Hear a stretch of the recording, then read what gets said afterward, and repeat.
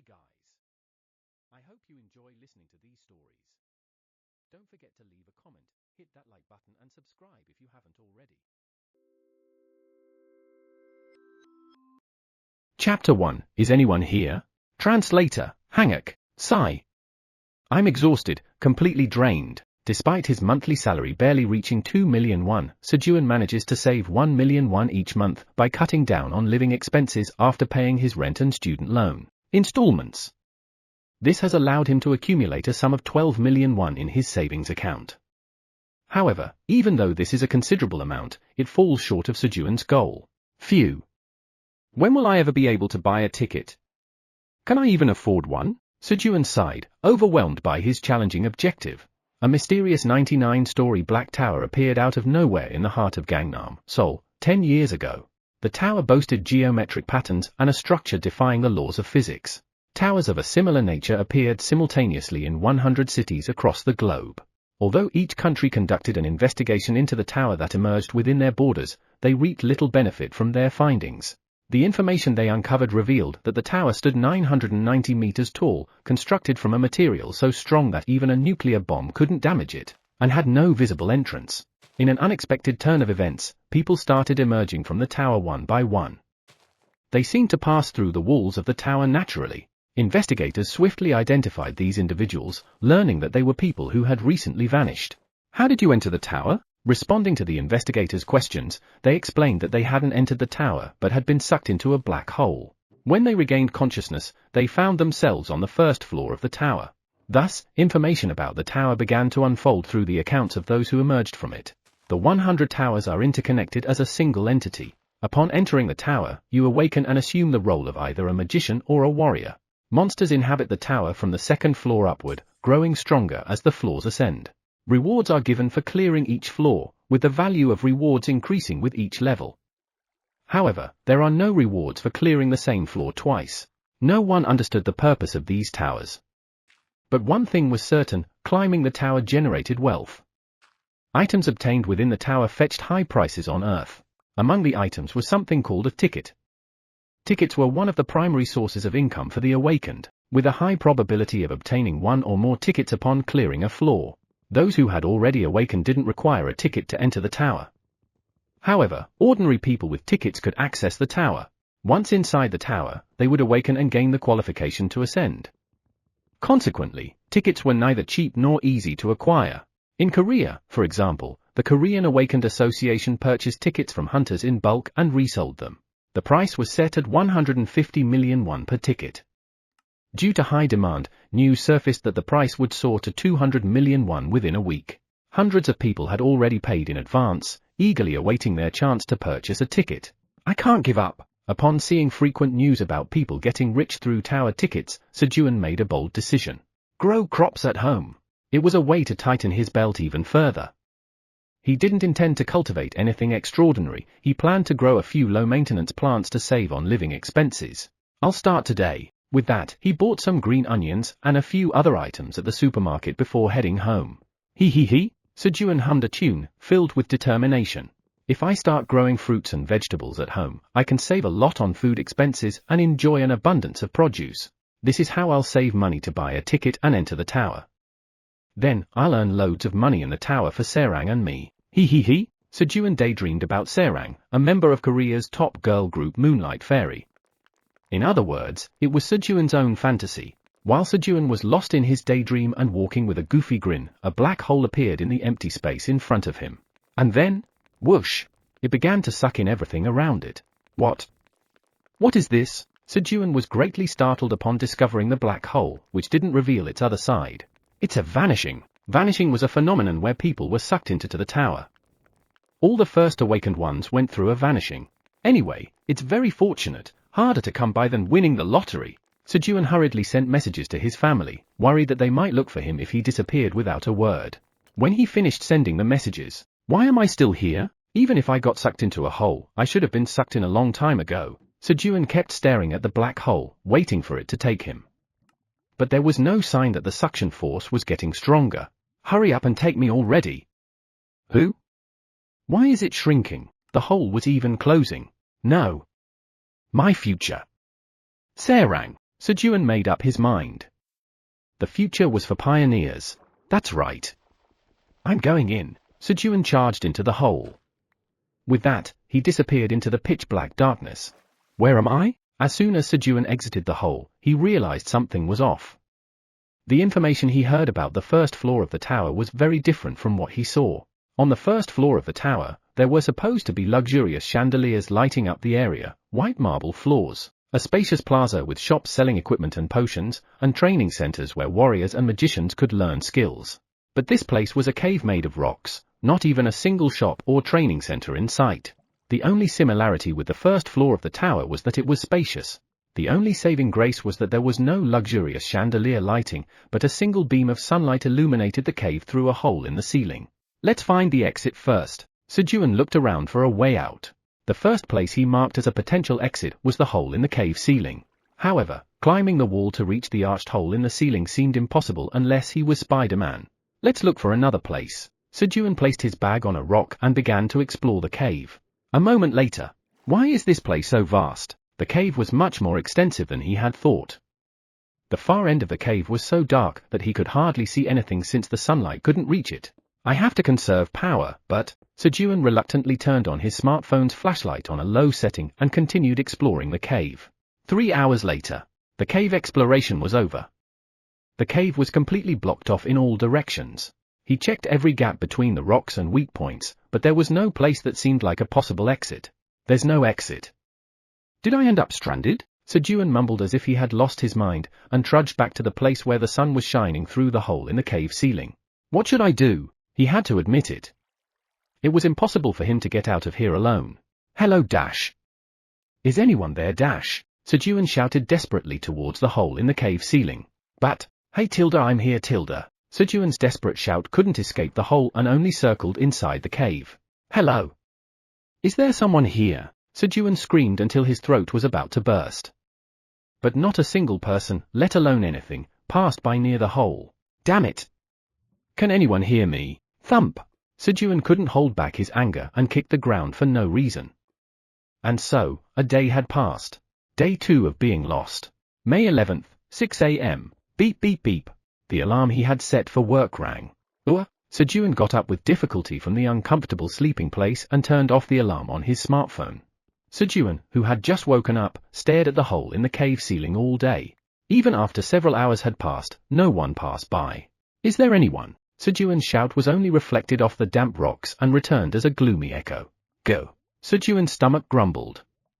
Although he was worried, he had to eat to survive. I'm really hungry. He realized that he hadn't eaten anything since he left work. What should I eat? Sejun found a flat rock to sit on and settled down. And then, rustle. He took out an apple wrapped in a plastic bag from his bag. It was a washed apple given to him by a coworker at the office. Thank you, Minjun. Sejun decided that if he ever got out of here, he would repay Minjun with sweet and sour pork. It's not that Minjun liked sweet and sour pork, but Sejun was craving it with black bean noodles right now. So, Sejun resolved to treat Minjun to sweet and sour pork and ripped open the plastic packaging to take a big bite of the apple. Crunch! The sweet and sour juice of the apple filled his mouth. It's so delicious! As his appetite returned, his hunger became uncontrollable. Crunch! Crunch! Sejun was devouring the apple as if he was possessed. He stared at the remaining apple core and seeds with a forlorn expression. The amount was insufficient. Thump! Thump! Sejun dug a shallow hole with his foot and buried the apple seeds and core together. Then, he started to take out the items from his bag. A laptop, 500 milliliters of water left from the office, green onions, cherry tomatoes, and sweet potatoes he had bought to grow at home. 1, 2, 3. Sejun began to count the cherry tomatoes in the plastic container. He wanted to accurately understand the amount of food he had. 27 cherry tomatoes, 10 green onion stalks, and 7 sweet potatoes. For now, he planted all the green onions, 3 cherry tomatoes, and 2 sweet potatoes, and left the rest as food. Cherry tomatoes have many seeds inside, so even just 3 of them can yield a lot of plants. As for sweet potatoes, they were the only available food that could provide carbohydrates, but he couldn't plant many of them. First, let's fill up my stomach. Sejun washed a sweet potato and 5 cherry tomatoes in the small pond. It was fortunate that there was a small pond in the corner of the cave. At least he could find water. It would have been nice if there were fish too. There were no creatures the size of tadpoles in the pond. Sejun realized there were no insects or small animals like mice in the cave either. Sejun would normally be scared by insects or mice, but now that there were none, it felt strange. He had seen many scenes in movies where people ate insects or mice when there was no food. Really, if the food runs out, I might have to eat something like that. Of course, it would be best to escape this place before the food runs out. As he chewed the sweet potato, the crisp sound made his scattered thoughts disappear. Now was the time to focus on the sweet potato. Yum yum. It was delicious. The more he chewed, the sweeter it became. He always boiled or roasted sweet potatoes, but he thought it was fine to eat them raw sometimes. Now, let's get to work. After finishing 1 sweet potato and 5 cherry tomatoes, Sejun picked up a green onion. And then, he broke off about 1/3 of the green leafy part from the root of the onion, placed it separately on the ground. I'll eat it later. Although it wouldn't taste good, he might have to eat it to survive. Sejun buried the white part of the onion root in the soft soil where the sunlight entered. Then he planted 2 sweet potatoes on the left side and cherry tomatoes on the right side. He simply buried the sweet potatoes in the ground and planted the seeds that came out of the crushed cherry tomatoes. He sucked the tomato juice off his hands and went to the pond.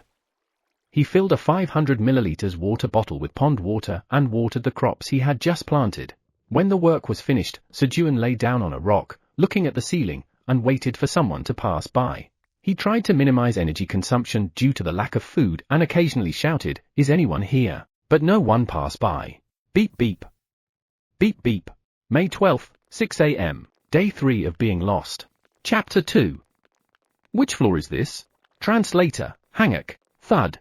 Sleeping on the floor made my body so stiff. The good thing about this place is that there is no night. So, if you sleep where the sun is just right, you can sleep comfortably at a pleasant temperature. Splash! Splash! Sejun washed his face briefly at the pond. And then, splash, swish, swash. He washed the sweet potatoes and cherry tomatoes he would eat today. It feels strange to wash them with the water I used to wash my face. Sejun put aside his discomfort and bit into a sweet potato. Crunch! The more I chew, the sweeter it becomes. Did I ever have the luxury of chewing on something sweet like this without having to go to work? He sat down on a dry patch of dirt where the sun was shining, laid out his bag, and chewed on a sweet potato slowly. There was complete silence, except for the sound of chewing. His heartbeat started to slow down and his mind also calmed down. He was lost, and his food would run out in a few days. He might starve to death. Strange! Sejun tilted his head. He was amazed by his own feelings. But it was better than being anxious. Every time Manager Go called out Sejun, "Can you come over here for a minute?" my heart would race. But how peaceful it is now. Sejun leisurely enjoyed the sweet potato, relishing the peace that he couldn't feel easily before. Shall we move on to the next menu? After finishing the sweet potato, Sejun put a cherry tomato in his mouth and chewed. Pop! The skin of the cherry tomato couldn't withstand the pressure of Sejun's teeth and burst. Sourness filled his mouth as the juice of the cherry tomato exploded. It's delicious. It was so delicious that he doubted whether it was the same cherry tomato he usually ate. Perhaps his taste buds had become extremely sensitive due to hunger. Sejun focused solely on the taste of the cherry tomato and chewed slowly. However, chewing on the cherry tomato for a long time didn't make it taste better, so the 5 cherry tomatoes quickly disappeared into Sejun's mouth. After finishing his meal, Sejun began his daily routine. Staring at the hole in the ceiling. Sejun stared blankly at the hole in the ceiling. Times I'm bored. Of course, he occasionally shouted, "Is anyone here?" But even that was done while looking at the ceiling. After staring at the ceiling for several hours, it was so tiring that he felt like he was going crazy. Is there anything to do? Sejun started looking for something to do. Let's water the crops first. Sejun filled a water bottle and watered the onions, cherry tomatoes, and sweet potatoes. Joel. Grow fast. Grow huge. Daddy is hungry. He went back and forth to the pond 3 times, thoroughly soaking the ground where the crops were planted. Then, Gorarug. His stomach informed him of the fuel shortage. Just moving a little made him hungry again. Sejun poured the remaining water from the water bottle into his mouth. Gulp. Gulp. He felt his stomach fill up a bit. Sejun returned to his spot and stared at the hole in the ceiling. After several hours, Sejun stared blankly at the ceiling when, beep beep. Beep beep. The alarm went off. May 12, 10 p.m. There is no sunset here. So, he set the alarm to match his bedtime. It's time to sleep. Sejun got up and prepared for bed. There wasn't much to do in terms of preparation. Tap tap. He leveled the dirt floor where he would lie down and covered his head with his bag so he couldn't see the sun. That was the end of his bedtime preparations. Surprisingly, sleep came easily. In the middle of the night, by Sejun standards. Growling. Growling. Grr. Sejun woke up from sleep due to the ground shaking vibrations. What's going on? Just then, grr. He felt another strong vibration. It was close. Sejun hurriedly removed the bag from his face and got up. And then he witnessed the bizarre scene. What is this? The light coming down from the cave ceiling had turned blue. And, screech, caw. He heard strange, threatening noises. At that moment, roar. A huge black dragon appeared in the sky and roared. The sight of it flying high alone, cutting through the blue light, was astonishingly beautiful. The black dragon roared and disappeared gracefully. The other monsters became silent, perhaps frightened by the dragon's roar. However, Sejun's mind was noisier than ever. Monsters, this can't be happening. Sejun thought something was wrong. He believed that this place was somewhere on the first floor of the tower. He wanted to believe that the light illuminating the cave all day was the chandelier lighting of the first floor of the tower. But there were no monsters on the first floor. In other words, Sejun was not on the first floor of the tower. Moreover, the blue moon, where the sun turns blue. Every floor has sunlight all day long. But on each floor, there is a periodic time when the sun turns blue. Hunters called this phenomenon the blue moon. During the blue moon, monsters become more aggressive and powerful, so hunters avoid the floors where the blue moon occurs. The blue moon is a phenomenon that occurs only on the 10th floor and above. This meant that Sejun was on the 10th floor or above. There was still a chance he could be rescued. However, there's a catch. That was the dragon. After the tower appeared 10 years ago, the Phoenix Guild, the most powerful force on Earth, recently achieved the feat of clearing the 37th floor. From the 31st to the 37th floor, guilds were keeping each other in check, so they didn't release any information. But below the 30th floor, quite a few clear videos were uploaded to YouTube for money or publicity. According to the known information, skeletons appear on floors 2 to 10, goblins on the 20th of November, orcs on 20 to 30. And from the 31st floor onwards, spider monsters appear, although no videos were released. This was credible information, as multiple hunters had mentioned it in interviews. None of them mentioned dragons. They hadn't even heard of lizard-like monsters appearing in the tower.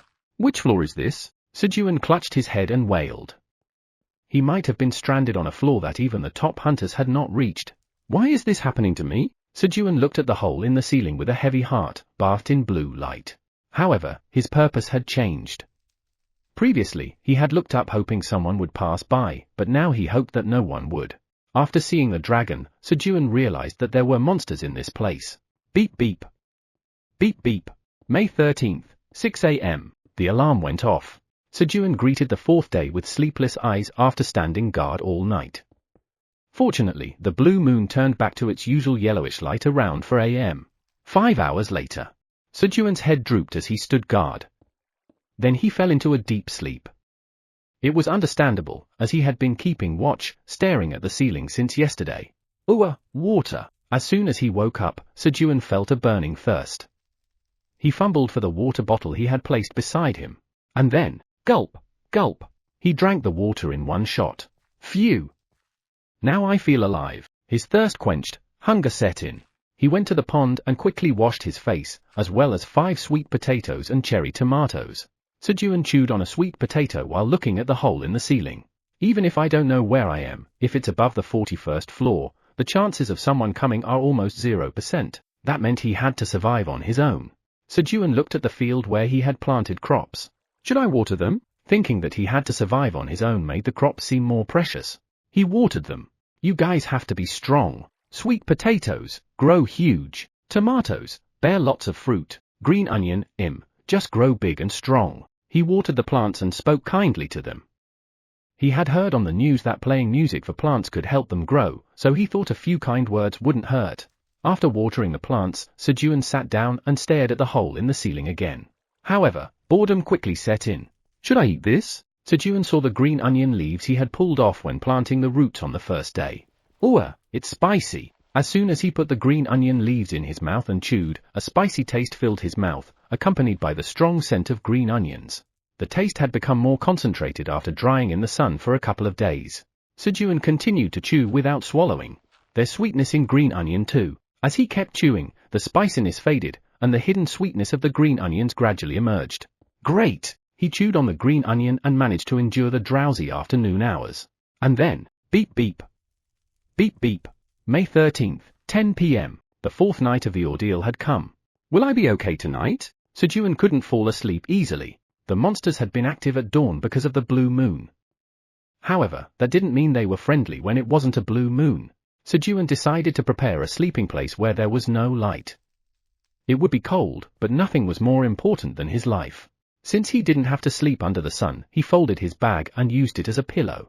And then, srrr. As soon as Sejun laid his head on the bag, he fell asleep snoring.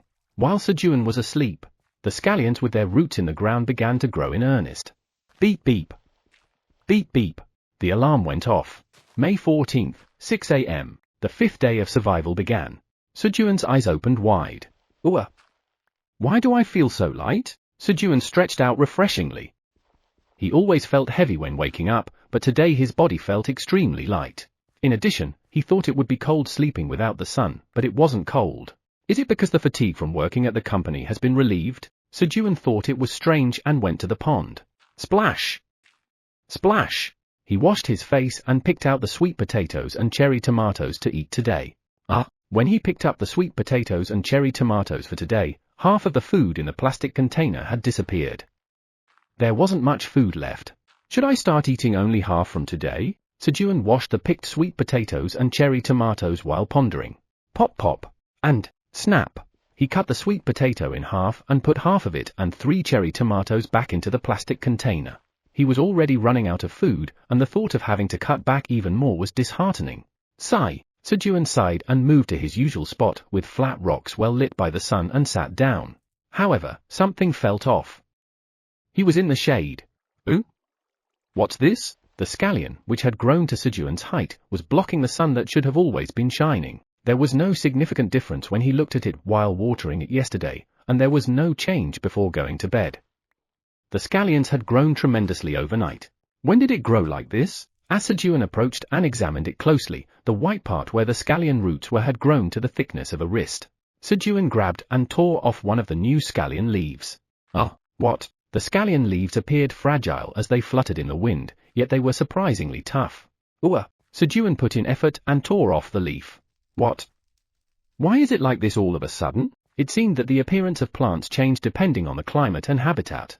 How will it taste? He hoped that the taste would change as much as the appearance had. Sejun put the scallion leaf in his mouth and chewed. Chapter 3. Sprouting. Translator, Hangak, Crunch. The scallion leaf was cut off with a pleasant sound, easier than expected. The texture was good as well. As soon as he chewed the scallion, a spicy taste spread throughout his mouth. His body warmed up from the spiciness. His pores opened and sweat poured out like rain. Swallowing his saliva, Sejun wiped the flowing sweat and continued to chew the scallion. However, the expected sweetness didn't come. I thought the sweetness would be stronger because the spiciness became stronger. It seemed that the taste had become entirely spicy. Gulp. When he swallowed the scallion, the spiciness disappeared cleanly. Fortunately, it didn't upset his stomach. I can eat the scallions when I crave something spicy. Crunch. Sejun continued to eat the scallions, which only had a spicy taste. For now, he had to satisfy his hunger. So, Sejun seemed to have eaten about a foot of scallions while dripping with sweat. Somehow, the more he sweated, the lighter his body felt. Crunch. Crunch. Sejun, who filled his stomach with scallions, mercilessly broke the scallions that provided shade in his spot. It was not because he was venting his anger since there was no sweetness at all. Well, let's not say it's absolute. I was a little hopeful. He laid the broken scallions in a place well exposed to sunlight. Today, he started his work a little late because of the scallions, but it didn't matter. The work was drip, drip, drip, briefly watering the crops and staring blankly at the hole in the ceiling. Still, something had appeared to relieve his boredom. When he stared blankly at the ceiling for a while, the scallions had grown significantly in the meantime. Do scallions usually grow this fast? He even checked the time on his smartphone to see if it was just his imagination. The scallions grew about 10 centimeters per hour. An astonishing growth rate. Sejun, who had no farming experience, thought this was impossible. Is it because they were grown in the tower? There was nothing else to suspect. They were just scallions that he had bought from the market. If the seeds had truly been scallions that grew 10 centimeters per hour, they would have been called golden scallions. But there's no growth from these guys. Sejun glanced at the spots where he had planted cherry tomatoes and sweet potatoes next to the scallions. If the soil was the reason for the scallions' miraculous growth, then other things would grow well too. However, there was no change in the ground. Is this soil only suitable for growing scallions? With a suspicious mind, he looked more closely. Upon closer inspection, the soil where the sweet potatoes were planted remained the same, but the soil where the cherry tomatoes were planted seemed slightly bulging. Sejun lay down on the ground and stared intently at the bulging soil. Ah, there it was. A green stem with a shiny yellow head emerged shyly between the soil, revealing its appearance. 1, 2, 3. There were a total of 52 sprouts. Sejun stared at the cherry tomato sprouts for a long time. He. So cute. He felt a sense of pride just by looking at the plants he had grown himself and seeing them grow so well. It made him feel accomplished. Beep beep. Beep beep. May 15th, 6 a.m. Sejun welcomed the 6th day's morning. Yesterday, he spent the whole day just looking at the cherry tomato sprouts. They didn't grow as fast as the scallions, but watching them grow little by little over time made him feel full even without eating. Sejun got up lightly from his seat. Lately, his body was getting lighter day by day. At first, he thought it was because the fatigue from overwork had been relieved, but recently, he began to think that it might not be the case. Let's see. Have our sprouts grown a lot? As soon as he got up, Sejun went to see the cherry tomato sprouts without washing his face or eating. He was very curious about how much they had grown while he was sleeping. The ends of the sprouts, their greenish-yellow heads, were slightly split. However, a dark shadow blocked the sprouts. The scallions had grown back to Sejun's height, blocking the light that should have reached the cherry tomato sprouts. Crunch! Crunch! Sejun mercilessly broke off the scallion leaves. Phew! After breaking all the scallions, Sejun hurried to the pond. Splash! Splash! He quickly finished washing his face and gulp! Gulp! Gulp! Filled a water bottle and plastic container with water to water the soil around the cherry tomato sprouts, as well as the scallions and sweet potato field. I don't hate you, you know. He especially gave the scallions plenty of water. When he finished watering, gurgle! His stomach demanded payment, as if there could be no unpaid labor. Time to eat breakfast. Sejun put a scallion he had just broken into his mouth. Crunch! Crunch! After eating only scallion leaves yesterday instead of sweet potatoes and cherry tomatoes, he thought he could satisfy his hunger well enough. His stomach didn't feel empty, nor did he feel drained of energy. Somehow, it felt like carbohydrates were being absorbed. And, most importantly, there was plenty of it. Growing about 180 centimeters per day, there was actually so much that it was difficult to handle. For now, I need to dry them well and store them. Looking at the current situation, it seemed unlikely that the well-growing leeks would suddenly stop growing, but Sejun decided to prepare for the unexpected. No one can predict affairs. Who would have thought that he would be stranded in an unknown place like this? He decided to plant the remaining cherry tomatoes and sweet potatoes for more food in the future. Thud! Thud! Sejun dug into the soil and planted the cherry tomatoes and sweet potatoes. And then, trickle, trickle, grow big and strong. He gave them plenty of water along with his encouragement and sat on his designated seat, a flat rock where the sun shined well. He felt a sense of accomplishment after doing something productive. The sky is nice. The blue sky was clear and beautiful. The human heart was fickle, he thought to himself.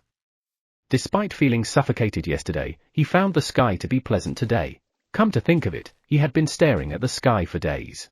I never really looked at the sky for days when I was working at the company. I'm living a good life. However, that feeling was short-lived.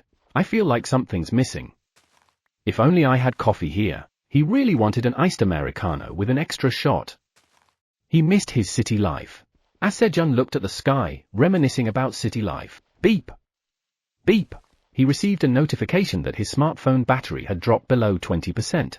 He had set the screen to low power mode and only looked at it when needed, but he couldn't completely prevent battery consumption. Let's charge it with this for now. Sejun opened his laptop and pressed the power button. A smartphone that consumed less power than a laptop and informed him of the time to wake up and sleep was more useful. Blink. The laptop screen lit up, showing an Excel window with work he had been doing. It was an estimate to send to a client, which he hadn't finished at the company and had intended to complete at home. Click. Sejun closed the Excel window without any hesitation. Of course, he didn't save anything. Although it was an estimate he had worked on for several days, he didn't feel any regret. Besides, it was already too late. Someone else will do it instead. He felt a little sorry for the person who would take over, but it wasn't a situation where he could do anything about it. Sejun connected his smartphone and laptop and charged his phone. He also turned on low power mode for the laptop to reduce battery consumption. And while his smartphone was charging, he looked at the cherry tomato sprouts. No matter how many times he looked, it made him feel good. As he was watching the cherry tomato sprouts for a while, drip, drip, drip, water dropped from above. What? Is it raining? Sejun knew that wasn't the case, even as he spoke. Apart from a few flaws, the tower always had clear weather. Could it be a monster? He got goosebumps imagining a monster looking down at him and drooling. Sejun hastily looked up. But, who? In the hole in the ceiling, there was a small white rabbit, drooling as it looked down through the hole. Is that a monster too? Sejun was wondering if the rabbit he saw in front of him was a ferocious monster when suddenly, squeak! As the rabbit's eyes met Sejun's, it let out a cute cry and jumped down from the hole. Boing! Oh, it's dangerous! Sejun instinctively reached out his hand towards the falling rabbit, not knowing if it was a monster or not. However, the rabbit adjusted its falling direction using its long ears, avoiding Sejun's hand, stepped on his shoulder with both feet, and safely landed on the ground. It was quite embarrassing to have his hand outstretched in the air. At that moment, squeak! The rabbit cautiously approached him while walking on two legs and pointed to the scallion with its trembling finger. Seeing it walk on two legs, it was not just an ordinary rabbit. Can you eat this? Squeak! The rabbit answered, nodding its head vigorously. There was a desperate plea in its eyes for approval. Here, snap! Sejun broke off a whole scallion leaf and gave it to the rabbit. Squeak! Crunch! Crunch! The rabbit started eating the scallion leaf Sejun handed over without hesitation. Snap! Snap! While the rabbit was eating the scallion, Sejun broke off more leaves. He decided to break them all.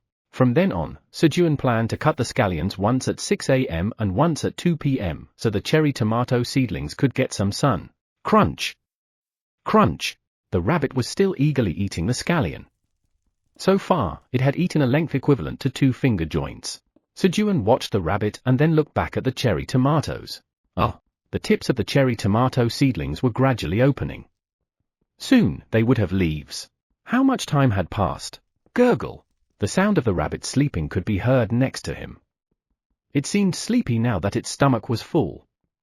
Its soft snoring was quite cute. At that moment, squeak! Feeling Sejun's gaze, the rabbit woke up with a start. Shake! The rabbit shook its head to get rid of its sleepiness. And then, squeak! It jumped with a powerful cry. Flick! The rabbit held a scallion in one hand and easily climbed back up to the hole. Squeak! Before leaving, the rabbit bowed its head to Sejun in gratitude. You just eat and run away. Although it was ungrateful, Sejun waved goodbye. It was a brief encounter, but it was pleasant. While Sejun waved, the rabbit left. Even though it was only for a moment, it felt empty. Sejun left the emptiness behind and looked back at the cherry tomato seedlings. In the meantime, the seedlings had gathered strength and spread their leaves even wider. Grow up, guys. A little later. Why? As if knowing Sejun was waiting, the cherry tomato seedlings began to unfold one by one, revealing 2 bright green leaves each. The sight of the delicate but vibrant leaves emerging was quite wondrous. Beep! Beep! May 15th, 10 p.m. The alarm to announce the evening rang. However, he didn't want to sleep tonight. He wanted to keep watching the seedlings grow and then fall asleep. Splat! Splat! Sejun woke up to the feeling of something lightly hitting his cheek. Ooh? What is it? When he opened his eyes, the rabbit that had run away yesterday was slapping his cheek with its paw to wake him up. What time is it? Sejun checked the time. May 16th, 5 a.m. It was an hour earlier than his usual waking time. But what's with your outfit? The rabbit wore a straw hat with holes for its ears to stick out and held a watering can in its hand. At that moment, squeak! Another rabbit's cry was heard. Sejun looked towards the sound, and there was another slender rabbit wearing an apron. And then, Nod, the rabbit that made eye contact with Sejun, politely greeted him. What's going on here? Day 7 of being lost. Sejun woke up a little early, and a rabbit couple had joined the cave. Chapter 4. Lighting a fire. TL, Hanguk. Sejun quickly sensed the pink atmosphere flowing between the two. Are you two a couple? Squeak! Squeak! They both nodded at the same time. Damn! Being caught between a rabbit couple. He once had no friends with matching free time in college, so he had to eat with a couple. It was awkward, but he couldn't eat alone for a whole semester, so he joined them. One day, while eating together, a sudden tension arose between the couple, leading to a heated argument. Sejun felt very uncomfortable while being stuck between them. And then I acquired the skill to eat by myself. After that, he vowed never to eat with a couple again. Squeak! Squeak! Feeling Sejun's strange mood, the husband rabbit rubbed its face against Sejun's hand, trying desperately to win his approval to stay. It was a desperate gesture to protect their home. Working so hard to protect their family, Sejun's heart softened. He felt ashamed for still being stuck in the past. That's right. They were a couple, and these two are a married couple. Sejun didn't know the profound world of a married couple. All right. You can stay here. But it's not for free. He didn't expect anything in return. Squeak! Squeak! Upon Sejun's approval, the rabbit couple nodded vigorously and ran to a corner of the cave, digging a burrow to create their own dwelling. A burrow? Watching the rabbit dig the burrow, Sejun had a sudden idea. He wondered if they could dig a burrow to get out of here. Stupid me. I only thought about the hole above because it was there. Rabbit! Squeak! The husband rabbit, busy digging the ground, peeked out at Sejun's call. Can you dig a tunnel to get out of here? Squeak! The rabbit thought for a moment and shook its head. No? Swish! Swish! The rabbit began drawing a picture on the ground. It drew the cave where Sejun was and started digging deep underneath. And then, whoosh! It poured water from the watering can into the dug hole. The bottom of Sejun's cave filled with water. Ah! The bottom is all water. Squeak! The rabbit nodded. Okay. Keep doing what you were doing. Squeak! The rabbit went back to digging its burrow. At that moment, beep, beep, the alarm rang. The smartphone battery was at 100%. Considering the discharge rate of the laptop, it seemed like he could recharge it once more. May 16th, 6 a.m. Sejun's daily routine began. First, he checked the tomato seedlings. Good job, guys. Now, the green leaves were fully blossomed. There was still no news from the sweet potato field. Sejun went to the pond, washed his face, and watered the field. And then, snap, snap, he broke off some leaves so the tomato seedlings could get some sunlight. The more he broke the leaves, the thicker and more split the stems became, producing more leaves. At first, there were about 3 leaves per plant, but now there were 8. Will it become chore to break these later? Sejun dried the torn leaves in the sunlight. The leaves that were already in the sun had now hardened, almost moisture-free. Crunch! Sejun finished his morning work while eating the freshly torn leaves. Now, after 8 hours, he just had to break the leaves once more and water them to finish the day's work. Sejun, who had finished his work, sat in his designated seat and stared blankly at the sky. How long had he been staring at the sky? Ook! Ook! Boo-woo! Boo-woo! Ooh! What's this noise? Sejun looked in the direction where the noise came from. It was the sound coming from the rabbit couple's burrow. The sound stopped abruptly. What was that? Just as Sejun was about to stare at the sky again and zone out. Ook! Ook! Boo-woo! Boo-woo! The sound was heard again. Listening carefully, it was the sound of panting. No way! These guys! As soon as the rabbit couple made their home, they began breeding activities. Afterward, the breeding activities continued several more times. A few hours later, at 2 p.m., Sejun got up to do his afternoon work. At that time, peek, pee, the rabbit couple came out of the burrow happily together, and quickly started doing the farm work Sejun was about to do. Peep peep, swoosh, the husband rabbit hummed while watering the crops with a watering can, and vzzvzz, snip snip, the wife rabbit accompanied her husband's song by cutting the leaves with scissors. The husband sang, and the wife followed. It reminded him of the phrase husband sings, wife follows. However, what bothered Sejun was something else. What are those things? It turned out that the watering can held by the husband rabbit and the apron worn by the wife rabbit were items. Water kept coming out of the watering can non-stop. And the apron seemed to have a space magic on it, as the wife rabbit took out farming tools like scissors or shovels whenever she needed them. He was a bit envious. They had such equipment. He had to dig and tear with his hands and carry water. Watching the rabbit's work made time pass quickly, but soon, he got bored. At that moment, he saw the light passing through the pet bottle, refracting and concentrating into a strong light. Seeing that, an idea came to mind.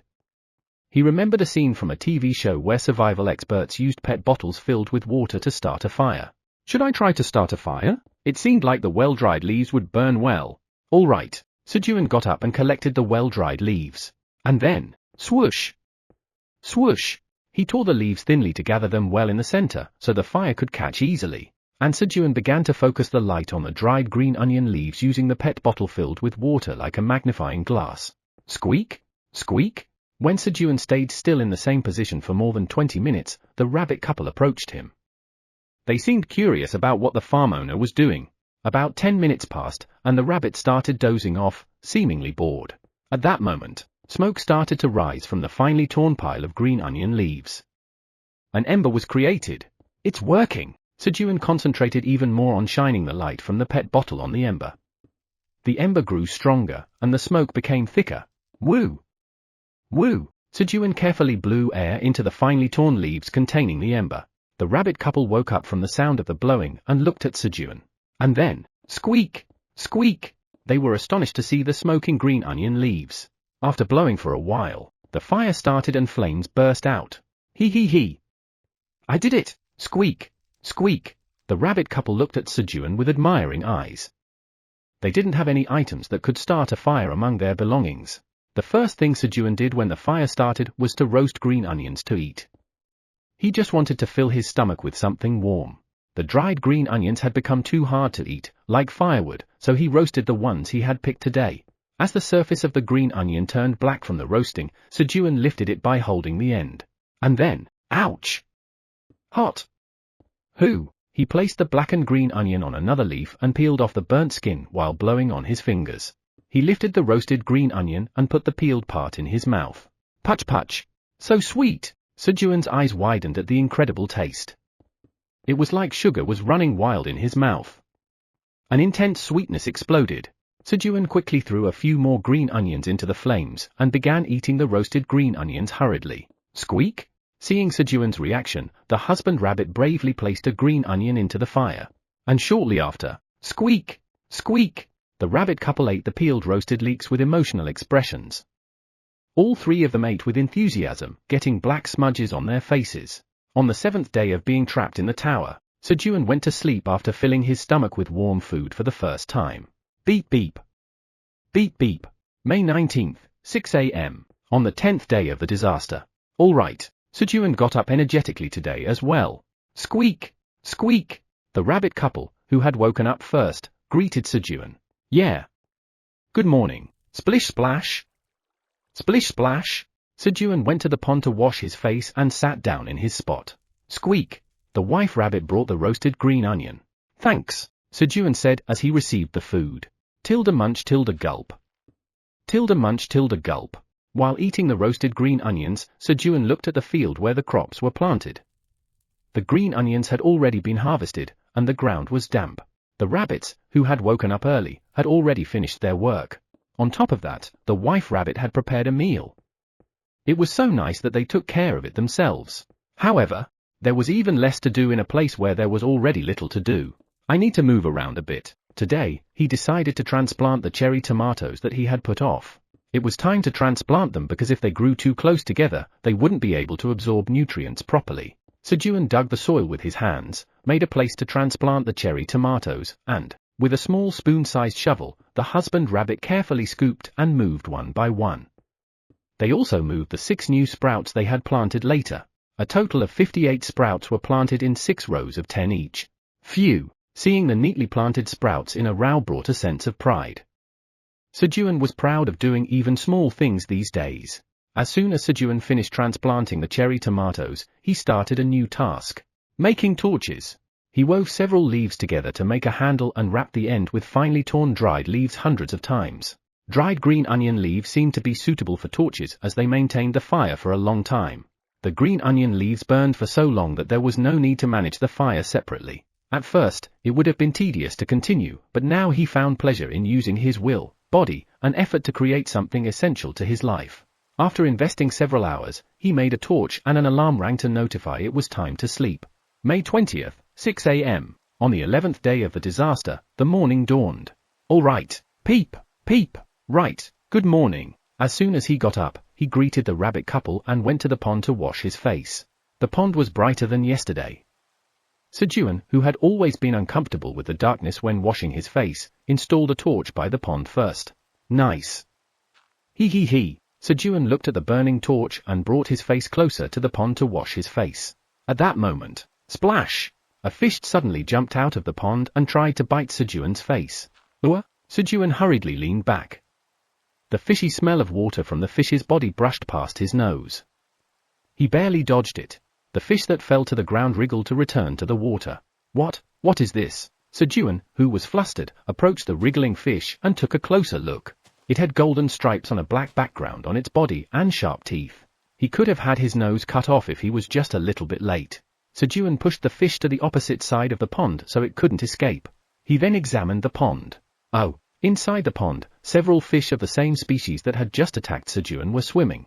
Why are they here? While Sejun was thinking about the reason, the fish wriggled to escape back to the pond. I don't have time for this. Sejun hurriedly caught the fish that had fallen to the ground. On the 11th day of being trapped in the tower, they finally had the chance to eat fish. Chapter 5. The green cherry tomato ripens. Sejun's hand tightly gripped the fish, which struggled and opened its mouth wide to attack Sejun, then clamped down hard. Snap! Snap! Sharp teeth clashed, making a sharp sound. Each time, Sejun held on tighter, fearing that if he lost his grip, he might lose a finger. Sejun held the fish tightly and ran to the spot below the hole in the ceiling where the fire was. Meanwhile, the fish, which had been fiercely resisting, began to breathe faster, and its body went limp. Upon reaching the fire, Sejun carefully laid down a single green onion leaf on the ground. He carefully placed the fish on the leaf and covered it with another green onion leaf.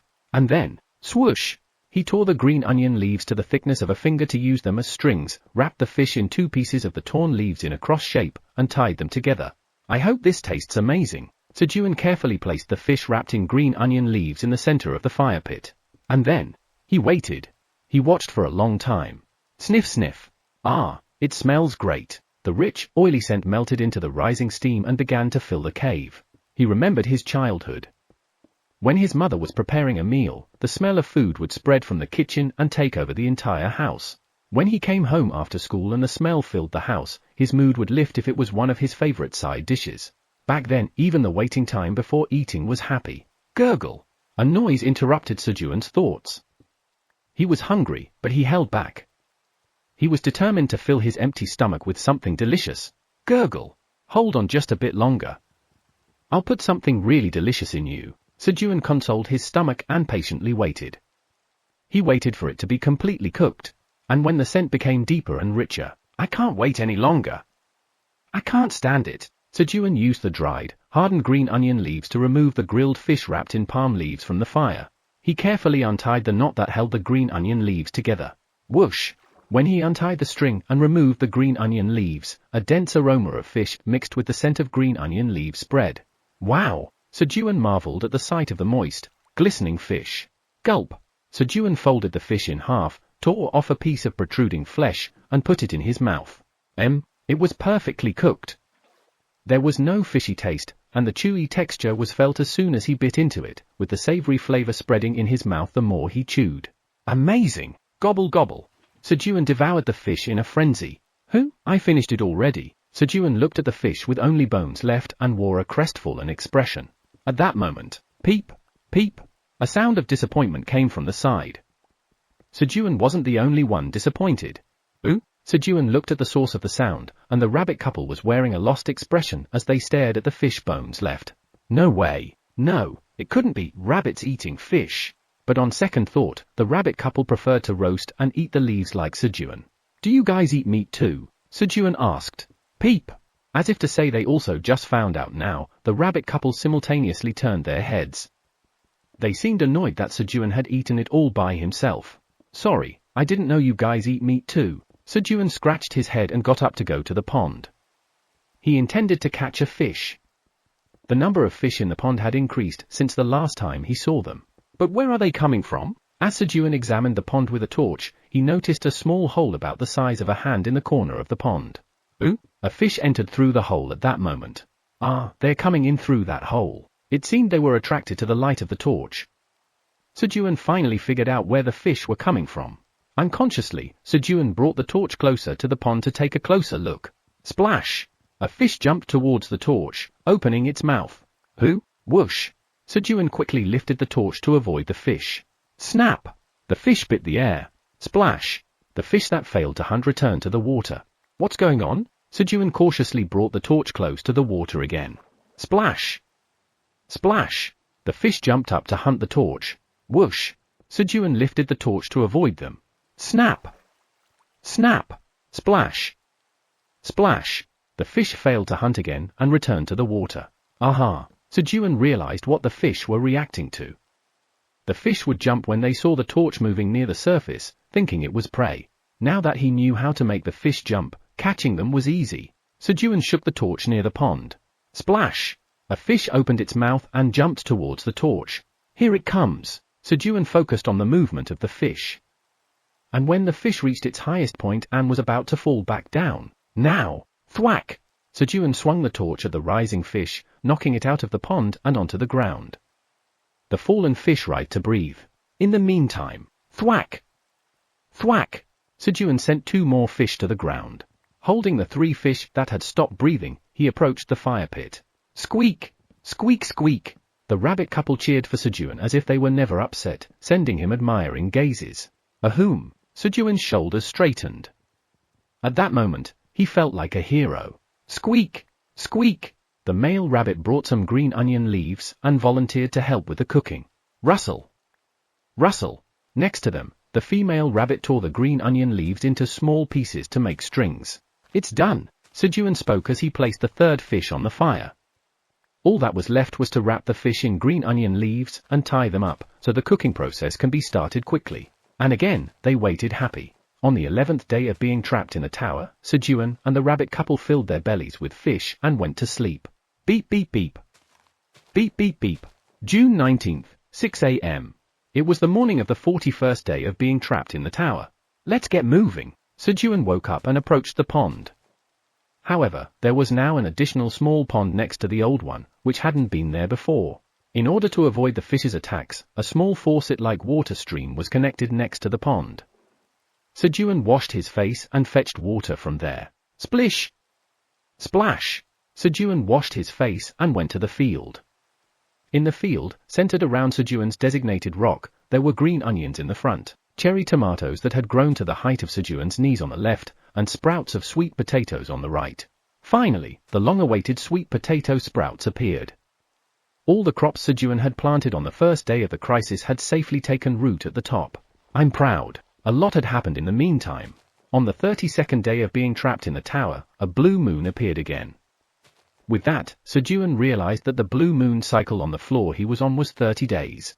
And a few days ago, in their burrow, Mrs. Rabbit gave birth to 6 babies, and the family grew. Peep! Peep! As the energetic cries of the baby rabbits came from inside the burrow, Daddy Rabbit busily started watering the green onion leaves. I have to prepare breakfast. Seeing the busy rabbit couple, Sejun wanted to help them. Snap! Snap! He broke off 10 green onion leaves and put them on the fire, and the rest were laid on the ground to dry. Then he approached the pond and waved the torch from side to side over the water. Splash! Splash! The fish that jumped up to hunt the torchlight. Sejun swung the torch towards them. Thump!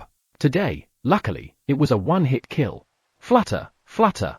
He covered 2 fish with green onion leaves, tied them with stems, and put them on the fire. In the meantime, he took out the well-cooked green onions and ate them. It's comforting to have something warm inside. After eating the cooked green onions, Sejun watered the crops and spent some time staring blankly. Sniff! Sniff! A delicious smell began to spread. Tap! Tap! Sejun began to cut the strings that tied the fish wrapped in leaves as he took them out of the fire. Just then, the husband rabbit came out of the burrow, wobbling. Rabbit! Sejun called the daddy rabbit. Peep! The husband rabbit seemed to be tired from parenting, his response lacked energy. Share this with your wife. Peep! The moved husband rabbit hurriedly took the fish and went into the burrow. However, peep! Peep! As the baby rabbits woke up, the rabbit couple could only eat the fish after a while. Beep beep! Beep beep! June 19th, 5 a.m. On the 50th day of the crisis, the smartphone rang the alarm for the last time and died. Fortunately, the rabbits woke up precisely at 5 a.m. and went to bed at 7 p.m. It seemed that there would be no change of the time difference due to the continuous daylight if they followed the rabbit's daily rhythm. You did well. Sejun put the dead smartphone in his bag with the already dead laptop. At that time, peep! Peep! The rabbit couple, who seemed to have become familiar with parenting by now, came out of the burrow and greeted him. Ah, good morning. Swoosh! Swish! Swish! While the husband rabbit watered the crops with a watering can and the wife rabbit cut the green onion leaves. Thump! Thump! Sejun caught fish from the pond. Then holding the caught fish, he went to the fire and wrapped the fish in leaves and put them in the fire.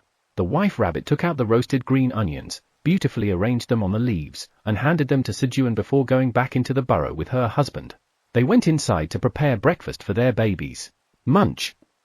Munch! As he satisfied his hunger by eating the green onion. Who? Sejun noticed a small yellow flower blooming at the end of a cherry tomato branch. He remembered what he had read on the internet. If there were no bees or wind, pollination wouldn't happen. There was a gentle breeze in the cave, but Sejun decided to make sure pollination took place by carefully rubbing the flower with the fishbone. Please work. Please work. Sejun pollinated the flower with his earnest heart. Let's get moving. As soon as Sejun got up, he approached the rock wall of the cave. And, swoosh! He used a fishbone to etch a line on the rock wall. Next to it, there were 2 vertical lines and 10 lines above. It had been 61 days since getting trapped in the tower. He had been recording the date like this since the smartphone battery died. It's already been 61 days. Just as Sejun's mood began to sink, the cave became noisy. Beep! Beep! Baby! As morning came, the baby rabbits came out of the burrow one after another, following their parents. Beep! Beep! The rabbit couple greeted Sejun in the morning and asked for help. All right. Let's go. Lately, Sejun occasionally looked after the baby rabbits. It wasn't a big deal, just making sure they didn't go anywhere dangerous. While Sejun watched the baby rabbits, the husband rabbit watered the field, and the wife rabbit cut the leaves to prepare breakfast. The baby rabbit stayed quiet when given food, so the meal was peaceful. After the meal, the rabbit couple went back into the burrow with their babies. Sejun washed his face and went to the cherry tomato field. The cherry tomato field had become a flower garden with more and more flowers blooming, and Sejun lightly shook the branches with cherry tomato flowers. Please work. Please work. Since there were now too many flowers to pollinate one by one, he lightly shook the branches and recited the pollination spell. That's when, a tiny green cherry tomato, smaller than a bean, appeared between the fallen petals. On the 61st day of being trapped in the tower, the green cherry tomato finally ripened. It was the day before the blue moon. Chapter 6, Awakening. TL, Hanguk. Looking at the newly transplanted cherry tomatoes, Sejun also looked at the other cherry tomato trees with a curious mind, wondering if they were any different. There they are. The space is now occupied by 5 cherry tomato. Sejun felt pleased, thinking about the many more cherry tomato that would grow in the future. He laughed with delight, imagining cherry tomatoes filling the entire field. His mood was too good for such a small thing. In the afternoon, the inside of the cave became busy. Peep! Peep! The rabbit couple began to block the entrance to their burrow. Sejun realized that the blue moon was about to start by watching the rabbit's behavior. Sejun hurriedly moved too. To prepare for the monsters that would come, he put out the fire, buried or moved anything that had a smell, and tried his best to erase the scent. And a few hours later, the sunlight turned blue, and Sejun faced his 3rd blue moon. Roar! Screech! The roars of the monsters could be heard. No matter how many times I hear it, I can't get used to it. Every time he heard the roars, his heart throbbed, and goosebumps rose all over his body. He thought this blue moon would pass without any problem.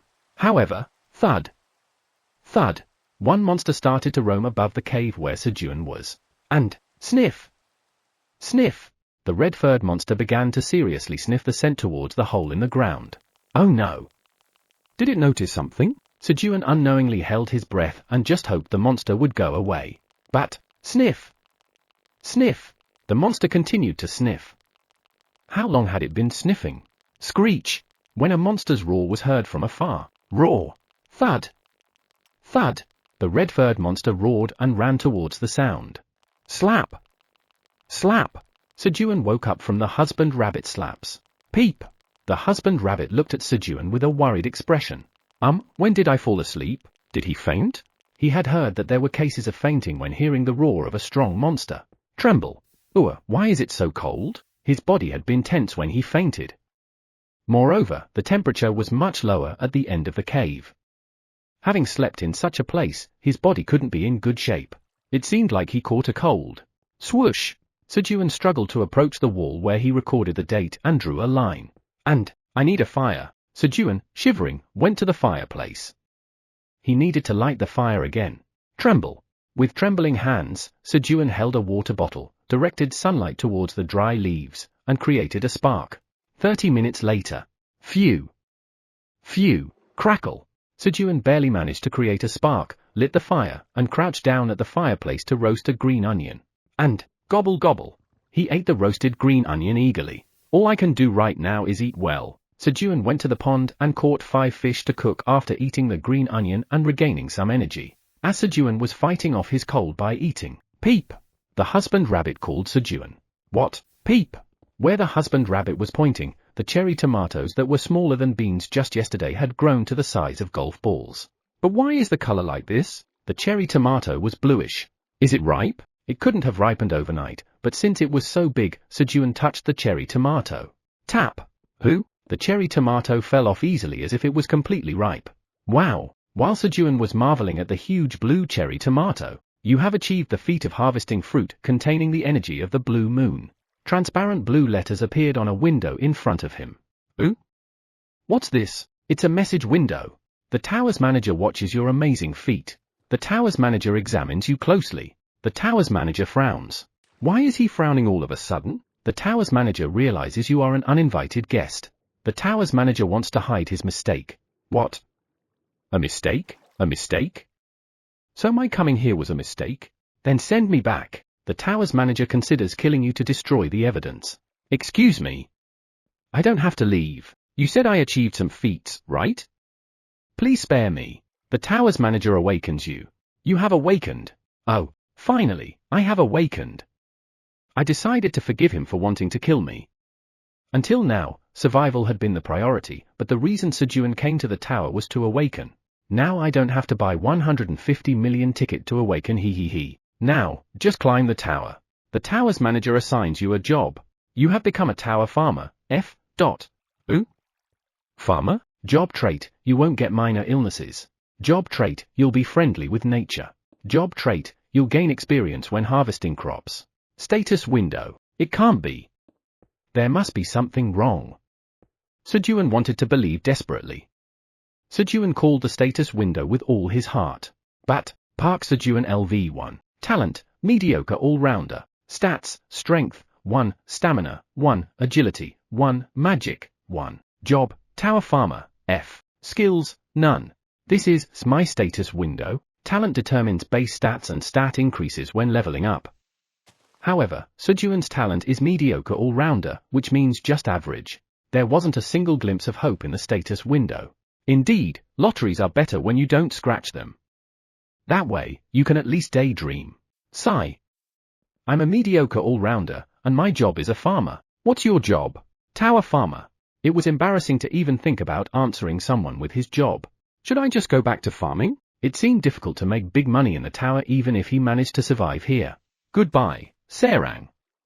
It seems destiny doesn't allow us to be more than a star and fan. Sejun decided to remain as Serang's fan, holding back tears.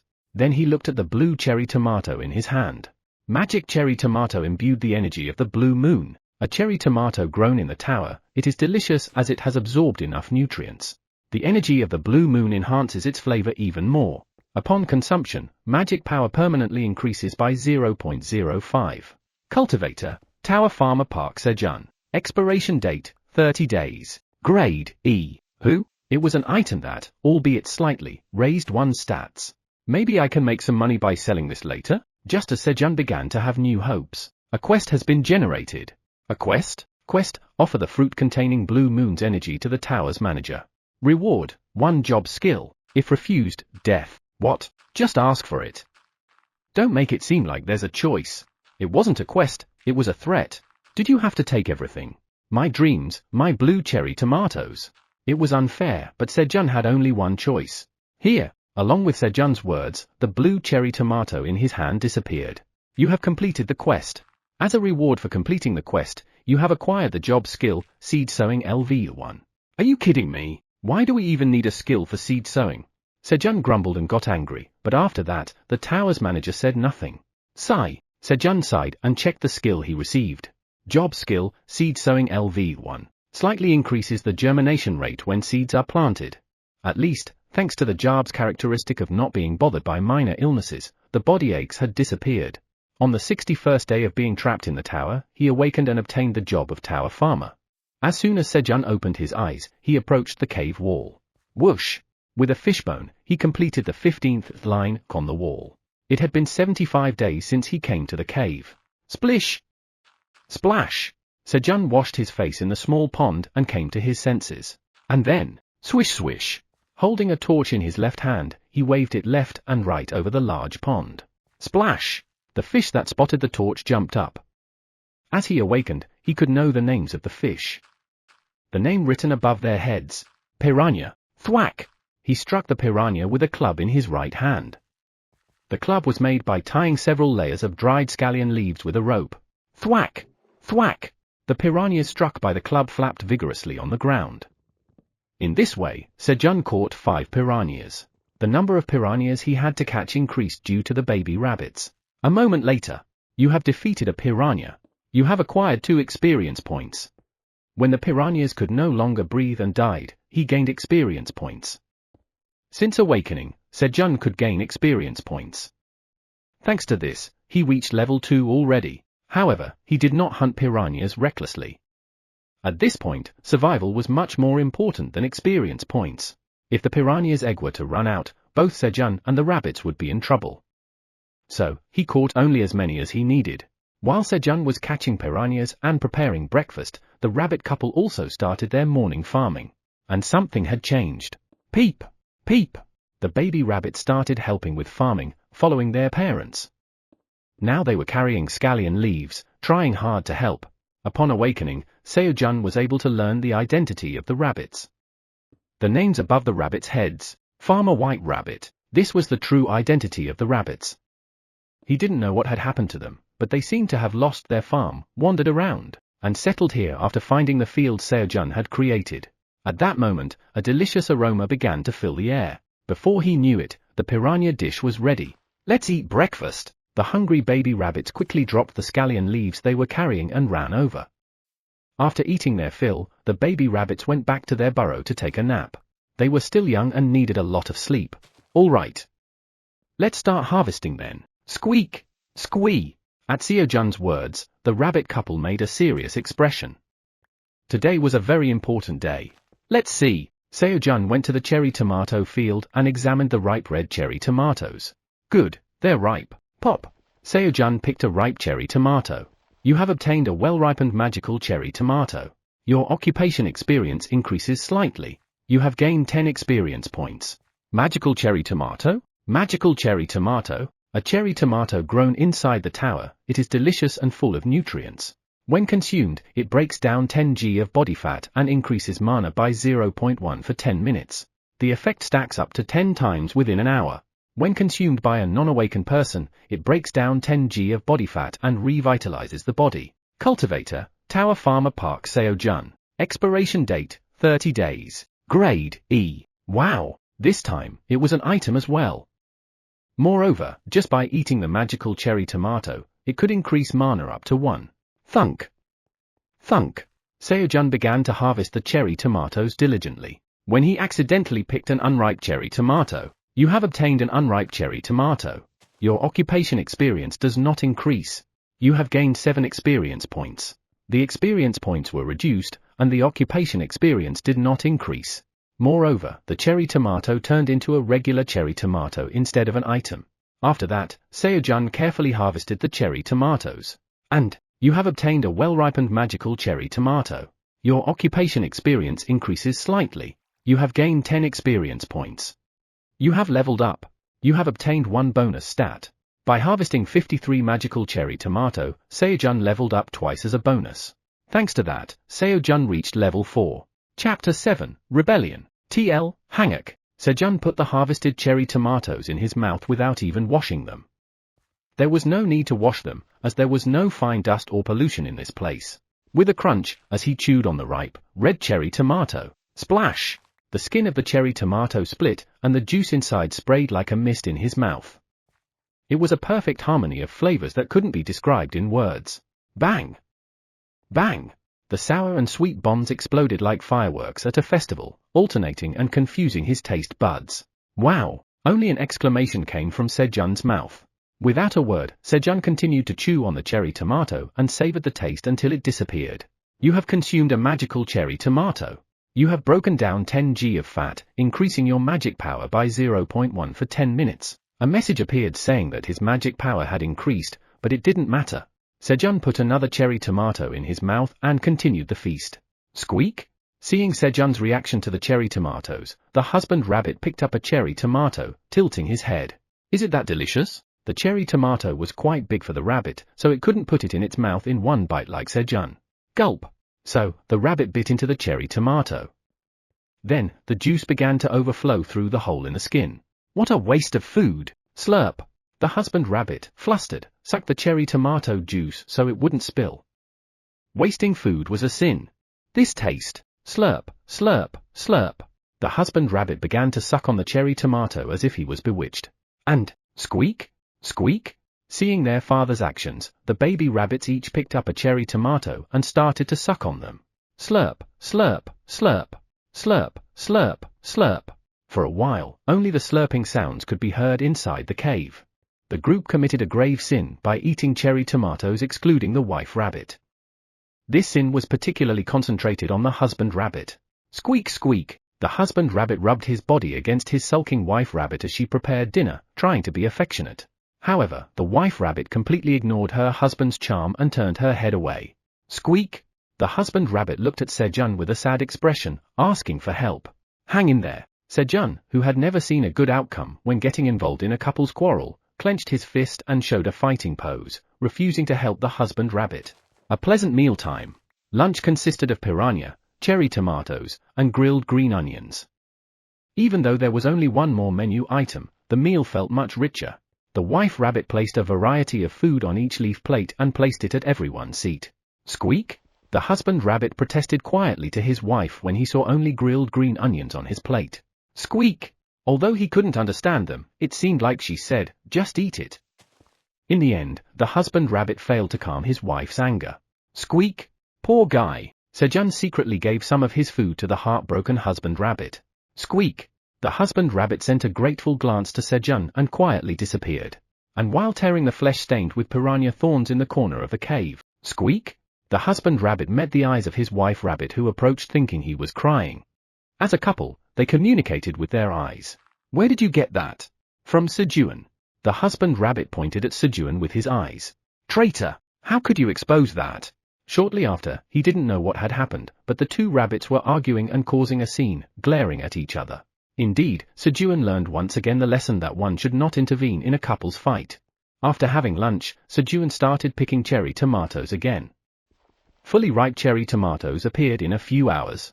You have acquired well-ripened magical cherry tomatoes. Your job experience increases slightly. You gain 10 experience points. He picked 67 cherry tomatoes in the afternoon. He harvested a little more than in the morning. He leveled up once more to level 5. For the bonus stats, he raised his strength and stamina by 2 each. Strength and stamina are most important for farming. The harvested cherry tomatoes were stored in a storage room he made in a cool corner of the cave. The storage room was made by digging a pit in a cool corner of the cave and laying leaves densely so that dirt wouldn't enter. Sejun transferred the cherry tomatoes into a plastic container and, squeak! The father rabbit moved 2 cherry tomatoes, carrying them on his side. And then, squeak! Squeak! The baby rabbits, looking at their father with admiring eyes, carried one cherry tomato each and moved them to the storage room. 1, 2, 3, 105. The total harvested cherry tomatoes were 120, but after eating 15, there were 105 left. Seeing the stack of cherry tomatoes, a sense of pride surged again. He, as Sejun chuckled and returned to his spot. Squeak! Squeak! The rabbit couple were pushing the playful young rabbits into their burrow to prepare for the night. Well, another day's work done. Watching the rabbits, Sejun also prepared for bed. Pat pat. He gathered dirt to make a pillow and thump. Thump. He pounded the dirt to make a sleeping spot and laid sun-dried leaves on the floor to prevent dirt from coming up. It was a somewhat ergonomic dirt bed with 75 days of know-how. Ah, this is nice. When he lay down on the leaves, he could feel the warmth from the sun-dried leaves. Another well-lived day. Park Sejun, as he praised himself and tried to wrap up his day. A quest has been issued. Quest, offer 100 harvested magic cherry tomatoes to the tower manager. Reward, 1 job skill. If refused, death. Sejun angrily sat up. What do they expect me to eat? And at least give a decent reward. Sejun had no expectations for the reward after receiving the seed-sowing job skill. But he couldn't refuse either. I can't die. Here. Sejun offered the magical cherry tomatoes with tears, reluctantly. You have completed the quest. The tower manager is satisfied. As a reward for completing the quest, you have acquired the job skill, harvesting LV1. Ah. Seriously? Why do I need a skill for harvesting? As expected, there was no answer. He didn't bother to check the skill. Even if there was a slight increase in something, it would only make him angrier. It's only me who loses by getting angry. Sejun calmed himself down and lay down again. He closed his eyes, planning to sleep, but within a second. Snores. Sejun fell asleep. No, my tomatoes. Even in his dreams, Sejun tried his best to protect the cherry tomatoes. Yawn. Swoosh. Sejun, who had just woken up, drew another stick on the cave wall. In front of it, there were 16. Line the marks. Day 82 of being trapped in the tower had begun. There was a lot to do this morning. He had to harvest cherry tomatoes from the 8 cherry tomato trees he planted later and water the cherry tomato trees he harvested earlier. Especially since he needed to gain experience, cherry tomato harvesting was solely Sejun's responsibility. Snap. Sejun picked a slightly green cherry tomato. You have harvested a slightly unripe magic cherry tomato. The effect of harvesting LV1 turns the fruit into its optimal state. Harvesting LV1 proficiency slightly increases. Job experience slightly increases. You have gained 10 experience points. The harvesting skill was more useful than he thought. The skill had the effect of turning slightly underripe or overripe fruits into their optimal state when harvested. Also, the proficiency increased with each harvest. Thanks to the skill, he could harvest crops in their best condition, and even if he harvested underripe cherry tomatoes, he could still gain normal job experience. The harvest was quick since there were only 8 trees. He harvested 50 cherry tomatoes from the trees. Guys, let's eat some cherry tomatoes. Squeak! Squeak! At Sejun's words, the baby rabbits who were watering the cherry tomato trees rushed over. The baby rabbits, who were already a month and a half old, had grown a lot thanks to eating well, and now they were as tall as the husband rabbit's shoulder. Pop! Slurp! Slurp! Slurp! The baby rabbits began sucking the juice from the cherry tomatoes. Here you go! Sejun also handed 1 cherry tomato each to the working rabbit couple. Squeak! Squeak! The rabbit couple bowed their heads in gratitude. Pop! Sejun also put a cherry tomato in his mouth and bit into it. Crunch! Ah, it's so good. As the sweet and sour taste filled his mouth, he couldn't help but exclaim.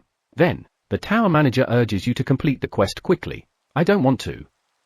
I'll do it later. Since Sejun started harvesting cherry tomatoes, the quests given by the tower manager became increasingly greedy, with the number of cherry tomatoes requested growing constantly. The rewards were not even good. After giving him the harvesting skill, there had been no rewards. It had been 5 days since he started offering cherry tomatoes. A quest has occurred.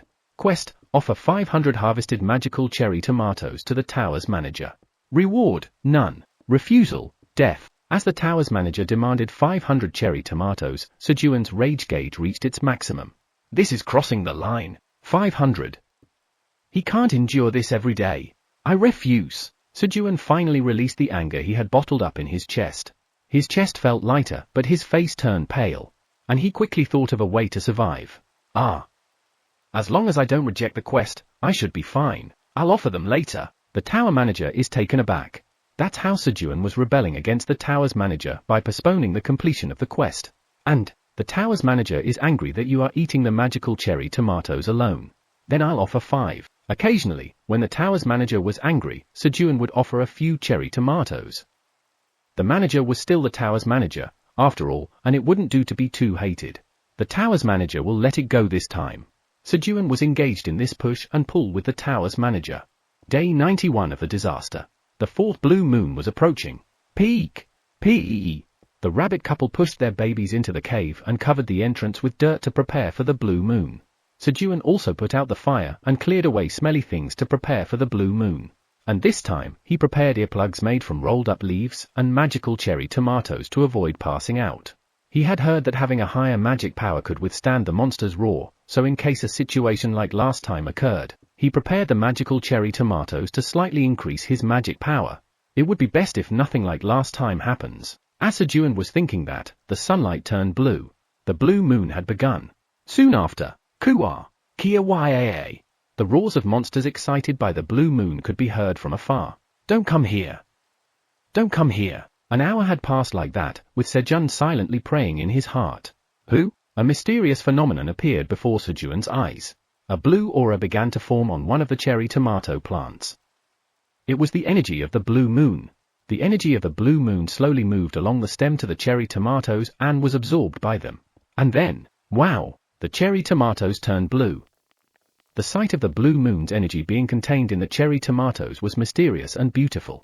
Sejun witnessed the entire process of the blue moon's energy being absorbed by the cherry tomatoes for the first time. I want to harvest them quickly. Sejun was eagerly waiting for the blue moon to end.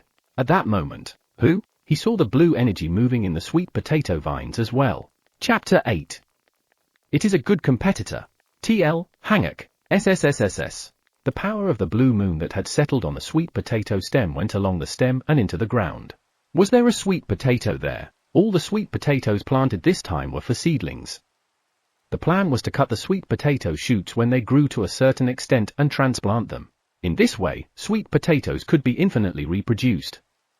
Although it was farming learned from the internet, there had been no failures so far. I didn't even expect sweet potatoes. Sejun unknowingly drooled at the thought of eating sweet potatoes.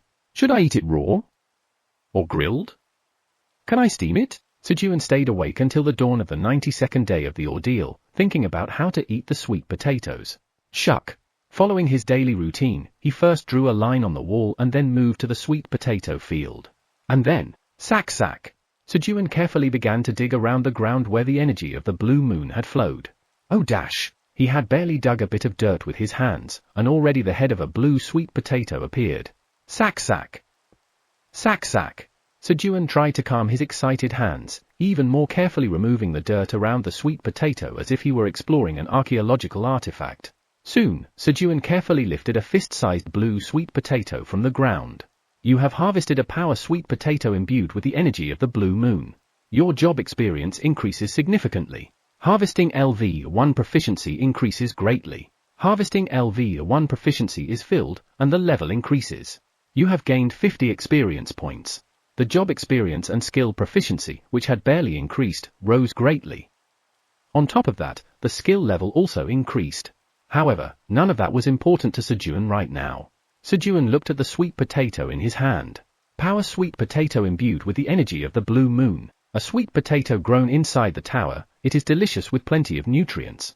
The taste has been further enhanced by the energy of the blue moon. Permanently increases strength by 0.05 upon consumption. Grower, Tower Farmer Park Sejun. Shelf life, 30 days. Grade, E. The content said that it was already delicious, but now even more so. Sejun went to the cherry tomato field and also harvested the blue cherry tomatoes imbued with the energy of the blue moon. You have harvested magical cherry tomatoes imbued with the energy of the blue moon.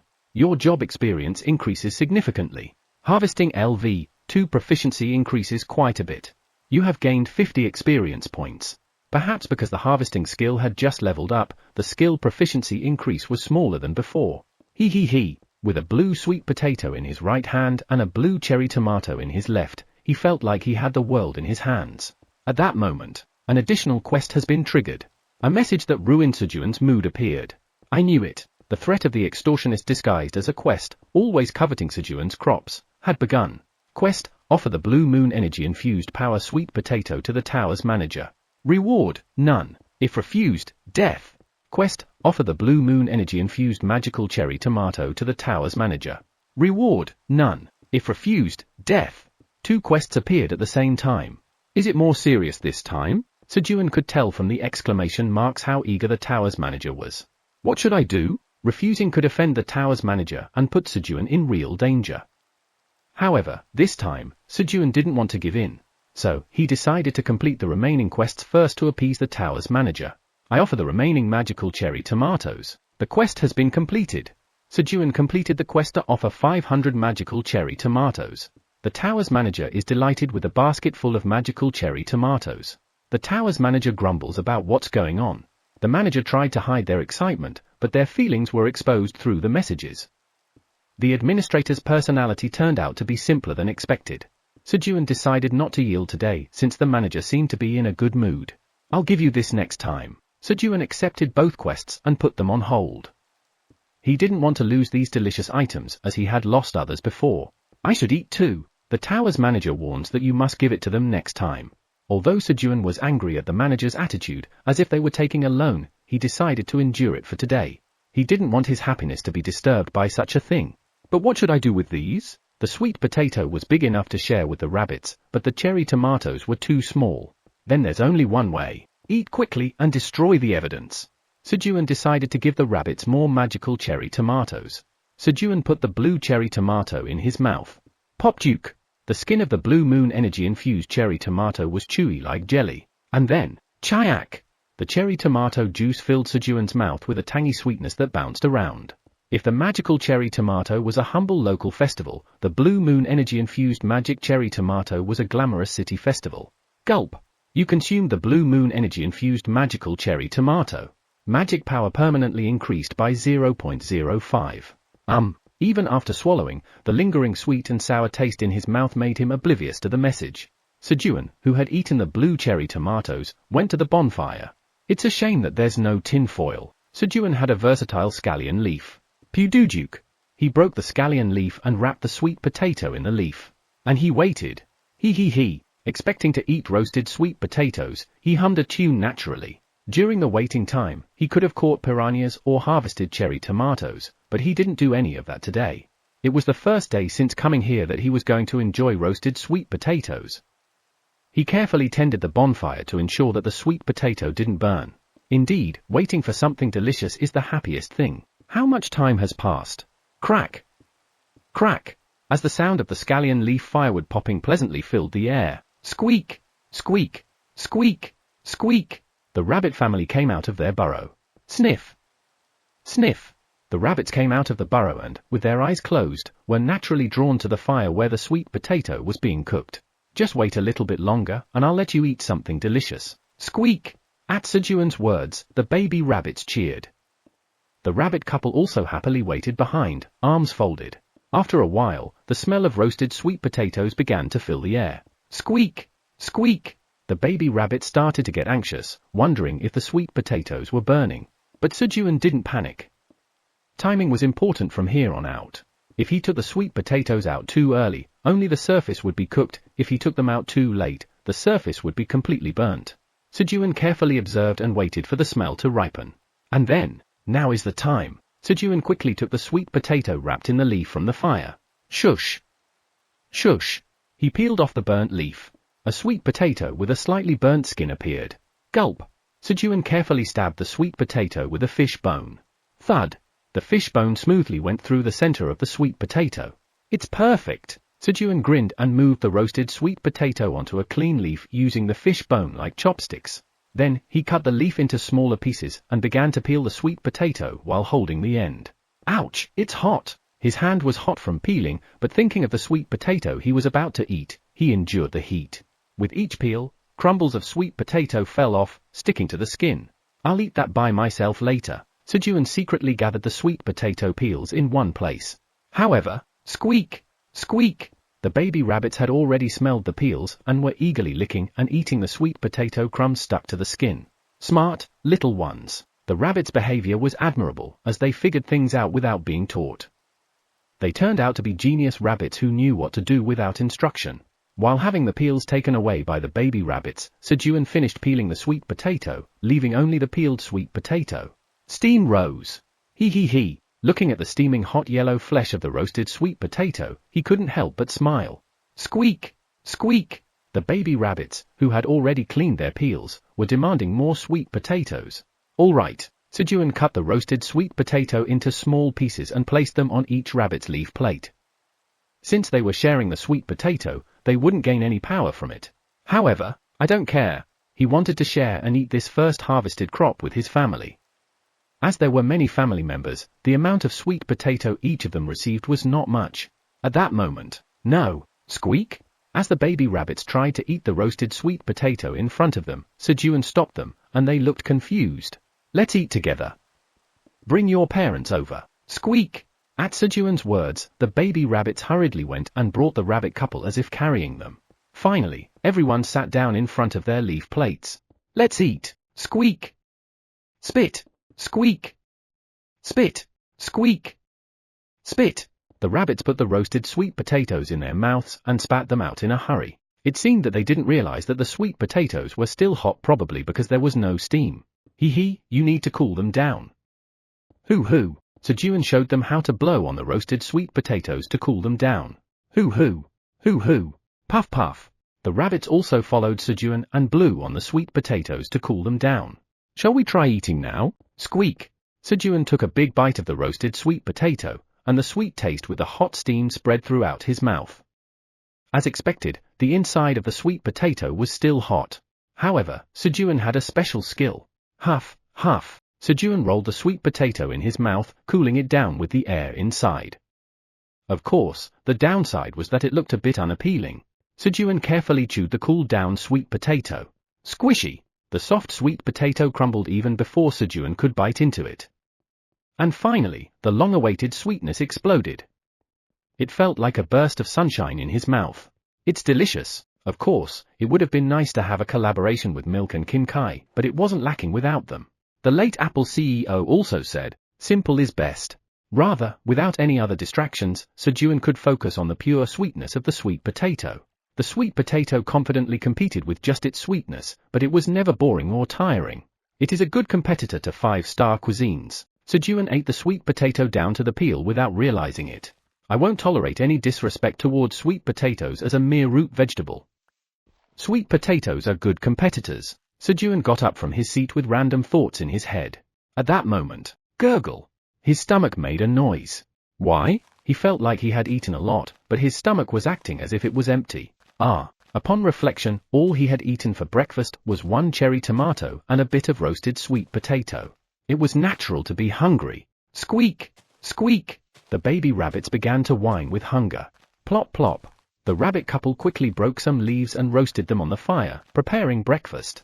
And then, just wait a little bit. Sejun went to the storage and got cherry tomatoes to give one to each baby rabbit and ran to the pond to catch piranhas. Chomp chomp! Chomp chomp! Thanks to the cherry tomatoes, the baby rabbits became quiet. Thus, the fourth blue moon passed without any major incidents. Chapter 9, Getting Rewarded. TL, Hangak, morning of the 95th day of distress. Listen carefully, everyone. Peek, BB. From today, we'll plant sweet potato shoots. Sejun made a significant announcement to the rabbits eating breakfast. BB.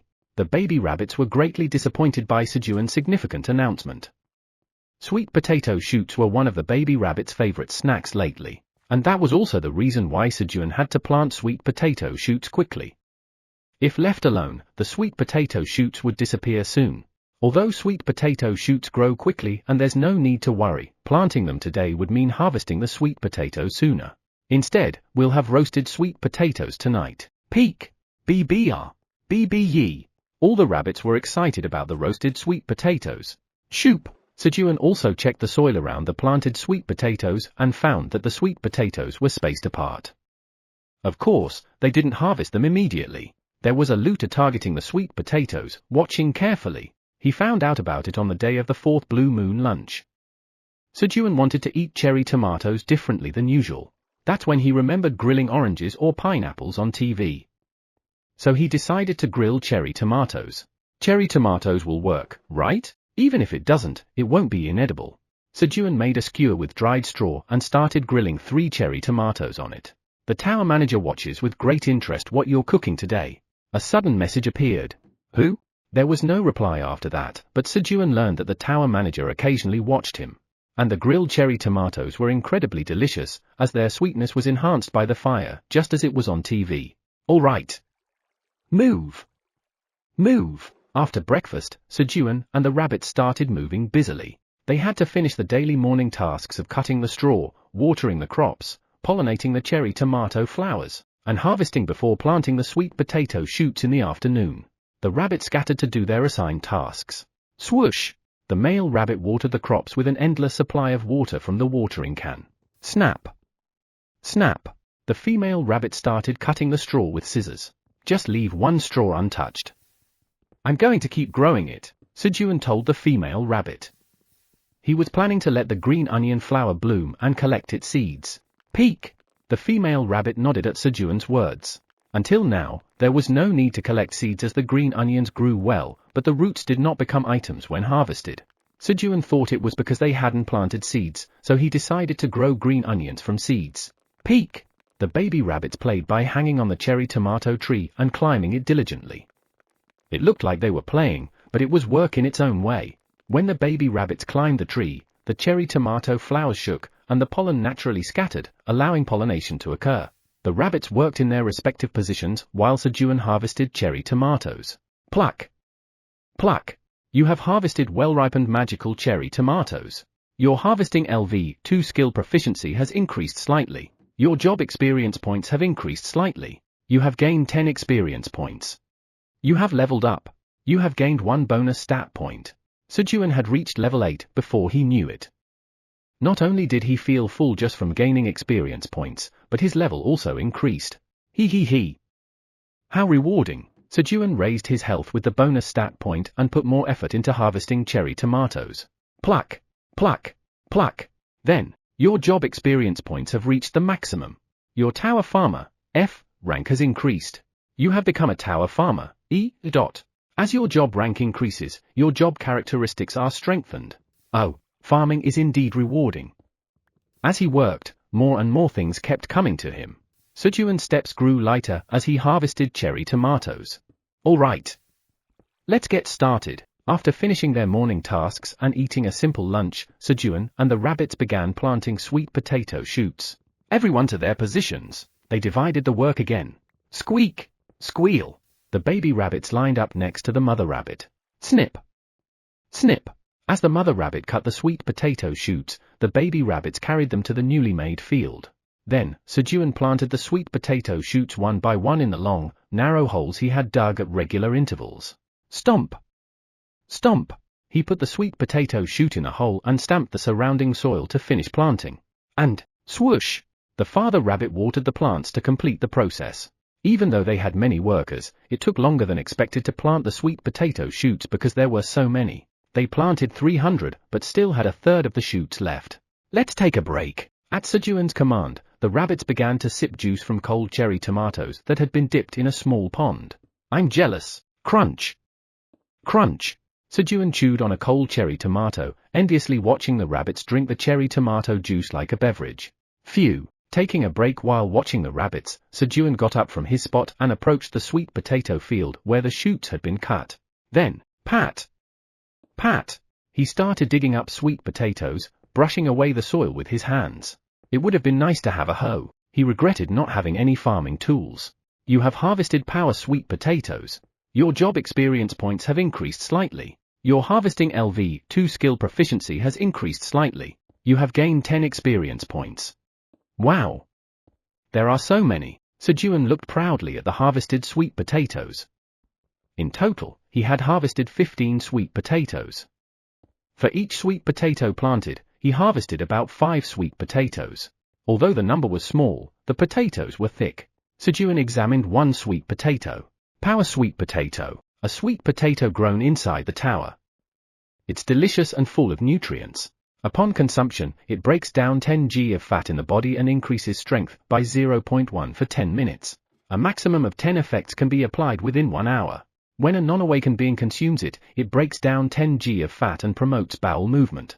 Cultivator, Tower Farmer Park, Sejun. Expiration date, 30 days. Grade, E. If I could take this outside, my mom would love it. Sejun often saw his mother struggling to go to the bathroom due to constipation. He briefly thought of his home and moved the sweet potatoes. He had to hide them before the plunderer saw them. In a cool corner of the cave, he laid down some straw, placed 8 sweet potatoes in a row, and covered them again with straw. They won't be able to see them like this. He moved the remaining 7 sweet potatoes to the fire and wrapped them in straw, placing them in the fire.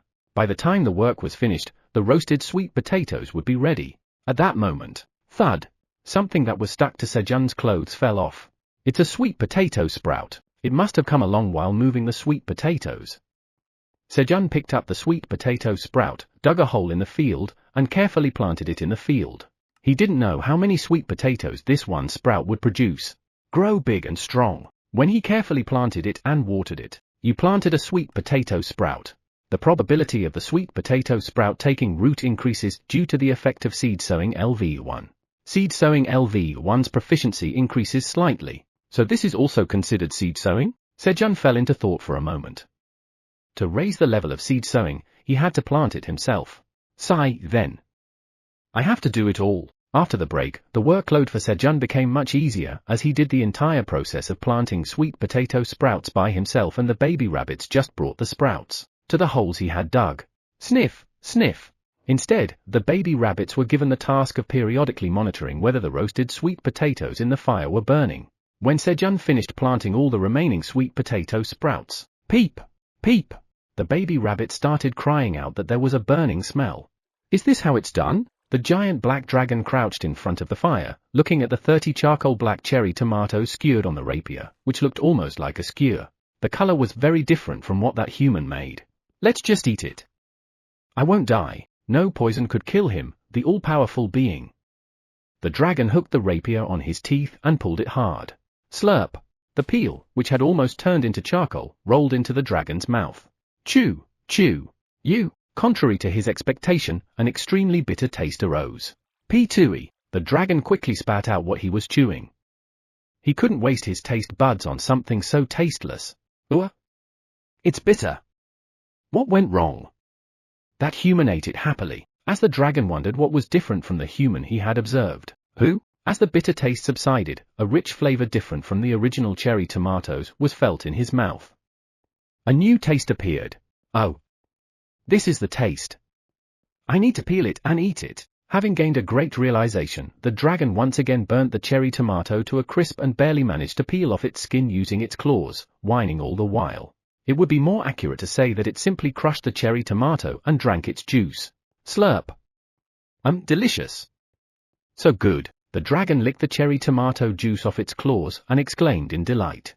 Having learned a new way to cook, the dragon proudly sat in front of the large crystal ball and began its hobby. What is this human doing? Originally, the crystal ball was a tool for the tower's manager to check if the tower was running smoothly, but now it was being used for entertainment purposes. The scene in the crystal ball began to show a cave where Sejun and the rabbits were eating dinner. These guys. Eating roasted sweet potatoes without considering the great black dragon, Elin Pratani. Black dragon Elin Pratani was excited. Who? PW. The rabbits diligently blew on the roasted sweet potatoes to cool them down and delicious meal happily. Wang. Sejun also took a big bite of the cooled roasted sweet potato. As expected, it's even more delicious after working hard. Sejun felt the sweetness filling his mouth as he ate the sweet potato. At that moment, an additional quest has been generated. I wondered why it was so quiet. Quest: offer 1 roasted power sweet potato to the tower's manager. Reward: none. Refusal: death. It seemed that the tower's manager was indeed watching. There's just 1 roasted sweet potato left in front of me now. Again, there was no reward. I guess I'll have to give it. Sejun decided to put the quest on hold. And when he reached out to eat the roasted sweet potato, the tower's manager urges you to offer the roasted sweet potato quickly. The tower's manager says they won't be able to stand it if you don't give them the roasted sweet potato today. The tower's manager's strong obsession was felt. It's going to be hard to pass this time. Sejun decided to give the roasted sweet potato. Is there nothing you can give me as a reward? Instead, he changed direction and asked for a legitimate reward since he had to give it anyway. The tower's manager is flustered. Flustered? Why would asking for a reward be flustering? Then, the tower's manager changes the quest. Quest, offer 1 roasted power sweet potato to the tower's manager. Reward, 1 job skill. Refusal, death. Another job skill? Although he wasn't completely satisfied, he decided to be content with having negotiated a reward. I will offer you the roasted sweet potato. He didn't have any expectations for the reward. It's probably skills like cutting grass, watering, stuff like that. You have completed the quest. As a reward for completing the quest, you have acquired the job skill, Seed Shop LV1. Chapter 10, Buying Seeds. TL, Hanguk. Seed Shop? A shop is a place to sell items. Sejun, who has lived in a capitalist society, is very familiar with it. He felt excited inside. Sejun quickly checked the skill. Job skill, Seed Shop LV1. When used, the skill is activated, and you can purchase items from the seed shop once every 30 days. Purchasing something. Although it's only once every 30 days, Sejun was happy just to be able to shop. Finally, on the 95th day of the ordeal, he could shop. Seed Shop. Sejun used the Seed Shop skill. Seed Shop LV1 is activated. We will check your transaction history at the Seed Shop. Transaction history? There is no transaction history in your Seed Shop. Of course, there isn't. There's no history since he never made a transaction. We will provide a new member offer for you. Congratulations on becoming a new member. You've received 1 tower coin to make purchases at the Seed Shop. Oh. Tower coin. Tower coin is a currency used inside the tower. The exchange rate for 1 tower coin is about 1 million won, Korean currency, outside. They're just giving away such tower coins. Sejun's heart pounded. 1 tower coin will be deposited into your seed bank account. It seemed that there was also a seed bank. The seed shop is open. 3 types of seeds are randomly displayed for newcomers. Ooh, it was different from a regular shop. 3 types of seeds for sale today will be displayed randomly. At your current level, you can only purchase seeds once. And the seeds that appeared. Cabbage seeds 1,000 pieces, 0.1 tower coin. Pepper seeds 1,000 pieces, 0.1 tower coin. Carrot seeds 1,000 pieces, 0.1 tower coin. In terms of market prices, 1,000 seeds would cost roughly 100,000 won. This price is a complete rip-off. However, there is no other way to get them except here. It's unfair, maybe I should leave. Sejun muttered and looked at which seeds to buy. Since he could not make a purchase for 30 days after this, Sejun's gaze was cautious. I'll pass on the cabbage. There wasn't much to do with just cabbage. The chili peppers are not that great either. He wanted something spicy. However, it seemed that the taste would not come out with just pepper. Then is it a carrot? At least carrots have a sweet taste, so they can be eaten raw or roasted. At that time, squeak, squee, squee, squeak. The rabbit's eyes focused on Sejun at the mention of the word carrot. Ooh? Why? Do you want carrots? Squeak, squee, squee, squeak. The rabbits reacted strongly to Sejun's words. It's amusing. Their eyes were round and staring, which was cute. The rabbit's eyes grew bigger, watching Sejun's mouth. Rot. Squeak, squee, squee, squeak. The rabbits got excited again. What is this? This magical word? If they had heard the carrot alarm outside, the rabbits might have died of excitement. Carrot, carrot, thud. After doing it a few more times, Sejun eventually got kicked by Father Rabbit and stopped. Then, to quickly calm the rabbits down, he hurriedly bought carrot seeds. You have purchased 1,000 carrot seeds. 0.1 tower coin is withdrawn from Park Sejun's account at the seed bank. 1 seed shop loyalty point has been accumulated. Seed shop loyalty points can be used to raise Park Sejun's customer level. 100 points are needed to raise to the next level. Thank you for using the seed shop. You can use Seed Shop LV1 again after 30 days. The tower's administrator is satisfied with your purchase. Why are you satisfied? There was a reason they gave him a decent skill. In front of Sejun, who was fuming, a small leather pouch filled with carrot seeds appeared. The pouch was very luxurious. What's this? The pouch seemed more expensive than the seeds. Although it was late in the evening, the rabbits, who always strictly adhered to bedtime, stayed up all night planting carrots. The rabbit's desire for carrots was tremendous. Sejun had to stay up all night as well. Planting carrots was his responsibility. However, planting 1,000 carrot seeds was a rewarding day as the level of his seed sowing skill increased. On the 102nd day of being trapped in the tower, the day was passing by peacefully. Bew, bew. The baby rabbits would repeatedly go to the wide carrot field to watch the carrot sprouts eagerly, only to be disappointed that they hadn't sprouted yet after finishing their chores. Cute little ones. Sejun smiled as he watched the baby rabbits from his designated seat. Then he heard a buzzing sound from above. Ooh? A bee the size of a fist was hovering around the hole in the cave ceiling. The plump bee looked cute, but venomous honeybee, it was a monster. Its name also looked quite dangerous. Beak, bee. The rabbit couple discovered the bee, hurriedly brought their babies inside the cave, and blocked the entrance. What about me? Sejun was disappointed that they closed the entrance, trying to save themselves. He knew he couldn't enter the cave, but he was upset. With nowhere to hide unlike the rabbits, Sejun tiptoed carefully and picked up a torch near the pond, trying not to provoke the bee. A moment later, buzz. The bee, after inspecting its surroundings and finding no threat, entered the hole. It started sucking nectar from the cherry tomato flowers. Phew. Thank goodness. Sejun was relieved that the bee didn't attack him. Please just eat the nectar and leave. Sejun prayed desperately for the bee to just leave. Then, after sucking nectar from hundreds of flowers, the venomous honeybee suddenly flew towards Sejun. Buzz. Why is it coming? Sejun backed away as he saw the approaching bee. But this place was a closed cave. Thump. Soon, his back hit the wall. Buzz. The bee approached Sejun, who had no more room to retreat. The distance between Sejun and the bee was getting closer. Now, it was almost 2 meters apart. Sejun was so tense that he couldn't breathe properly. I can't die like this. Sejun timed when to swing the torch. Just then, wheeing. Wheeing. Wheeing. The bee moved up and down 3 times in front of Sejun and quickly flew to the hole in the ceiling. Ah. Phew. Thud. As the tension was released, Sejun's legs lost strength and he slumped down. A few minutes must have passed. Peek. The husband rabbit cautiously opened the hole and looked around. And then, peek. Upon finding Sejun with his eyes closed and lying down, the husband rabbit hurriedly rushed over. At that moment, wah! Sejun opened his eyes and screamed, startling the husband rabbit. Peek! The husband rabbit screamed in surprise. Hee hee hee. It was a bee that abandoned me. Pee? At Sejun's words, the husband rabbit had a sorry expression. I know. Dude. As the head of the family, you should protect your family. Sejun stroked the husband rabbit's head. And then, thud, he lightly slapped the back of the husband rabbit's head. Peek! The husband rabbit touched the back of his head, looking confused. Didn't you just forgive me? But what you did was still wrong. Sejun was too narrow-minded to forgive easily. And so, the poisonous honeybee incident came to an end.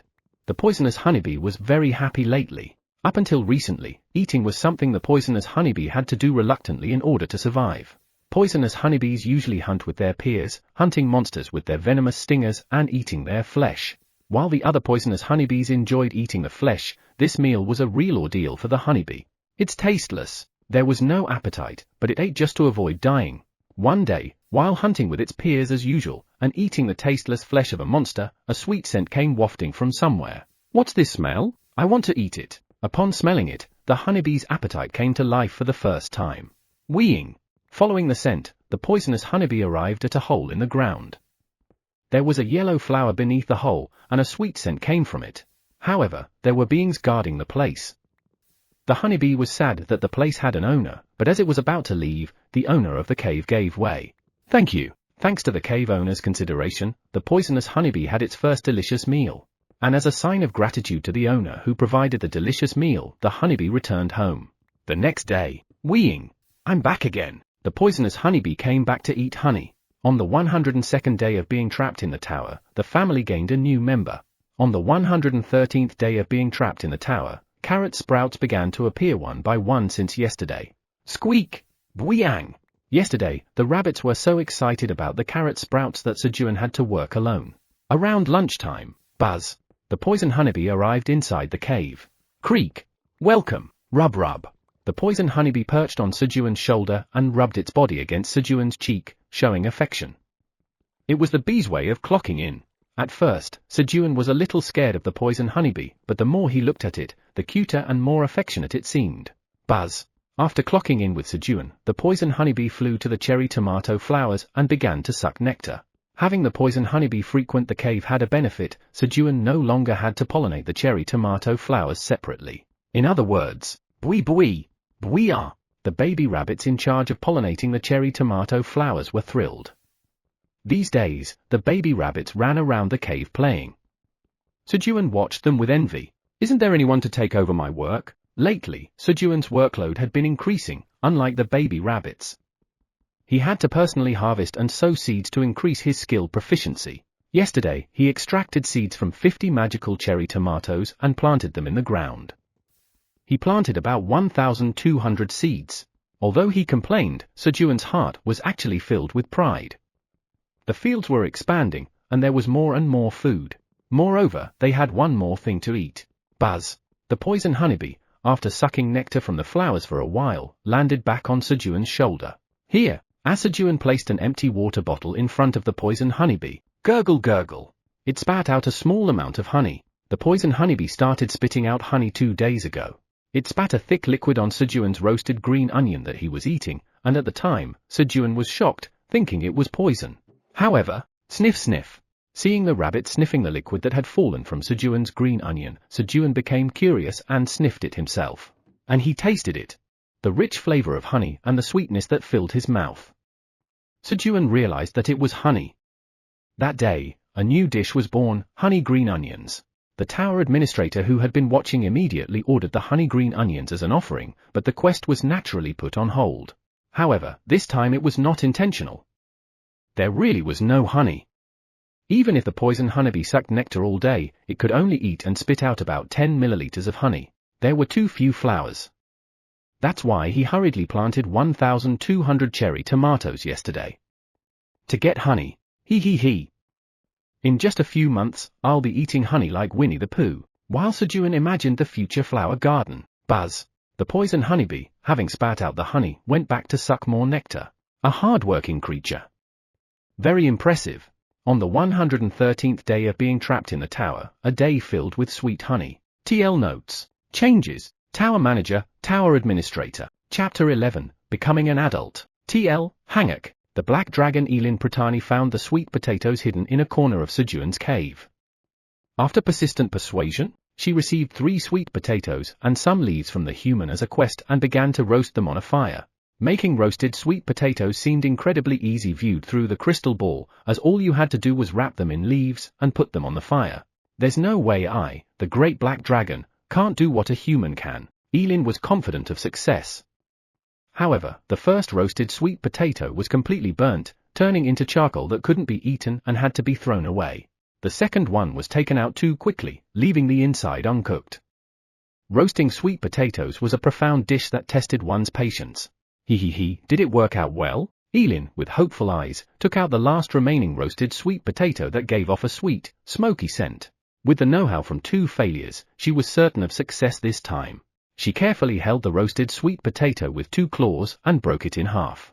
Ooh, it felt different from when she broke the roasted sweet potato the human had given her. What is this?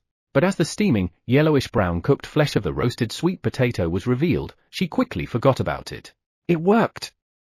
It worked! Elin rejoiced at the sight of the finished roasted sweet potato. Human, did you see that? I, Black Dragon Elin Pratani, made this roasted sweet potato. Elin looked proudly at the roasted sweet potato. And then, she peeled the skin off and put half of the roasted sweet potato in her mouth. It seemed like it would taste better if she bit into it like a human, but she was a black dragon. She couldn't allow herself to imitate a human's appearance, as it would lower her dignity. Crunch! What? This wasn't the right texture. Her teeth should have sunk in without any resistance, but she felt a subtle resistance. It wasn't the moist, chewy, and soft texture that the human had offered. Moreover, it was sweet but didn't have the more concentrated sweetness of the first roasted sweet potato she had eaten. How could this be? My fire is stronger and better. Why is mine less tasty? The great black dragon couldn't believe that she was worse at roasting sweet potatoes than a human. A dragon like me can't control fire better than a human. Elin was frustrated. My pride is hurt. Elin was upset again today. Since I'm annoyed, let's see what the human is doing. Elin began watching Sejun's cave through the crystal ball. Squeak! Squee! Sejun woke up to the sounds of the busy rabbit couple. All right. As soon as Sejun got up, he went to the wall where he recorded the dates. And then, swoosh! He drew a line on the wall with a fish bone, completing the character. On the wall, there were 2 lines with 10. It's time for your 2-hour reminder. If you've been sitting, consider taking a moment to stand up, stretch, use the restroom, or have a refreshing drink of water. Your body will thank you. Now back to the story. Characters each, and below that, a 3rd line with 4 completed. Characters. 120th day of being stranded. Almost 4 months have passed. Sejun glanced at the wall once and went to the pond to wash his face and eat breakfast. Then he began his morning farming. Tap! Tap! You have harvested a well-ripened magical cherry tomato. Your job experience increases very slightly. Your harvesting LV2 skill proficiency increases very slightly. You gain 10 experience points. Whoosh, whoosh. Yip, yip. As Sejun harvested the cherry tomatoes, the baby rabbits ran to him with pitiful expressions. Heh, if you think making such a pitiful face will make me give you cherry tomatoes, you're sadly mistaken. Yip, yip, yip. Uncle, are you crazy? The baby rabbits, unable to understand Sejun's words, tilted their heads and started to back away. Sejun's isolated sense of humor failed to evolve with the world and developed independently, like the Galapagos Islands. Or perhaps it was devolving. If you rub your face against my cheek, I'll give you some. As the baby rabbits tried to run away, Sejun hurriedly told them the main point. Yip, yip. The baby rabbit sighed with a resentful expression. It felt as if their affection for Sejun was decreasing in real time. I'm sorry. I didn't know it was such a big deal. Uncle was just joking. Here, just as Sejun was about to hand over the harvested cherry tomatoes. Hop, hop. One of the baby rabbits jumped once on the ground and once on Sejun's knee before climbing onto his shoulder. This rabbit was particularly fond of Sejun. And then, rub, rub. The baby rabbit rubbed its face against Sejun's cheek. The soft touch of the rabbit's fur felt pleasant. Oh dash! You get 2. Sejun gave 2 cherry tomatoes to the rabbit who listened to him. The other baby rabbits got 1 each. Yip, yip. The baby rabbits who only got 1 cherry tomato protested, but Sejun didn't give them any more. He.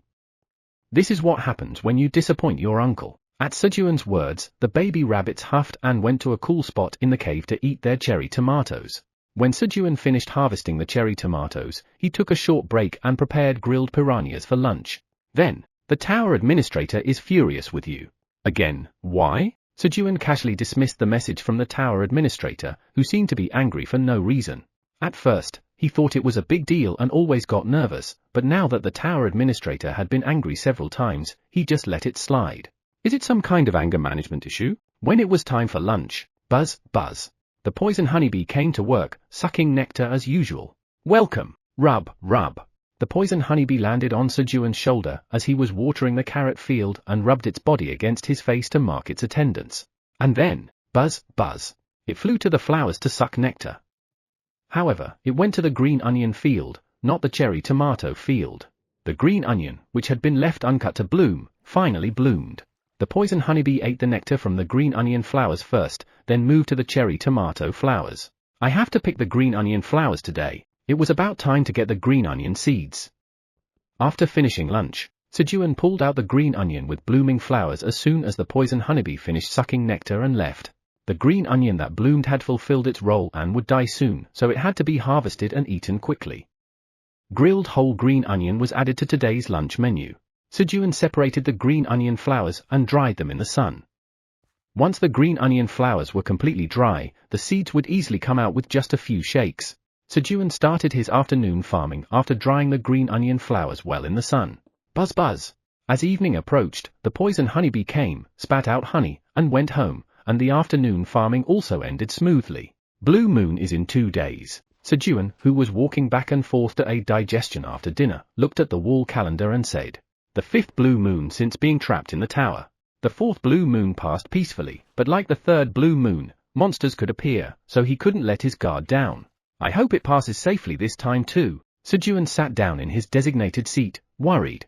But seeing the crops growing lushly in the sun, a bright energy swelled in Sejun's heart, pushing away his worries. I'm happy. From the center of the quadrant where Sejun's designated seat was, Quadrant 1 had a green onion field, Quadrant 2 had a cherry tomato field, Quadrant 3 had a carrot field, and Quadrant 4 had a sweet potato field, which all reassured Sejun's heart. So one day passed, and it became the 121st day of being trapped. Today was similar to the usual days. However, the poison honeybee did not come for lunch today. It seemed that the poison honeybee was also preparing for the blue moon. As evening approached, Sejun turned off the fire and prepared for the blue moon with the earplugs made from green onion leaves and cherry tomatoes. He found a spot in the corner of the cave and prepared for the blue moon, seeing a different sight than usual. Why haven't you guys gone in yet? The rabbit couple placed their 6 baby rabbits on Sejun's designated seat and tied their legs tightly together with green onion leaves. And then, squeak, squeak, the rabbit couple went back into their burrow, looking at their babies for a while and making a sad crying sound before closing the entrance. What's going on? Why are you guys like this? Bye. Bye. As Sejun hurriedly tried to get up and take the baby rabbits, they raised their soft paws with a serious expression and shouted not to come closer. Soon after, the blue moon began. There is one tradition among the white rabbit farmers. On the day the 5th blue moon rises since their birth, they can only become a true adult white rabbit farmer when they receive the light of the blue moon. So today was the most important day for the baby rabbits. The baby rabbits looked up at the sky with anticipation, waiting for the blue moon to rise. And as the sun in the sky turned blue, the energy of the blue moon descended upon the baby rabbits through the hole in the cave. Baik! Baya! Though underestimated as rabbits, the monsters were still monsters. Seeing the light of the blue moon, the baby rabbit screamed in excitement. OF! OF! The baby rabbit's muscles began to swell. The rabbits, once smaller than the palm of a hand, transformed into 30 cm-sized muscular rabbits. There was even a means king in Korean character on their bellies. If rabbits are like that during the blue moon. I didn't even want to imagine the other monsters. Pie! The baby rabbits continued to scream and look at the sky. Fortunately, there were no monsters coming due to the sound of the baby rabbits. The blue moon ended safely once again. Pie! As the blue moon ended, their muscles shrank like deflating balloons, and the baby rabbits returned to their cute appearance. However, their size had changed to be similar to the rabbit couple. They had become adults. Then, a blue light exploded from the bodies of the baby rabbits. Sejun, who had been watching the baby rabbits, witnessed a strange sight. The blue light moved to the tips of the baby rabbits' hands, gathered, and turned into items. So that's why I couldn't use the husband rabbit's watering can. Sejun realized why no water came out of the watering can when he held it. The farmer rabbits seemed to have their own exclusive items. The items gradually took shape and turned into a shovel, a sickle, a shovel, a watering can, and a cart. And, Tiokmi, was it a hammer since it was made of iron? Suddenly, an item from a different gunner appeared. Looking closely, only the one holding the hammer had turned black in color. And the name written above its head too. Warrior Black Rabbit. Warrior Black Rabbit? Piang! Jump! Rub. The warrior Black Rabbit climbed onto Sejun's shoulder, thinking Sejun had called him, and acted affectionately. He was the one who received 2 cherry tomatoes from Sejun. When morning came, the adult rabbits no longer played. They each used their own farming tools to help with farming. The rabbit with the watering can help the husband rabbit water the crops, and the rabbit with the sickle helped the wife rabbit cut the leaves of the green onions.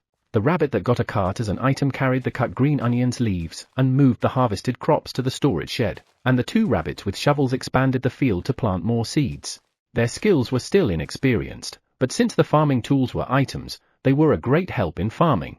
And the black rabbit without a farming tool helped Sejun with hunting. Splash! When Sejun shook a torch near the pond, a piranha jumped up. Now, Pipia! At Sejun's signal, the black rabbit, who had been waiting, jumped up to smack the piranha with the hammer. However, the timing was off. The black rabbit's body collided with the piranha before it could swing the hammer. Thud! But luckily, the black rabbit and the piranha fell out of the water together with a body slam. Jump! The black rabbit hurriedly got up as soon as it fell to the ground. And, Pipia! It ran to the struggling piranha and struck it with the hammer. Bang! Bang! Bang! Although it was unknown why the hammer made a rubber mallet sound, the effect was certain. The piranha was dead. But it was crushed to the point of being inedible. Pipia! The black rabbit looked at Sejun proudly, with a victorious expression and the hammer on its shoulder. How about me? But, don't look at me, look over there. Piek! Mother rabbit approached, seeing the piranha that should have been eaten for a meal turned into a mess. Piek! Pie! The black rabbit had to endure about an hour of nagging from Mother rabbit. As the newly grown-up rabbits became accustomed to their respective equipment, 30 days have passed since your purchase at the seed shop. Seed shop LV1 is reactivated. On the 125th day of being trapped in the tower, the seed shop opened again. Chapter 12. Proposing a partnership. TL, Hanguk. Seed shop is now open. Today, 3 types of seeds for sale will be randomly displayed. At your current level, you can only purchase seeds once. List of seeds appeared in front of Sejun. Watermelon seeds x10, 5 tower coins. Sweet pumpkin seeds x50, 1 tower coin. Glutinous corn seeds x200, 0.5 tower coins. The prices of these seeds were very different from the ones that were sold last time. Sejun had only 0.9 tower coins, and the only thing he could afford was glutinous corn seeds. If it's this expensive, I won't be able to buy anything next time. But there was no way to make more money here. Hunters had 3 ways to earn tower coins in the tower. There might be other methods, but Sejun didn't know them. The first way to earn tower coins was to clear floors and receive clear rewards. The amount earned at once was large, but since each floor's clear reward could only be received once, it didn't account for a significant portion of the actual income earned by hunters. The second method was monster hunting. The corpses of monsters could be sold to wandering merchants or at the first floor shop, earning tower coins. It was the main source of income for hunters since it could continuously generate revenue. The third method was completing quests and receiving rewards. Quest rewards varied greatly, so it was difficult to describe them. Clearing floors was not an option for Sejun since he couldn't even leave the cave, and even if he did, his chances of survival among the vicious monsters were low.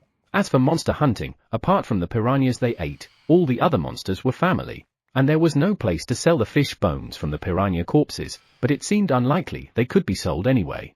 Crunch, crunch. Lately, the rabbits had been enjoying sun-dried piranha fish bones as a snack. Sejun had tried them too. The crunchy texture was good, and the more he chewed, the richer the flavor, so he kept reaching for more. Thus, the last method left for Sejun to earn tower coins was almost extortion-level quests from the tower administrator. So, after the seed shop transaction, he demanded tower coins as a quest completion reward from the tower administrator. The tower administrator says they don't know what that is, but they'll give it to you when they grow up. He got a weird response. The tower administrator doesn't know what tower coins are? How could that be? And saying they'll give it when they grows up. How old are you? Sejun calmed his excitement and asked. The tower administrator says that's a secret. Then how many years will it take for you to grow up? The tower administrator says about 300 years. Are you kidding? So should I record all the tower coins I'll receive from now on and pass them down through generations until my great-great-great-great-grandchild gets them? And I'm not even in a situation where I can have descendants now. When Sejun angrily sputtered, the tower administrator ran away again. They disappeared when faced with difficult answers. So, Sejun gave up on earning tower coins in this place. Phew. Just thinking about it makes me angry again. Sejun calmed down and looked back at the seeds in the seed store. The only thing he could buy was the corn. Well, corn isn't bad either. It's delicious whether you steam or grill it. Plus, you can grind it into flour and make something like bread. Slurp. Sejun's mouth watered just by imagining eating steamed corn. Knowing the taste was indeed more tempting. All right. Corn it is then. Sejun purchased the corn. You have purchased 200 corn seeds. 0.5 tower coins are deducted from your seed bank account. You have earned 5 seed store mileage points. Thank you for using the seed store. You can use seed store LV1 again in 30 days. A leather pouch containing 200 corn kernels appeared in Sejun's hand. As expected, the pouch was the most luxurious.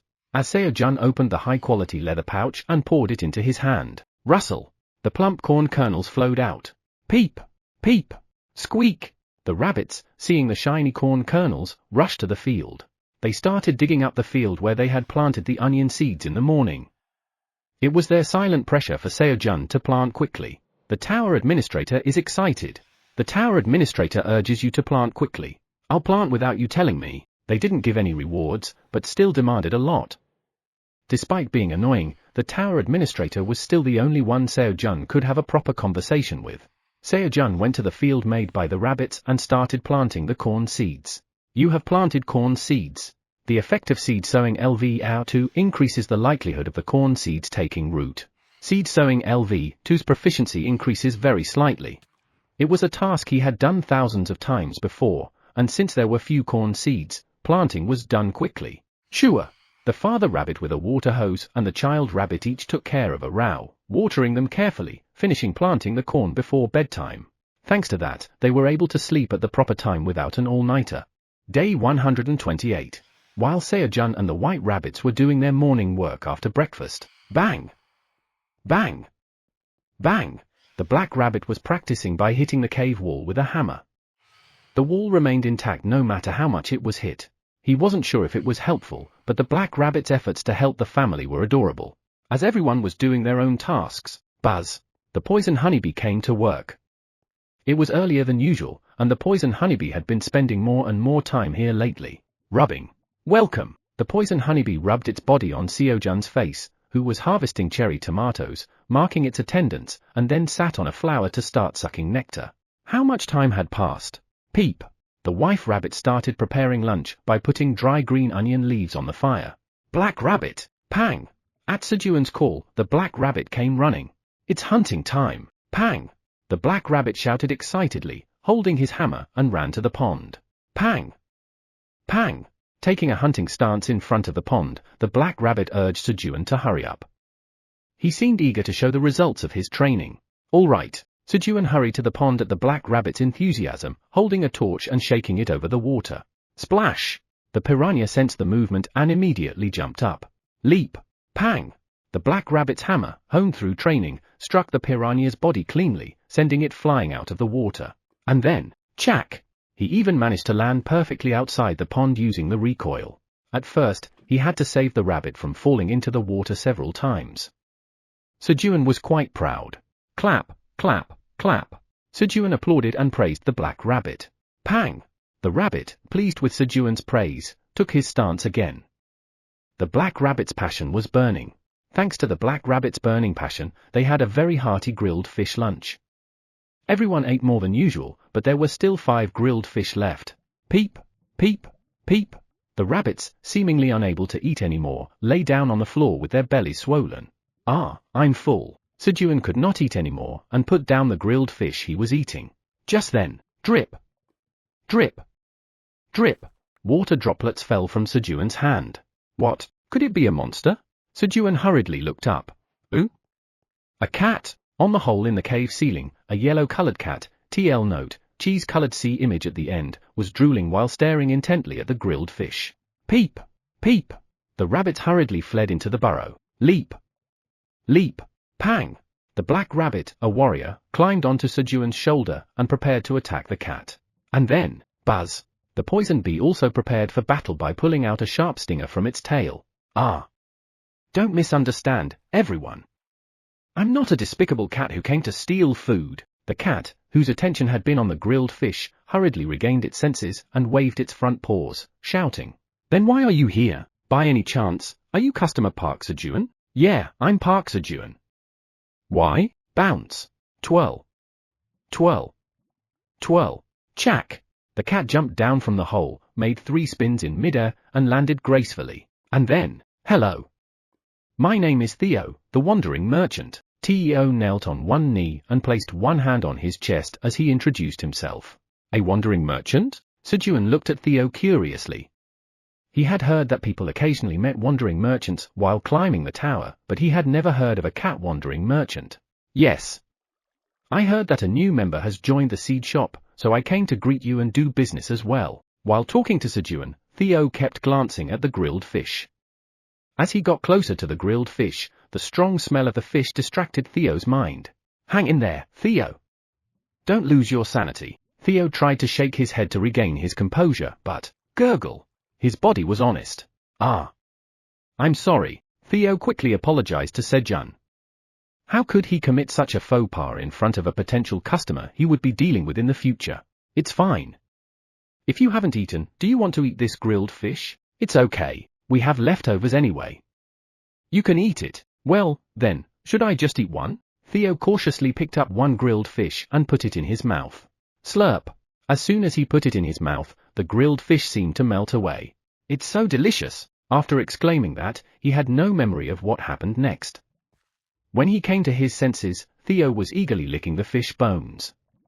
Fish bones were scattered all around him. He had eaten all 5 grilled fish.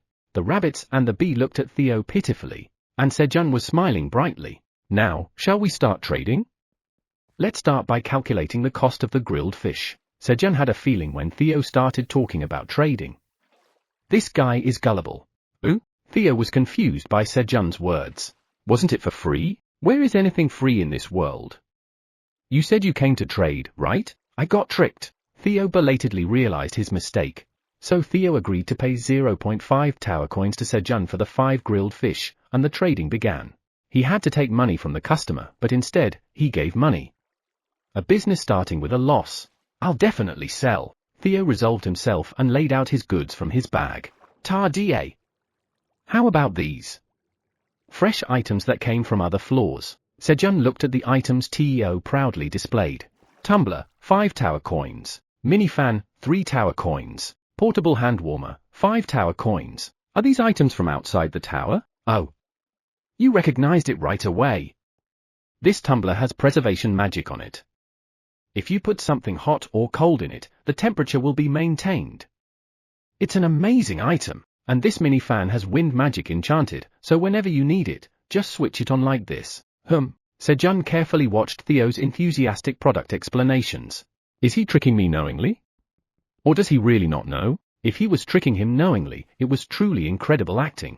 But there was not a shred of falsehood in Theo's eyes when he said that the tumbler had preservation magic, the mini fan had wind magic, and the portable hand warmer had warming magic.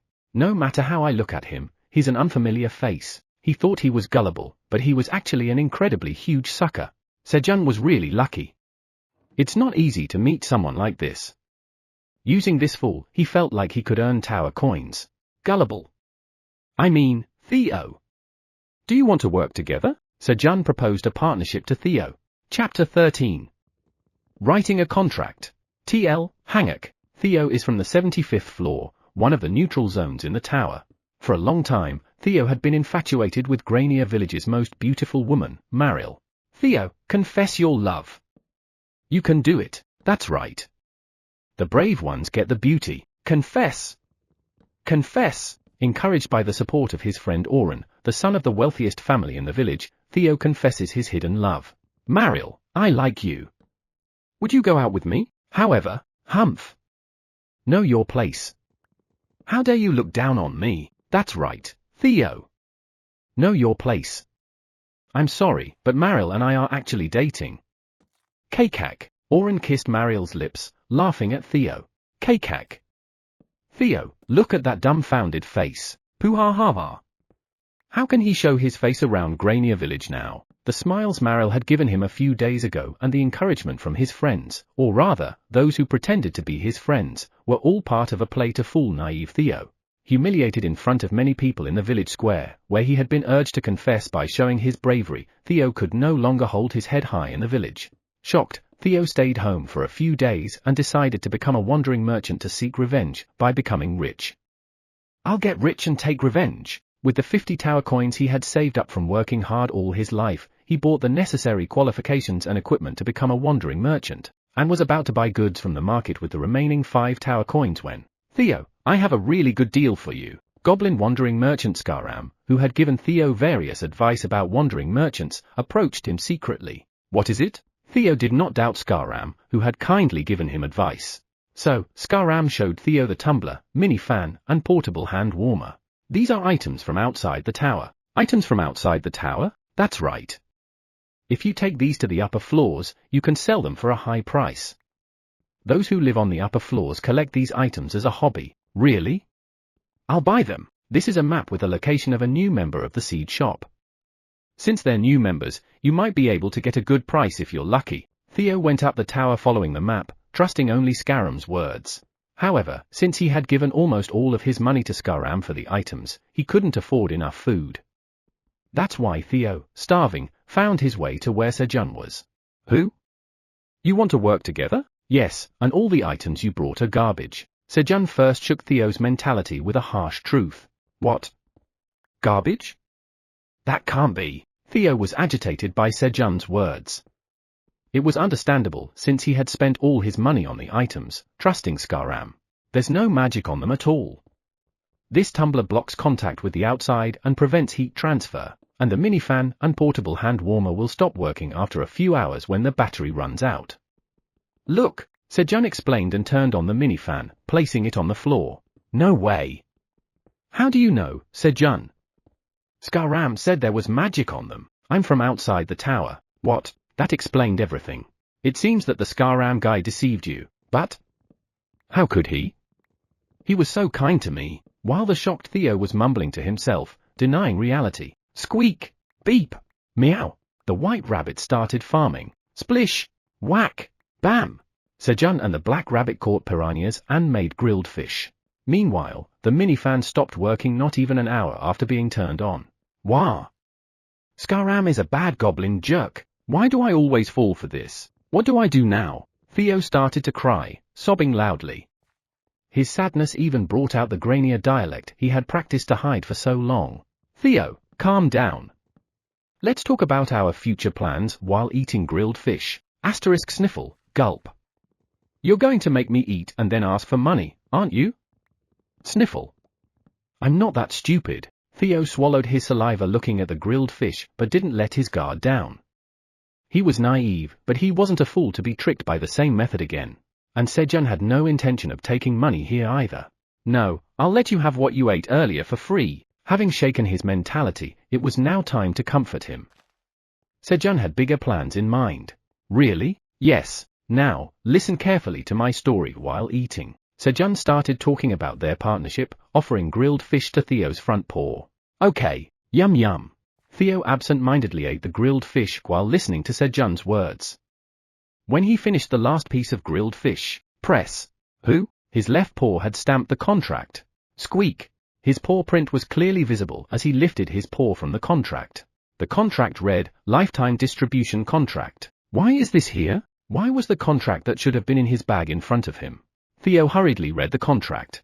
Lifetime Distribution Contract. Purpose and content of the contract. The purpose of this contract is for Party A and Party B to cooperate mutually and promote the sale of Party A's agricultural products, thus obtaining benefits for both parties.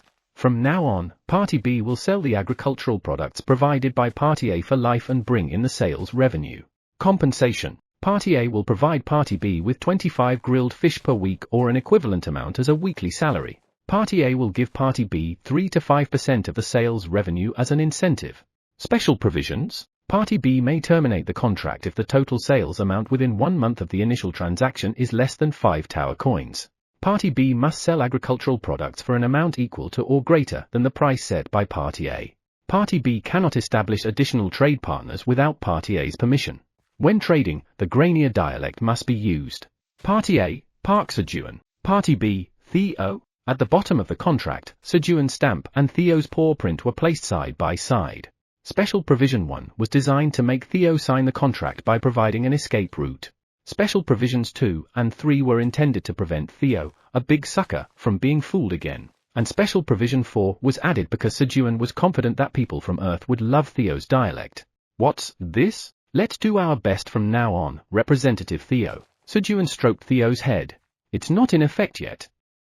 There's Special Provision 1, right? But Theo pushed Sejun's hand away and spoke coldly. All right, but we're still trading, right? Representative Theo, HMPH.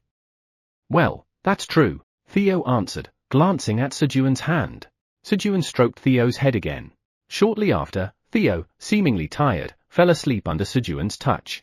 Sleep well, Representative Theo. Sejun laid the sleeping Theo on the floor and got up. Everything is going according to plan. In this way, Sejun secured a means of earning tower coins. Oohaham, it smells so good. No. It smells really good. Theo corrected his unconscious dialect and rubbed his eyes as he woke up. Did you wake up? Sejun asked while grilling fish and green onions for breakfast. Stacked next to him were numerous grilled fish. Sejun and the black rabbit had worked hard to catch piranhas since morning. Yes.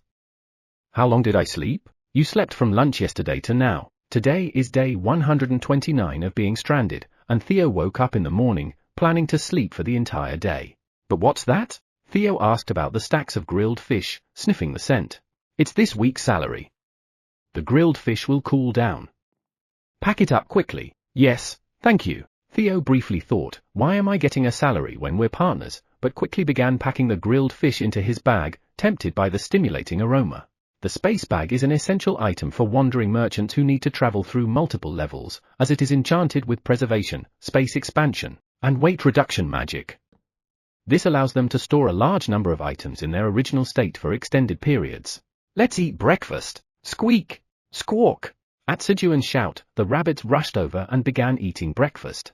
After the noisy morning meal ended, Mr. Park Sejun. Theo called Sejun. Just call me Sejun. Yes. Sejun, what are you planning to sell? Cherry tomatoes. What? Pluck. This. Sejun picked a ripe cherry tomato from the tree and showed it to Theo. This? Theo looked at the cherry tomato with disdain. Take a look. Sejun handed the cherry tomato to Theo. Ooh? Magical cherry tomatoes? This is an item. Yeah. Not bad, right? How much are you going to sell it for? For 10 minutes, increase magic power by 0.1 and dissolve 10 g of fat. Theo thought that, considering the item's options, he could get around 0.01 tower coins each if it was well received by the awakened people in the tower. 1 cherry tomato for 10,000 won. That's quite a high price.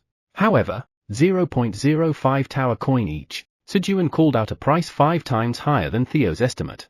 What? At Sejun's words, Theo looked at the cherry tomato in his hand with a will this sell expression. Sejun was confident that his cherry tomatoes would sell at a high price. These cherry tomatoes were not meant for the awakened ones. Although magical cherry tomatoes provided fat dissolution and magic power increase to the awakened ones, the effects were not significant. Their bodies were already somewhat optimized through awakening, so the effects were not substantial. However, for the non-awakened people outside the tower, cherry tomatoes that instantly dissolve 10 g of fat and invigorate the body without side effects, and also have top-notch taste, were undoubtedly marketable products. Considering the initial scarcity, Sejun even thought he could get 0.1 tower coin each. Sejun believed in Earth's dieters. They would respond. All right. It's a contract anyway. Theo thought it was rather fortunate. If the total sales amount doesn't reach 5 tower coins through this deal, he can nullify the contract and just receive the grilled fish. How many will you take? About 1,000? Sejun pointed to a storage room he had made in the corner of the cave. Cherry tomatoes were piled up there. Sejun and the rabbits helped Theo fill his space bag with cherry tomatoes. Then, I'll be on my way. Theo left the cave with his space bag. 5 days later, on the 38th floor of the tower. Inside a dark cave, 10 elite hunters of the Phoenix Guild were struggling to clear the 38th floor, but the possibility of clearing it was still remote.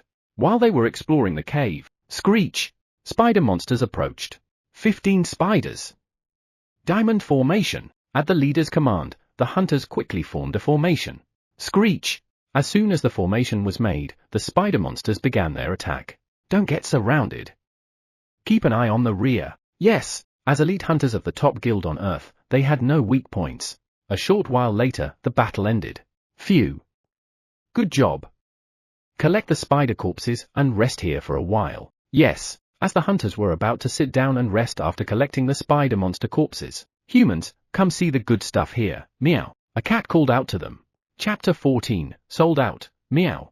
TL, Hanguk. Who? A wandering merchant. Oh my. It's a cat. A cat wandering merchant. Let's see what it's selling. The hunters approached Theo with interest. Ooh? Cherry tomatoes? The approaching hunters were disappointed to see the cherry tomatoes piled up on Theo's mat. They had expected weapons or mysterious potions from a wandering merchant, so it was understandable that they were disappointed with the cherry tomatoes, which they could eat outside. Foolish humans, I knew you'd think that way. Meow. These are not the cherry tomatoes you know. Sejun had learned that Theo was good at following instructions when he sold items like tumblers, so he had given very detailed instructions. Different? That's right. Meow. Check the options once. Meow. As instructed by Sejun, Theo emphasized that the cherry tomatoes were items. Options. These were items? The hunters began to check the options of the cherry tomatoes. Magical cherry tomatoes? 0.1 increase in magic power for 10 minutes. It's too low. As expected, the male hunters' reactions were not so good. Their levels ranged from 45 to 48. At their level, with equipment options included, a 0.1 magic power boost was insignificant. However, just by eating this, it breaks down 10 g of fat? Is this really possible? The female hunters' reactions were different. They immediately recognized the true value of the product. Countless women wanted to maintain their figures while eating delicious food outside. And, above all, the options written on the items do not lie. How much is this? Jessica, one of the female hunters, excitedly asked for the price of the cherry tomatoes. As soon as she saw them, she thought of her younger sister Anna. Anna had undergone gastric bypass surgery due to morbid obesity, but her weight had risen to 120 kilograms again since last year due to depression and binge eating. The magical cherry tomatoes felt like a ray of hope to Jessica, who had been worried about Anna's health lately. Each magical cherry tomato is 0.05 tower coins. Meow. What? The other hunters were surprised by Theo's words. The price of one cherry tomato was outrageously expensive. I'll buy half of what's here. Who? Really? Meow? Half is 500. Meow. Theo was surprised by Jessica's words. 500 meant 25 tower coins. It far exceeded the 5 tower coins in sales from the contract. That meant Theo would have to sell Sejun's crops forever. Yeah. I'll buy 500. Here's 25 tower coins. Jessica handed over the money. Compared to the cost she had already spent on Anna's treatment, it wasn't a huge amount. Why don't you think about it again? Meow? Human, you're making an impulse purchase. Meow. Theo tried to dissuade Jessica from buying, not accepting her money, in an attempt to break the lifelong contract. However, it backfired. She's buying 500, and he's trying to dissuade her. Isn't there something wrong about this? How many should I buy to give to my girlfriend? Seeing Theo's reluctant attitude to sell, the hunters became even more curious. I'll take 100. I want 50. Me too. 50. The hunters began to competitively buy the cherry tomatoes. Although the price of one cherry tomato was expensive, it wasn't a lot of money for elite hunters like them. The amount of tower coins could be earned in just a few days of hunting. They were willing to pay enough to satisfy their curiosity. As soon as their break was over, the hunters went back to hunting spider monsters. How can this be? Theo sobbed as he looked at the empty mat. Wow, it's sold out. Meow. The first ever sellout in cat life. The legend of Theo, the cat-wandering merchant, was beginning. Day 134 of being stranded. All right, Sejun woke up energetically again today. Every time he leveled up, he increased his strength and stamina with bonus stats. His body condition was already good, but now he was full of energy every morning. On top of that, the farmer's job trait of not getting sick was surprisingly good. Swoosh! Sejun went to the wall and drew a line on it as he started his day. Peep! Beep! Brah! Bang! The white rabbits and the black rabbit woke up and greeted Sejun in the morning. Right. Good morning. The rabbits who greeted him each began their own tasks. Sejun also washed his face in a small pond and started harvesting cherry tomatoes. Tap! Tap! You have harvested a well-ripened magical cherry tomato. Your job experience has increased very slightly. The proficiency of harvesting LV2 has increased very slightly. You gain 10 experience points. While he was harvesting cherry tomatoes, you have leveled up. You have gained 1 bonus stat. It had been a while since he reached level 10. Sejun increased his strength with the bonus stat. He must be doing well, right? Sejun thought of Theo. He must have met the hunters by now. How many would he sell and come back? He didn't even expect to sell out. He was worried about whether the young and naive guy could sell properly, but I taught him the secret techniques. He would at least sell half, right? Sejun had taught him the secret techniques of free samples and cat cuddle service. However, Sejun never imagined that the cherry tomatoes would sell out within a few minutes before Theo even used the secret techniques. When the cherry tomatoes start selling, my name will become known, right? He. Sejun felt proud that his name was attached to the crops being sold. Then, buzz! A poison honeybee flew in through the hole in the cave ceiling. You're here? Rub. Today, the poison honeybee rubbed its body against Sejun's face, showing affection while marking its attendance. And then, buzz! It flew to the cherry tomato field to suck nectar. And after some time passed, peep! The wife rabbit began putting dried leaves on the fire. Before he knew it, it was lunchtime. Harvesting cherry tomatoes and helping the rabbits water the fields made time fly by. Bang! Bang! The black rabbit, who was practicing hitting the wall with a hammer, called out to Sejun. It was the time of day when the black rabbit could be the most active, so it always looked forward to piranha hunting time. All right. Let's go. Sejun hurried to the pond and waved the torches left and right. Splash! Plop! A clean hammer blow. Now, the black rabbit hunted piranhas very skillfully. When they had caught 5 piranhas, the black rabbit's body shone for a moment. Who? Did you level up? Nod nod. The black rabbit nodded its head vigorously. Sejun had seen the white rabbits leveling up while doing farm work a few times, but this was the first time he had seen the black rabbit level up. Congratulations on leveling up, brah! The black rabbit looked at Sejun proudly. Aren't I awesome? The black rabbit seemed excessively excited after leveling up, which made Sejun a little worried. He wondered if it would soon try to catch piranhas in the water. In the meantime, the black rabbit ran to another white rabbit and loudly announced its level up news. Peep! Beep! Brah! The white rabbits congratulated the black rabbit. Thanks to that, lunch was a bit noisy. While the rabbits were chatting, Sejun quietly finished his lunch of grilled fish and roasted green onions. Lately, Sejun had developed an indulgence after lunch. He. Time for coffee. Sejun got up from his seat and picked up the tumbler he had placed on his designated seat with a light step.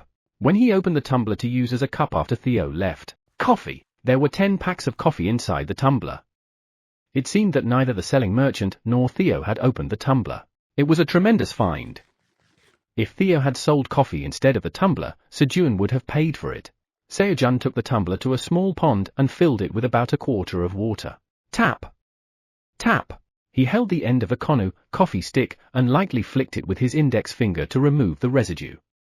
He couldn't afford to miss a single coffee granule. After preparing the coffee, he tore the opening of the coffee sachet and poured it into the tumbler. Then, shake it, shake it.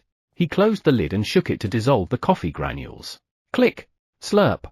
Sejun took a sip of the coffee. Swoosh! The bitterness of the coffee and the fishy smell of the grilled fish with the sweetness of the green onion were washed away cleanly. Ah, indeed, coffee is perfect after a meal. Although he couldn't make a hot coffee without boiling water or iced coffee without ice, the coffee made with cool pond water wasn't bad. Moreover, drip! Sejun poured a little honey he had collected in his water bottle. Ah, this is good. The harmony of bitterness and sweetness created a new flavor. The rabbits shook their heads as if they couldn't understand Sejun smiling while drinking coffee. He gave them a little coffee on the first day, and they shuddered after tasting it. The coffee with honey was the same. Rabbits' tongues seemed to be more sensitive to the bitterness of coffee. Sejun, who had properly enjoyed coffee as dessert, began his afternoon farming. He. Sejun hummed as he harvested cherry tomatoes and watered the fields. Just a cup of coffee at lunch made the afternoon enjoyable. He ended the day in a good mood. Squeak! Squeak! The rabbit said goodbye to Sejun and went into their burrow to prepare for sleep. Good night! Sejun also said goodbye to the rabbits and went to his sleeping place, making a bed by tapping the ground. Then, buzz! The poison bee flew busily around the cave ceiling. Are you still not leaving? Lately, the poison bee had been coming early and leaving late, but it was the first time it hadn't returned at this time. Go and sleep quickly, buzz! The poison bee ignored Sejun's words and continued to fly around diligently. Fine. I'll sleep. See you tomorrow, snore. Sejun fell asleep as soon as his head touched the dirt pillow. Buzz! The poison bee busily created something on the cave ceiling. Why isn't he coming? Skaram, the goblin traveling merchant who had scammed Theo, waited for Theo to return. He was sure that Theo wouldn't have been able to sell the item and would return disappointed. And I'll comfort the disappointed guy, telling him there's a bigger opportunity, and lend him money. From then on, the guy would become his slave, working for him for a lifetime to pay off the ever-growing interest, let alone the principal. He. It's been a long time since I last caught a real sucker. Skaram grinned maliciously. As he waited for Theo, Skaram went to the bulletin board displaying the sales rankings of traveling merchants. Checking his ranking once a day and feeling proud was one of the joys in his life.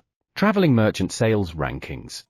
999th place, Skaram, 45.2 tower coins, 1 UP. He. I finally made it into the top 1,000. He had moved up one step from the 1,000th place to the 999th.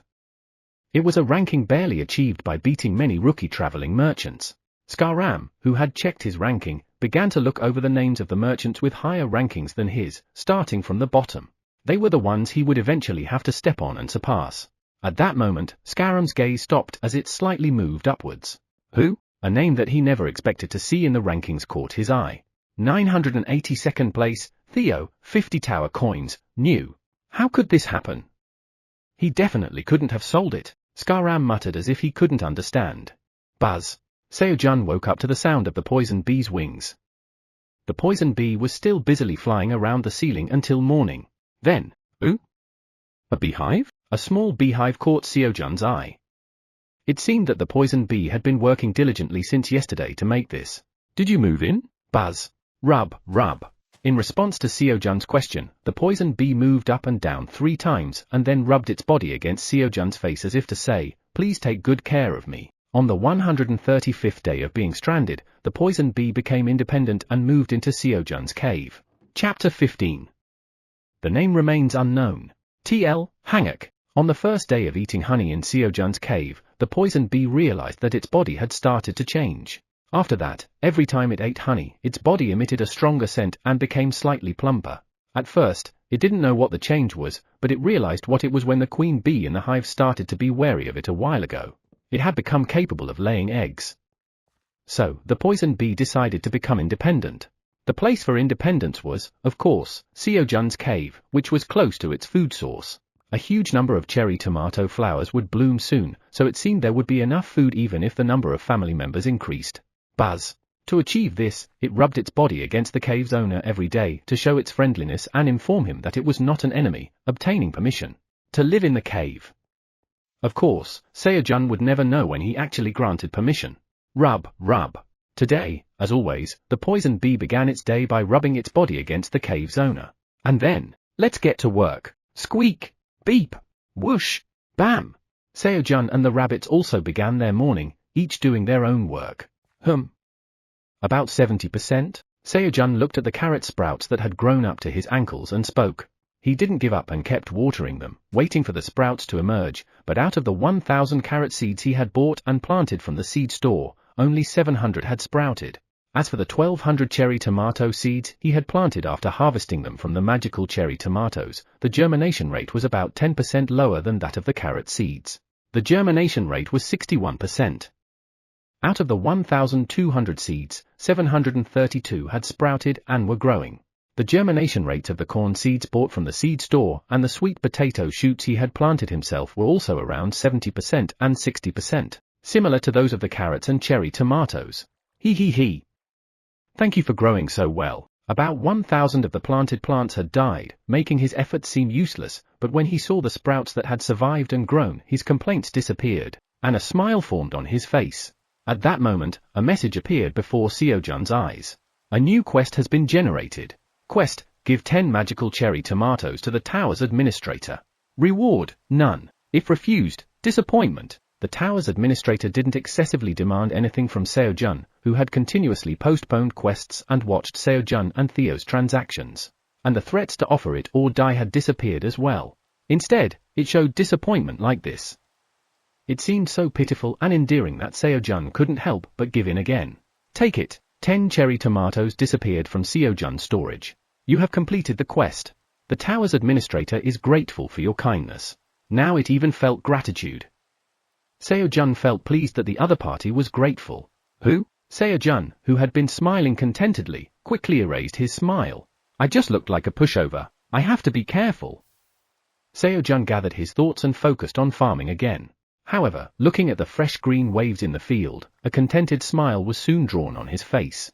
Although he didn't realize it, he wasn't a pushover but he had a kinder heart. Day 143 of being stranded. I'm back. Meow. Theo announced his return as he jumped down from the hole in the ceiling. His voice was full of energy since he had sold out. However, you? What's going on? Sejun's voice raised in surprise at Theo's earlier than expected return. Sejun meant to scold Theo for coming back without selling everything, but Theo took it differently. I'm sorry, meow.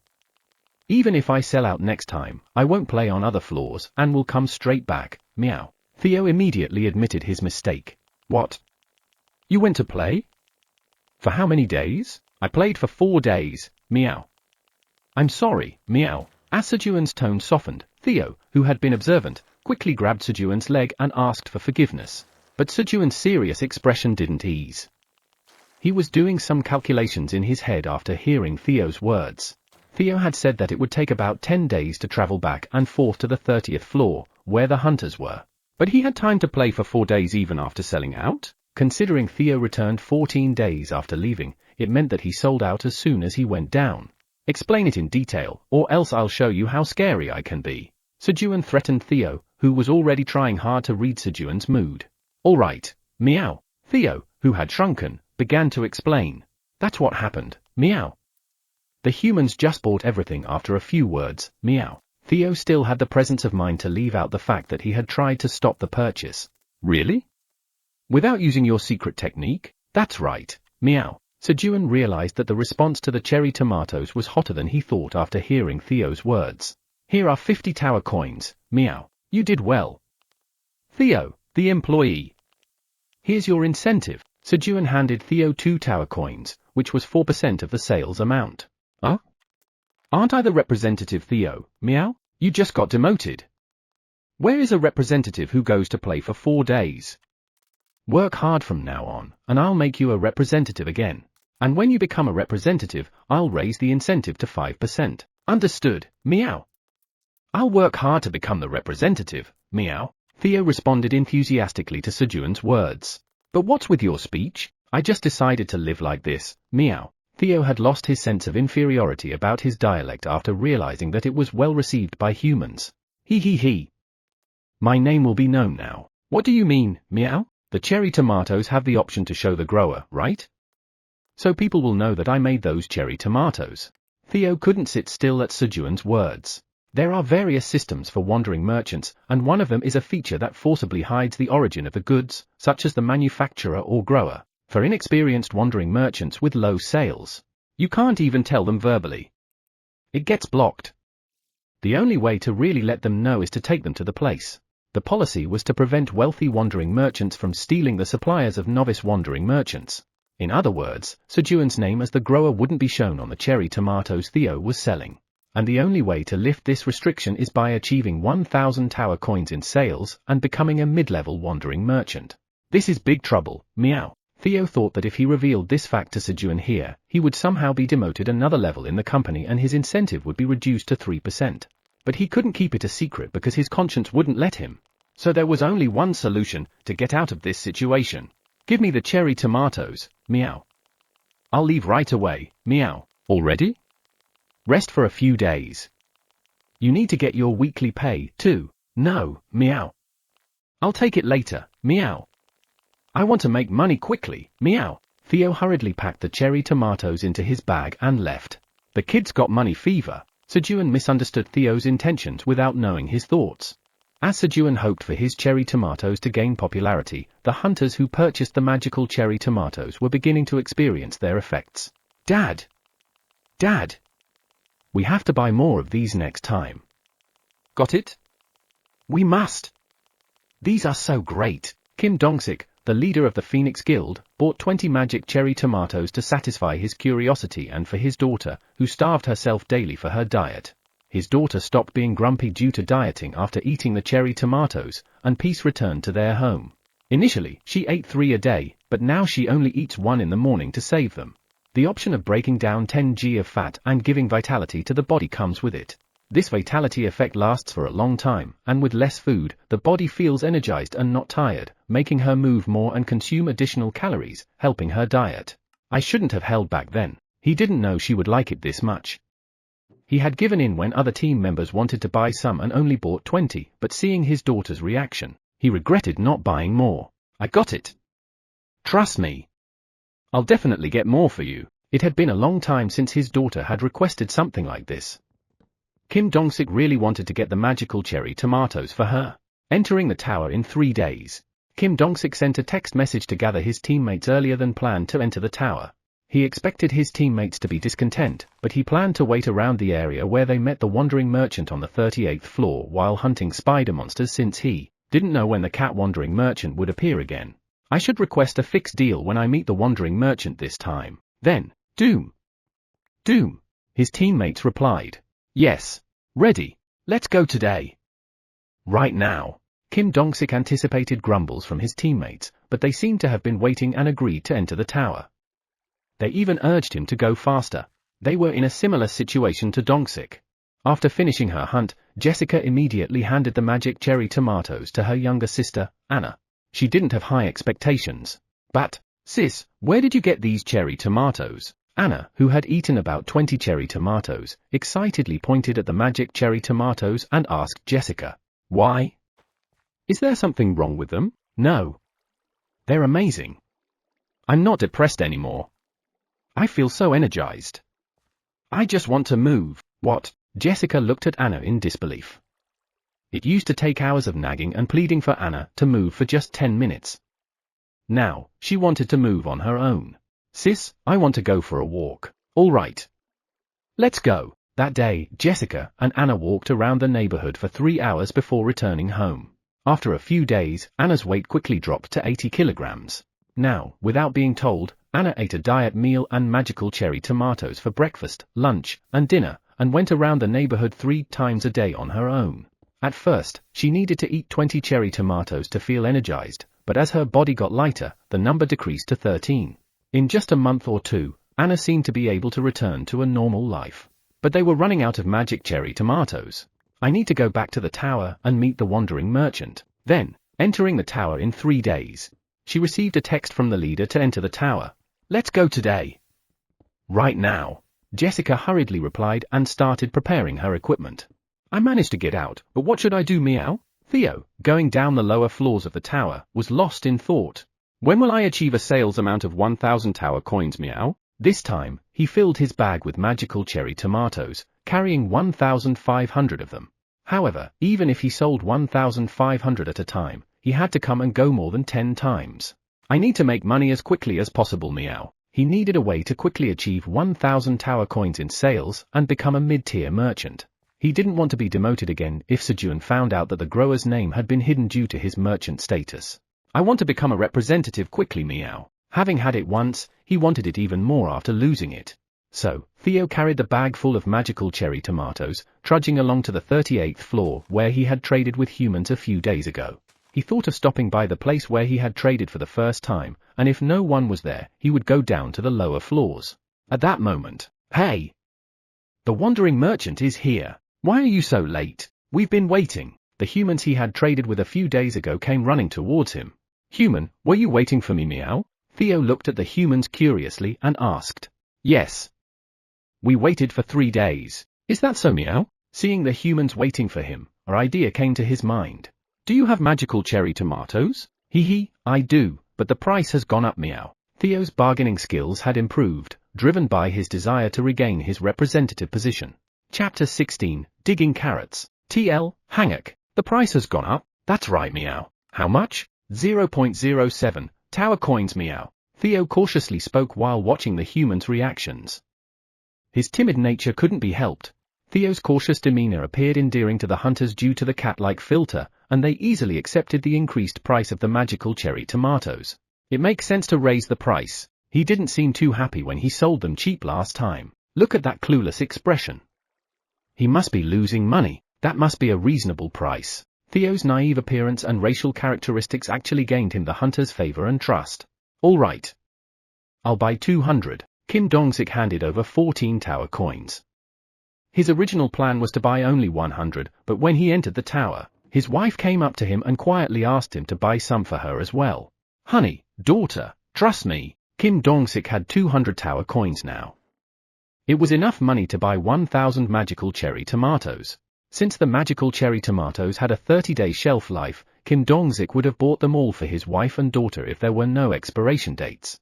Of course, other hunters were no different in their thoughts. "Oh, I want 500, I want 200, I want 400 too." As Kim Dong-sik took the lead, Jessica and the other hunters quickly put out their money and began to announce the quantities they wanted to buy. And then, "Sold out, meow. All 1,500 magical cherry tomatoes I brought today are sold, meow." The last hunter who called for 400 could only buy 250. "When will you come next time?" At Kim Dong-sik's question, all eyes turned to Theo. They wanted to trade again next time. Especially those hunters who couldn't trade this time were even more focused. They had to buy next time since they couldn't buy this time. Will you be waiting here next time, meow? Yes, then it will be about 10 days from now, meow. There was no time to rest if he wanted to become a mid-tier wandering merchant before being caught by Sejun. All right.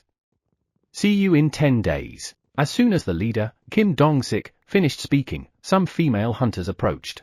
Kitty, can we take a picture together? My name is not Kitty, it's Theo, meow. Oh, your name is Theo. Theo, can we take a picture together? If you do, I'll give you this. The female hunters held out a wet pouch. What's that, meow? It's called churu to the power of 1. You peel it like this and lick it. Is that so, meow? It smells nice, meow. And so, Theo took photos with the female hunters and received churu in return. Day 149 of being stranded. He. Today, as usual, Sejun ate breakfast, hummed a tune, and harvested the cherry tomatoes. You have harvested ripe magical cherry tomatoes. Your job experience increases very slightly. Your proficiency in harvesting LV2 increases very slightly. You have gained 10 experience points. Swoosh! The sound of white rabbits watering the crops and bang! Thud! The sound of the black rabbit hitting the wall pushed away the silence in the cave along with Sejun's humming. Then, peep peep! A strange sound began to echo. Ooh! Squeak! Bang! Not only Sejun, but the other rabbits also looked puzzled at the unfamiliar sound, looking towards where it was coming from. The beehive of the poisonous honeybees that had been staying indoors for days, causing concern. 10 bees, the size of a thumb, were flying around the beehive. Baby poisonous honeybee. So, they were raising babies. Sejun finally understood why the poisonous honeybees hadn't left their hive. A moment later, buzz. The poisonous honeybee also came out of the hive.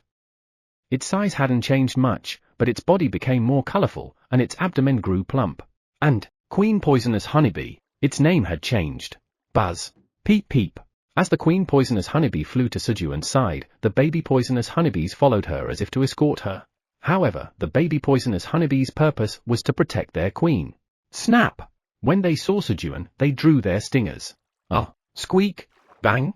When Sejun and the rabbits were taken aback by the baby poisonous honeybees' actions. Buzz! Buzz! The queen poisonous honeybee stopped and started scolding the baby poisonous honeybees with strong wing beats. Fortunately, after the queen's discipline, the baby poisonous honeybees understood that Sejun wasn't an enemy and put away their stingers. And then, rub rub. The queen poisonous honeybee rubbed her body against Sejun to show affection, and as she started to suck honey, peep peep, rub rub rub. The baby poisonous honeybees also followed the queen poisonous honeybee, rubbing their bodies against Sejun to show affection, and then sucking honey from the cherry tomato flowers like the queen. In this way, Sejun's cave family grew.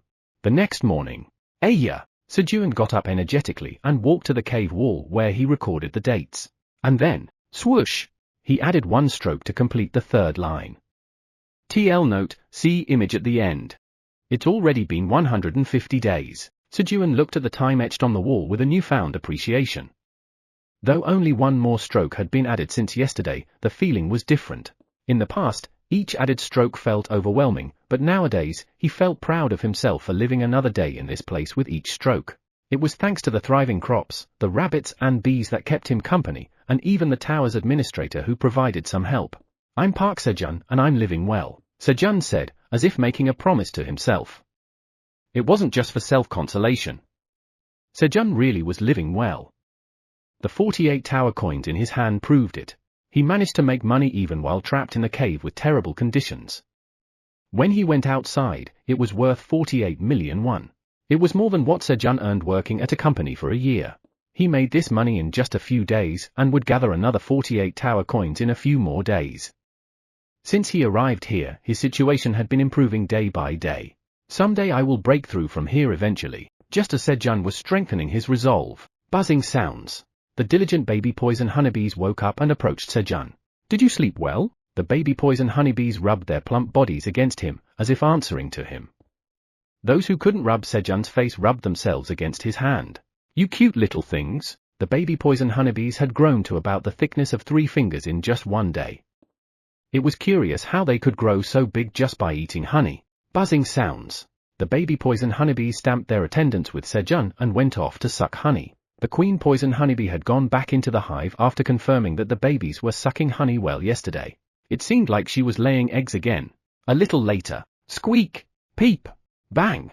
The rabbits came out of the burrow and gave Sejun a lively morning greeting. Right. Hello, the day started energetically again. Today, Sejun had one more task in addition to harvesting cherry tomatoes in the afternoon. It was teaching the black rabbit how to swim. The black rabbit, who had been able to hunt piranhas on his own a few days ago, leveled up again yesterday and became so cocky that he walked into the pond on his own and almost drowned. The black rabbit was unaware that he was like a fish out of water. If Sejun had been a little later in noticing how quiet it was and going to the pond, the black rabbit would have been torn apart by the piranhas. That's why Sejun decided to teach the black rabbit how to swim. So after lunch, the black rabbit stood in front of a small pond with leaf earplugs Sejun had made to prepare for the blue moon. Are you ready? Bang! The black rabbit answered energetically. All right, let's start with kicking. Sejun gently held the black rabbit's body and immersed it halfway into the water. Now, straighten your body and kick. Bang! Splash, splash. Following Sejun's instructions, the black rabbit kicked the water hard. Hey! You're splashing everywhere. You should kick underwater. Bang! At Sejun's words, the black rabbit immediately corrected his kicking. And as soon as Sejun let go, paddling, the black rabbit quickly swam forward, reaching the end of the small pond in no time. Well done. Now let's practice breathing. A little later, paddling, paddling. The black rabbit mastered Sejun's swimming class and leisurely swam around the small pond. The black rabbit, who mastered swimming in just one day, began hunting piranhas while swimming the next day. And the sixth blue moon approached. The rabbits had already gone into their burrows and closed the entrance, and the poison honeybees had also entered their hive and blocked the entrance. The little monsters seemed to avoid the blue moon in this way. The tower administrator asked for one of the crops infused with the energy of the blue moon this time. All right. Lately, there were no threats, and the tone wasn't as rude as before, so Sejun gladly agreed. And on the 152nd day of being stranded, as the date changed, the blue moon began, and a blue light descended through the hole in the cave ceiling. In anticipation of the monster's roar, Sejun, who had prepared earplugs and cherry tomatoes, held his breath and watched the corner of the cave for any changes in the crops. How much time had passed? SSSSS. A blue light began to form on 5 cherry tomato trees. 5 magical cherry tomatoes containing the energy of the blue moon were being completed. Wow! Sejun stared in awe at the mysterious and beautiful sight. And around the time the energy of the blue moon began to be contained in the cherry tomatoes, SSSSS, a blue light formed on 1 carrot stem. Who?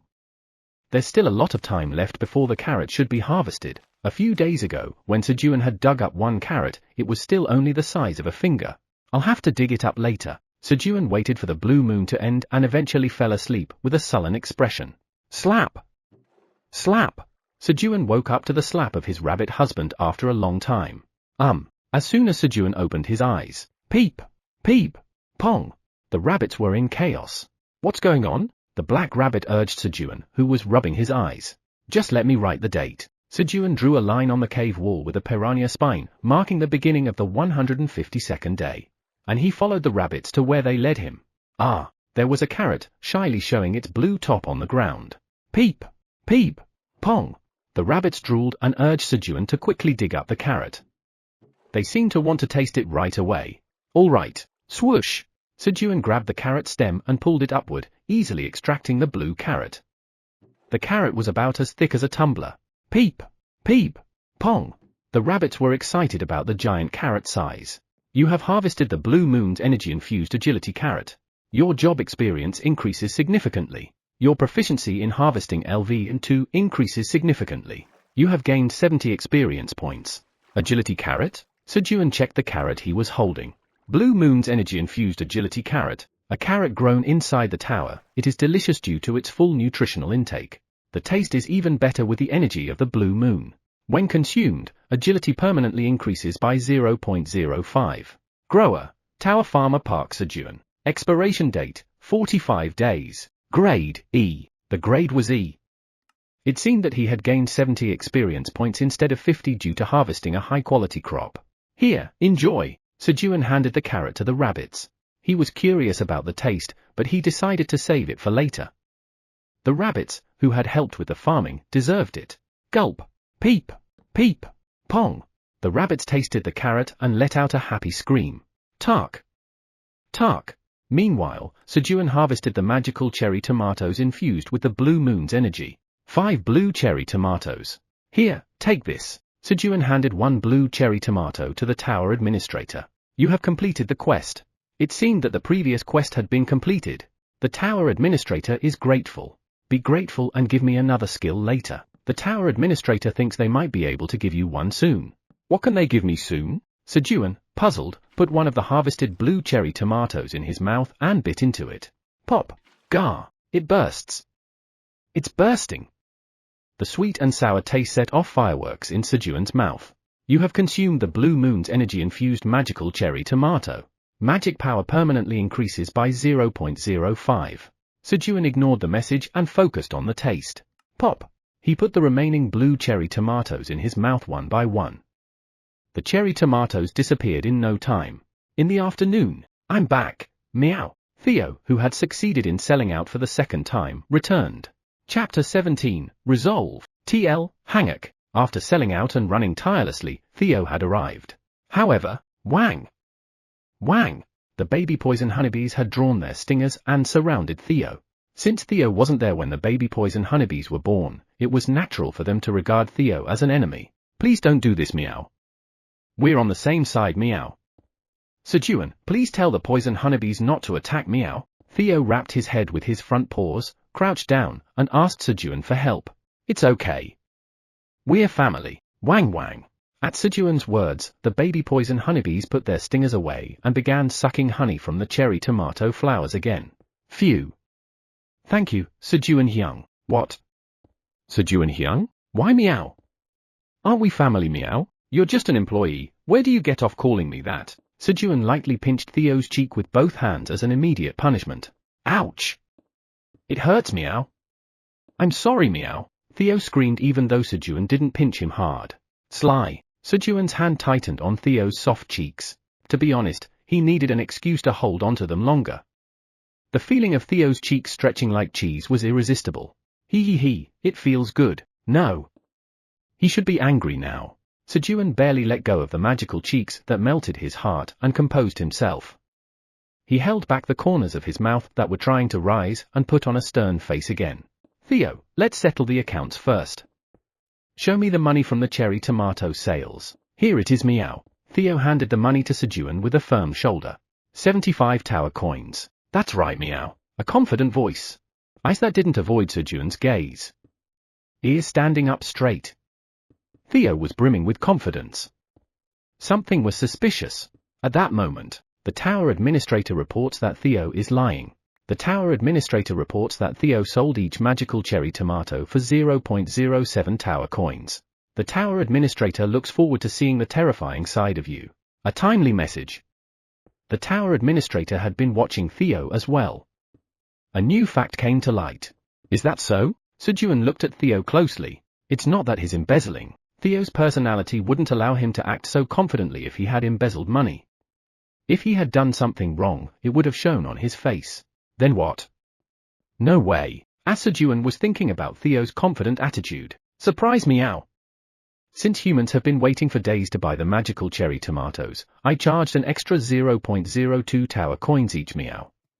Did I do well? Theo took out an additional 30 tower coins and said, aiming for a dramatic effect by unexpectedly taking out more money. However, here's your incentive. Sejun, who had already learned the information, was not surprised.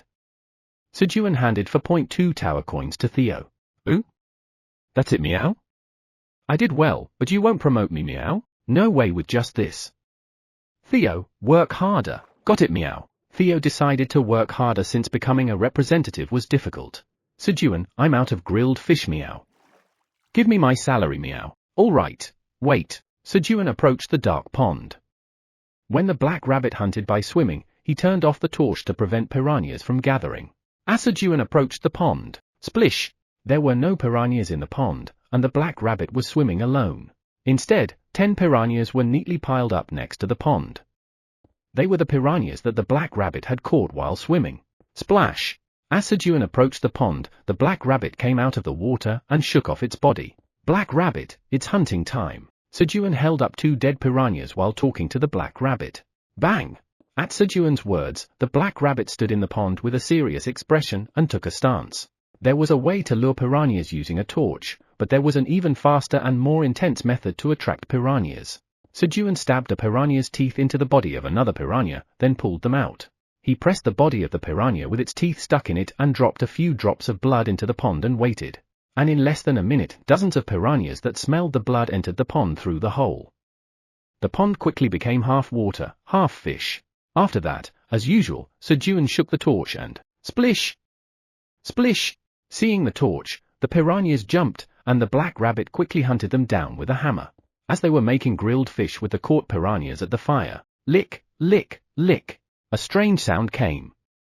Sejun looked to where the sound was coming from and saw Theo busily licking something. Theo, what's that? This, meow? It's churu, meow. Churu? Where did you get that? I got it from humans by taking pictures with them, meow. This one is tuna flavored, and Theo started bragging, taking out the churu he had received, sorted by flavor. They were all churu. All of them. There was nothing for himself. Dealing with people and only bringing back churu. Chirp, chirp, chirp. Eating something delicious alone. Somehow, it made him angry. Churu confiscation. Sejun confiscated all the churu he had taken out. Who? Why, meow? I got these by taking pictures with humans, meow. When the churu was confiscated, Theo strongly protested with foam in his mouth. Even innocent Theo was becoming defiant. Churu really was cat-specific drugs. However, Sejun had a legitimate right to confiscate the churu. That's right. You got it through a trade by taking pictures, right? That's right, meow. Special Provisions 3. Party B cannot establish additional trade partners without Party A's permission. This is a clear breach of contract, Sejun said, showing the contract. Who? Is that so, meow? Yes. You secretly established additional trade. Theo was shocked by the fact that he had to lose his churu. Don't be too disappointed. Let's talk about our new trading method, Representative Theo. Who? Did I become a representative, meow? I'll let you be one for an hour. If you do well in future trades, I'll give you an hour-long Representative Theo pass. Sounds good, meow. Call me that again, meow. Representative Theo. He he he. One more time, meow. Representative Theo. Theo was happy to sit in the Representative Fest seat, even if just for an hour. Theo quickly took a seat on Sejun's lap. I want to eat churu too, meow. All right. Sejun took out a churu and offered it to Theo. Lick, lick, lick. Being fed was a nice perk of being a representative. As Sejun stroked Theo's head, who was completely won over, they talked about a new business using Theo's picture rights. It seemed like there would be a way to bring in things from outside the tower sooner than expected. There are two ways for items from outside to enter the tower. One is through vanishing. At this time, you can bring the items you are holding directly into the tower. However, you don't know when or where you will be vanished, and since you are summoned to the first floor, the trade is already over there. The other is when an awakened hunter enters the tower with the items. When a hunter enters the tower, they can only bring in about 1 kilogram of outside items. Tower items, are excluded from the weight limit. And when they leave, they can take items without restrictions. When hunters usually enter the tower, they bring simple things like a hunter's smartphone called a hunter phone and simple instant food. Hunter phones are essential items for hunters because, in addition to the features of existing smartphones, they also had solar charging functions that took into account the always sunny environment of the tower and the ability to communicate with team members in close range. Although we can't bring much due to the weight limit, we can at least bring some simple seasonings or coffee. Do you understand? Employee Theo? Who? What are you talking about? And why am I suddenly Employee Theo? As Sejun's hand stopped, Theo, who was dozing off while eating churu, asked. Your 1 hour is over. Already? Theo, disappointed, took the remaining churu and left Sejun's lap. Theo had misunderstood sitting on Sejun's lap and being petted as a privilege of being a representative. Next time, bring something useful, and you'll be Representative Theo again. Got it, meow. At that moment, Theo, how can you go up to the 38th floor without fighting monsters? Sometimes, he was curious, but tried not to care. He didn't want to care about the outside.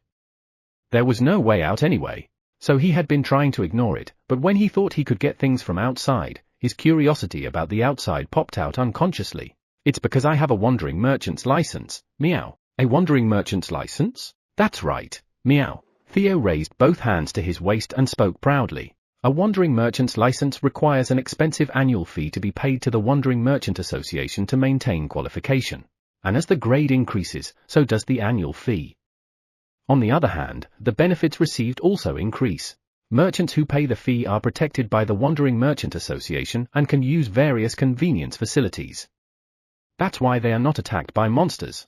So, Theo, can you bring hunters here? That's impossible, meow. Monsters only don't attack wandering merchants, meow. Besides, hunters cannot use merchant routes, meow. Merchant routes? That's right, meow. It's a shortcut that merchants take, meow. A wandering merchant's license is required for merchant routes, meow. A shortcut? That's right, meow. It's impossible to get here from the 38th floor in just 5 days without using the merchant route, meow. What floor is this? Sejun asked, then realized he shouldn't have asked. It's the 99th floor, meow. Theo answered with a bright voice. What? In the end, he found out what he least wanted to know. Here is the 99th floor, meow. Didn't you know, meow? Theo kindly repeated his answer and even confirmed it, just in case Sejun had misheard. Theo went down to the 38th floor in just 5 days, which relieved Sejun. He thought that if Theo, who couldn't use waypoints like hunters, could travel back and forth in just 10 days, this place wouldn't be far from the 38th floor. So he asked without much thought, and it completely hit the sore spot. His enthusiasm for the new business deal had disappeared. While Sejun was spacing out for a moment, Sejun. My weekly salary is burning. Theo, who was quietly licking the remaining churu, urgently called Sejun when he smelled the burning fish. Ah. Oh, Sejun came to his senses at Theo's cry. I can't lose focus. Nothing has changed. It's just knowing which floor this place is on. Sejun comforted himself and took out the grilled fish from the fire. He got a slight burn on his hand while doing so, but he didn't even know it hurt. And he thought of another breakthrough. Theo, is it possible for me to become a wandering merchant? If Theo's words were true, it meant that one could safely descend the tower just by becoming a wandering merchant. However, Sejun cannot become one. Only beings born in the tower can become wandering merchants. Another block breakthrough. Damn it! Damn it dash! Sejun screamed in anger at the impossible reality. Hiccup! Why are a hiccup? You doing this? Startled by Sejun's scream, Theo hiccuped. The rabbits and the venom bees were no different. The rabbits raised their ears and looked at Sejun with wide eyes, while the venom bees flew around busily flapping their wings. Even the queen bee peeked her head out of the hive to see what was going on. Phew! Sorry for screaming. Sejun apologized to his cave family. Still, screaming helped calm his heart a bit. And Sejun made up his mind. I'll eat well and live well here. Chapter 18. Acquiring the beekeeping skill. TL, Hanguk. Sejun made up his mind. He would make this place his home. With that determination, Sejun grilled the remaining piranhas for Theo. Crackle! Crackle! Watching the blazing fire, he thought. What do I need to live well? He didn't think of using the tower coins that appeared since he believed he would eventually leave this place. He thought that hunters would come to rescue him if he just waited a little longer. So, he didn't increase anything except for the crops and cave family. However, now that he decided to settle down here, he thought he needed to fix the inconveniences he had experienced one by one and explore the surroundings of the cave. Theo, are there any monsters near the cave? There aren't any nearby. As Sejun's mood brightened, Theo answered cheerfully. But there are some farther away. What kind of monsters are they? Crimson giant bears. Crimson giant bears? For some reason, he thought of the red-furred monster that tried to attack the cave during the third blue moon. It's a really scary creature. It glares at me every time I pass by, Theo said, shivering. Going out of the cave was still dangerous. But the situation will change in about a month. Sejun looked at the 732 rapidly growing cherry tomato trees and felt a sense of pride. Soon, thousands of flowers would bloom on the cherry tomato trees. As more flowers bloom, the queen poison bee will lay more eggs, and the number of poison bees will increase dramatically. If that happens, if he can the increased number of poison bees patrol around the cave, he might be able to create a safe zone where monsters couldn't approach. And if I have the poison bees lift me using a rope made of green onion leaves, Sejun thought of a ways to leave the cave. Fortunately, the magical cherry tomatoes had broken down the fat, so he didn't have any belly fat.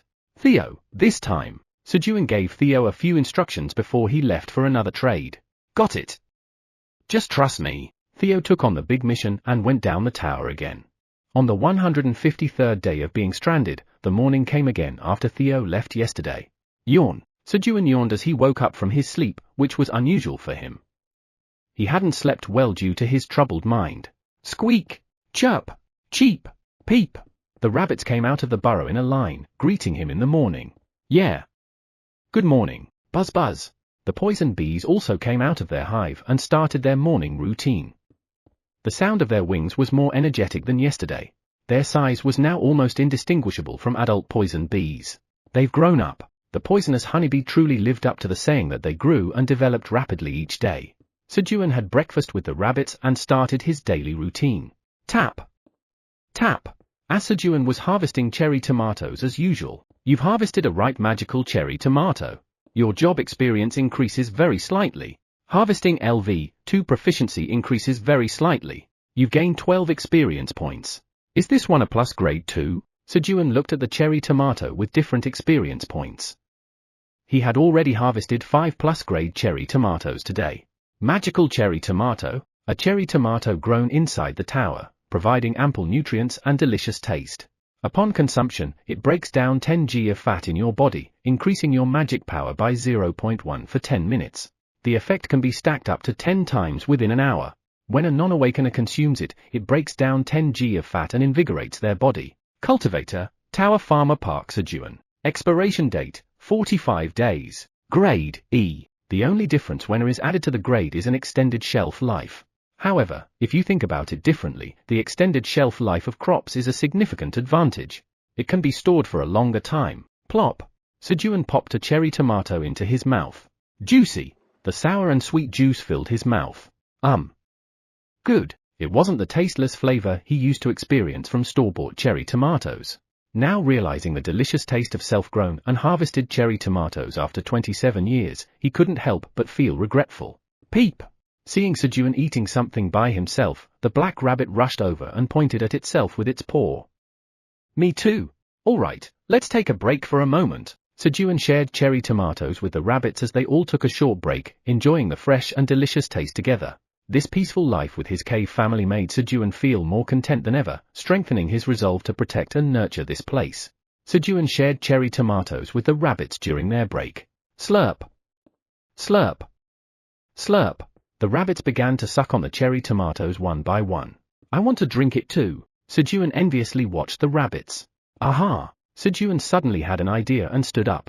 He grabbed a tumbler and started to squeeze cherry tomatoes into it. Squeeze dash.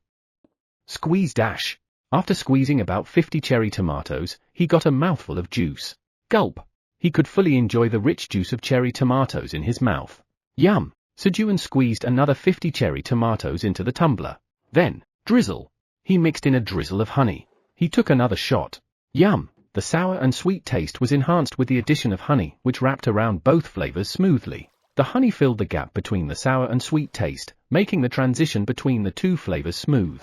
It's delicious. At this moment, all his worries and concerns disappeared. Peep! Peek! Peep! The rabbits looked at Sejun's face and offered their cherry tomatoes to add honey. All right. Sejun carefully dripped a drop of honey onto each cherry tomato without letting it spill. Slurp. Slurp. Slurp. The rabbits' eyes widened as they ate the cherry tomatoes with honey.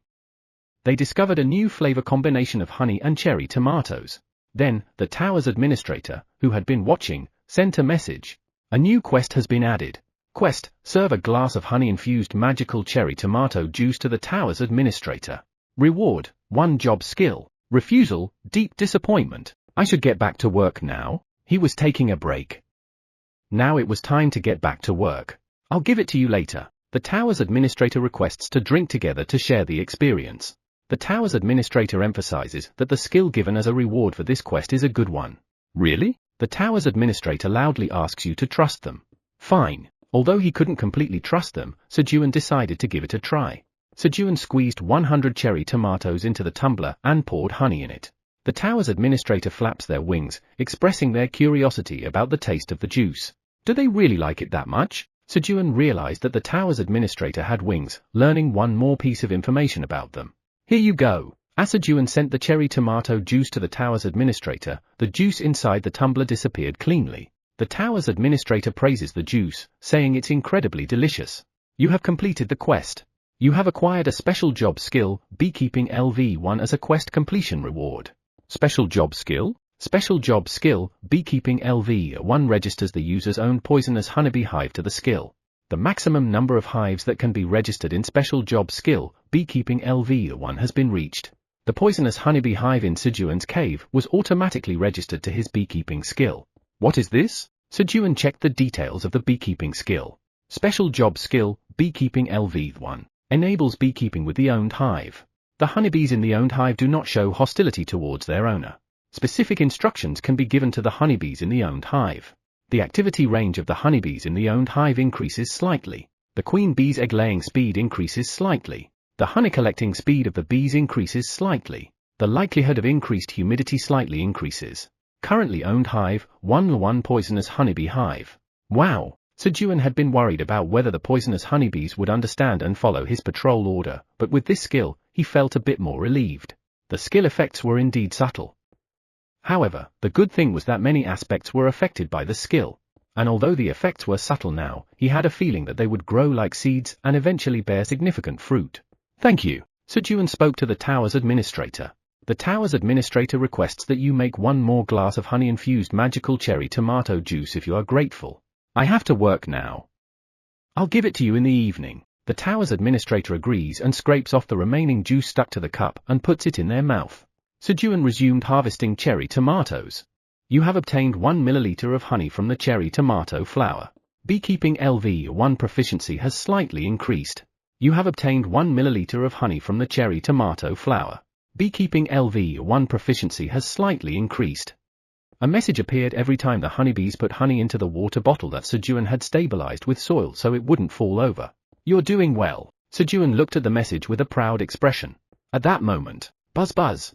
5 new baby honeybees appeared from the beehive. Perhaps due to the skill effect, the baby honeybees did not take out their stingers even though they were seeing Sejun for the first time. And then, whir, buzz buzz. The baby honeybees began to suck honey following the adult honeybees. As a result, the honey production increased by about 20 milliliters. Though only a little bit at a time, the situation in the cave was gradually getting better. While Sejun was watching the baby honeybees working hard to suck honey, squeak, squeal, boing, boing. Excited rabbits gathered in the carrot field and called Sejun. The reason for the rabbits to be excited in the carrot field was obvious. It was the carrots. Are they already ripe? When Sejun went to the carrot field, several carrots seemed ready to be picked as they revealed their orange bodies above the soil. Finally, it was time to harvest the carrots. Squeak, squeal, boing. The rabbits looked at Sejun, blowing out hot breaths. With intense gazes, the rabbits were saying, "We are ready. We're prepared to eat." All right. With a tug, Sejun grabbed the carrot stem and pulled it upward, and the orange carrot came out smoothly. This time, the carrot was thinner than the one harvested during the blue moon. Still, with a thickness of about 3 fingers, it was an excellent carrot. You have harvested the agility carrot. Job experience has slightly increased. Harvesting LV2 proficiency has very slightly increased. You have obtained 10 experience points. Sejun checked the carrot's options. Agility carrot. A carrot grown inside the tower that is delicious due to fully absorbing nutrients. Upon consumption, it breaks down 10 g of fat in the body and increases agility by 0.1 for 10 minutes. The effect can be stacked up to 10 times within an hour. When non-awakeners consume it, it breaks down 10 g of fat and improves eyesight. Cultivator, Tower Farmer Park Sejun. Expiration date, 30 days. Grade, E. Alright. Having checked the options, Sejun handed the carrot to the rabbits. Wiggle wiggle. The rabbits shook their heads and urged Sejun to eat. They had eaten the blue moon-infused carrots first, and they seemed to feel sorry for eating this one first as well. However, drip, drip, drip, as they drooled. Eat first. I can eat later. When Sejun urged them again. Squeak, squeal, boing. The rabbits collectively bowed in gratitude and took the carrots from Sejun's hand. Was this really something to bow for? Sejun hurriedly picked more carrots and handed them out to each rabbit. Munch munch. The rabbits started eating the carrots they held in their arms eagerly. The taste of the carrots must have been delightful, as smiles never left the rabbits' faces. Sejun, too, watched the happy rabbits, rinsed a carrot in water to remove the dirt, and took a bite. Crunch! With a refreshing sound, the unique flavor of carrots spread in his mouth. And then, munch! Munch! The sweetness that came out with every bite was so delicious. Boing! The black rabbit held its carrot and sat next to Sejun, pressing his plump belly against Sejun's side, as if asking, is it delicious? Yes. Sejun gave a thumbs up in response. On the 153rd day of being stranded, they were able to eat carrots every day. Chapter 19. Planting potatoes. TL, Hanguk, day 154 of being stranded, morning. Swoosh! Sejun got up and drew a line on the cave wall. At that moment, buzz, whiz, the sound of wings from behind. The poisonous honeybees were already up and sucking honey. They had been collecting honey diligently lately, as it seemed like the poisonous honeybee queen had started laying eggs again. As Sejun was watching the poisonous honeybees, peep, squeak, bang, the rabbits energetically greeted him and lined up out of the burrow. In their hands, each held a carrot that they had left unfinished from yesterday's meal. The carrots were about the same size as the rabbits, so the rabbits had eaten half of a carrot until they were full yesterday. It was amazing how they could fit that much in their stomachs. However, as the rabbits looked at the remaining carrots, they felt a sense of regret that they wouldn't be able to eat them all at once. They carried the carrots back to their burrow and brought them out again in the morning. The size of the carrots they brought out seemed to have decreased significantly since they went in, so they must have eaten them at night as well. Hop! Hop!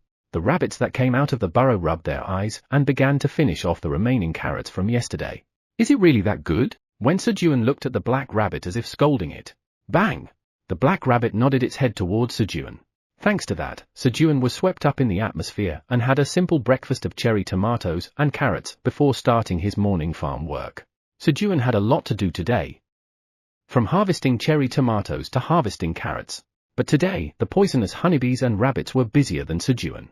The poisonous honeybees became busier as the distance they had to travel increased due to the blooming flowers in the newly planted cherry tomato field. And the rabbit couple sent their children out of the cave. Peep! Squeak! The children were made independent. The 6 rabbits who were kicked out of the house started to make their own burrows. Why do you have to be independent? Could it be? Are they up to that again? Sejun prayed it wasn't so. Since the grade of cherry tomatoes drops quickly if the harvest time is missed, Sejun quickly harvested the cherry tomatoes first.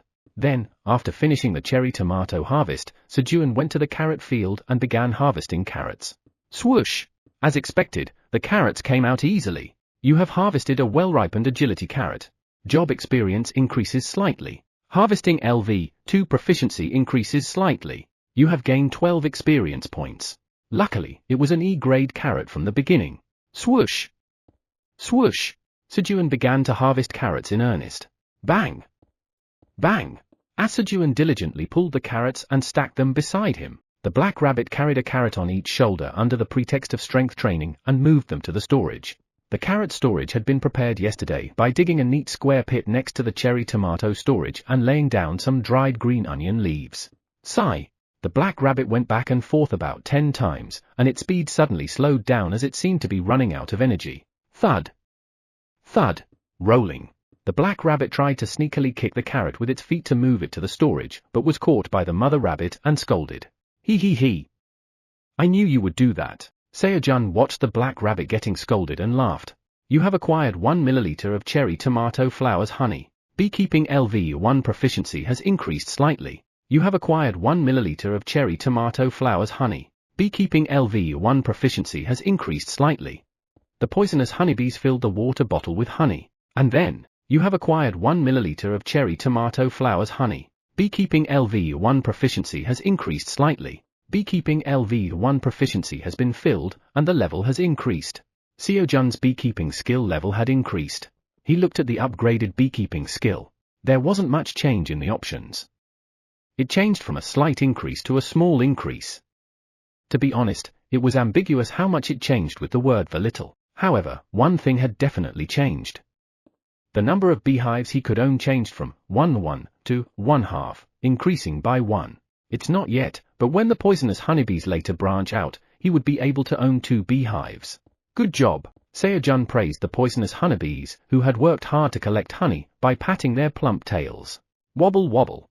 In the meantime, the black rabbit, who had been scolded by its mother and returned depressed, noticed Sejun patting the poisonous honeybees' tails. Blink! Blink! The black rabbit also stuck out its buttocks to Sejun, as if saying, if it's a plump buttocks, I'm not losing either. All right. Sejun patted the black rabbit's buttocks, and they had a brief healing time together, eating carrots. And then, where are you going? After the break, Sejun caught the black rabbit, who was sneakily trying to escape to the pond, and made it carry carrots again. As Sejun was getting fired up for carrot harvesting again, you have harvested a well-ripened agility carrot. Job experience has increased slightly. Harvesting LV2 proficiency has increased slightly. You have gained 10 experience points. You have leveled up. You have acquired 1 bonus stat point. Sejun's level had increased to level 10. He raised his health with the bonus stat point. As his health increased, his body felt a little lighter. A quest has been generated. What's going on? Don't you see I'm busy? Sejun complained to the tower administrator without checking the message content. The tower's administrator feels unfairly accused that it's not him. Who? It's not you? Sejun checked the quest message more carefully. Job quest, expand the farm by more than 50 square meters. Reward, level 11, 10 tower coins, 1 additional job trait. Come to think of it, it seemed familiar. The job quest at level 10. He needed to pass that quest to gain a new job trait and move on to the next level. Other hunters' quests usually involved hunting down a few monsters, but his quest was different since he was a farmer. Expanding the farm should be easy. It wasn't difficult for Sejun, who had already expanded the farm several times. It just meant more work. The tower's administrator says he's disappointed. Sorry. I'll make cherry tomato juice for you later. Sejun appeased the tower's administrator. Then he hurriedly finished harvesting the carrots and started making a new field. As the rabbits dug with their shovels, Sejun planted cherry tomatoes. He ended up planting too many cherry tomatoes, but since cherry tomatoes were the only thing he could plant at the moment, he had no choice. He barely finished planting the cherry tomatoes just before bedtime. He planted 1,000 cherry tomato seeds. Since he was doing it, he went a little overboard, and the scale increased slightly. The quest has been completed. You have reached level 11 as a quest completion reward. You have acquired 1 bonus stat. You have acquired 10 tower coins as a quest completion reward. You have acquired 1 job trait as a quest completion reward. With this job trait, you can gain experience points every time you create a 1 pyong field or paddy field.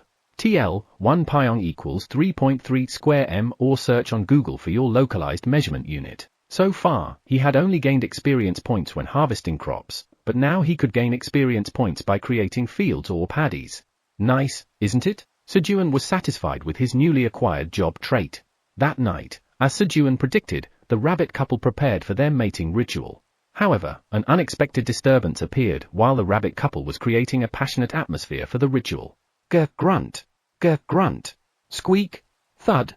Hearing the strange noises echoing in the cave late at night, the rabbits thought a monster had invaded and rushed out of the burrow. And then, phew. Realizing that the noise was Sejun snoring due to his exhausting labor, they had to return to the burrow. Inadvertently, Sejun had interrupted the rabbit couple's mating ritual. Day 155 of being stranded. Today was an important day when the seed store opened again. As soon as Sejun woke up, he drew a line on the wall and went to the pond to wash his face. Squeak, whine, wail. The rabbits came out with tired faces, as if they hadn't slept well. What's wrong? What did you do without sleeping? Squeak, whine, wail.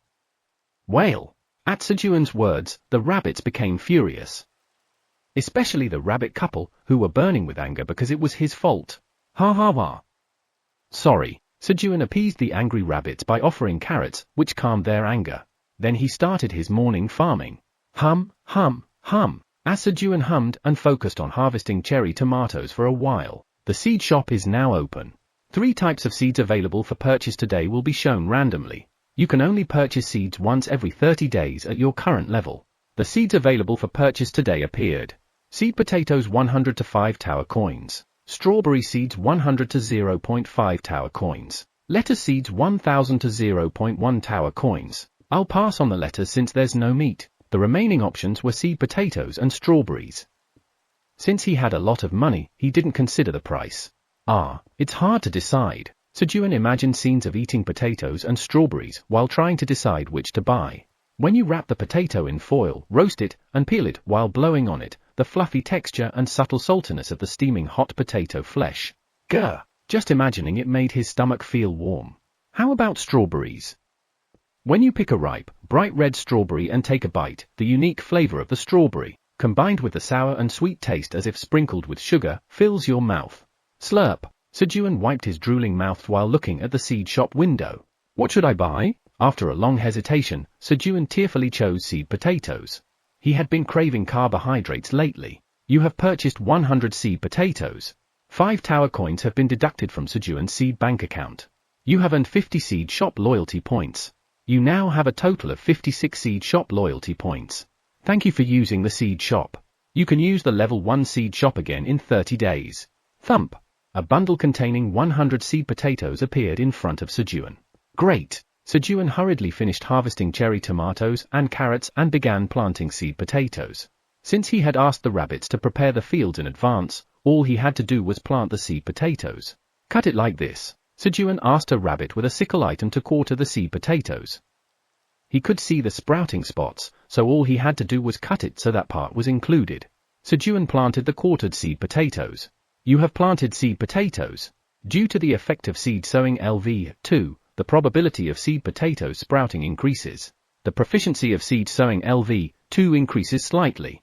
Sejun planted all 400 seed potatoes in just an hour. He had now become completely proficient in his work. Swoosh!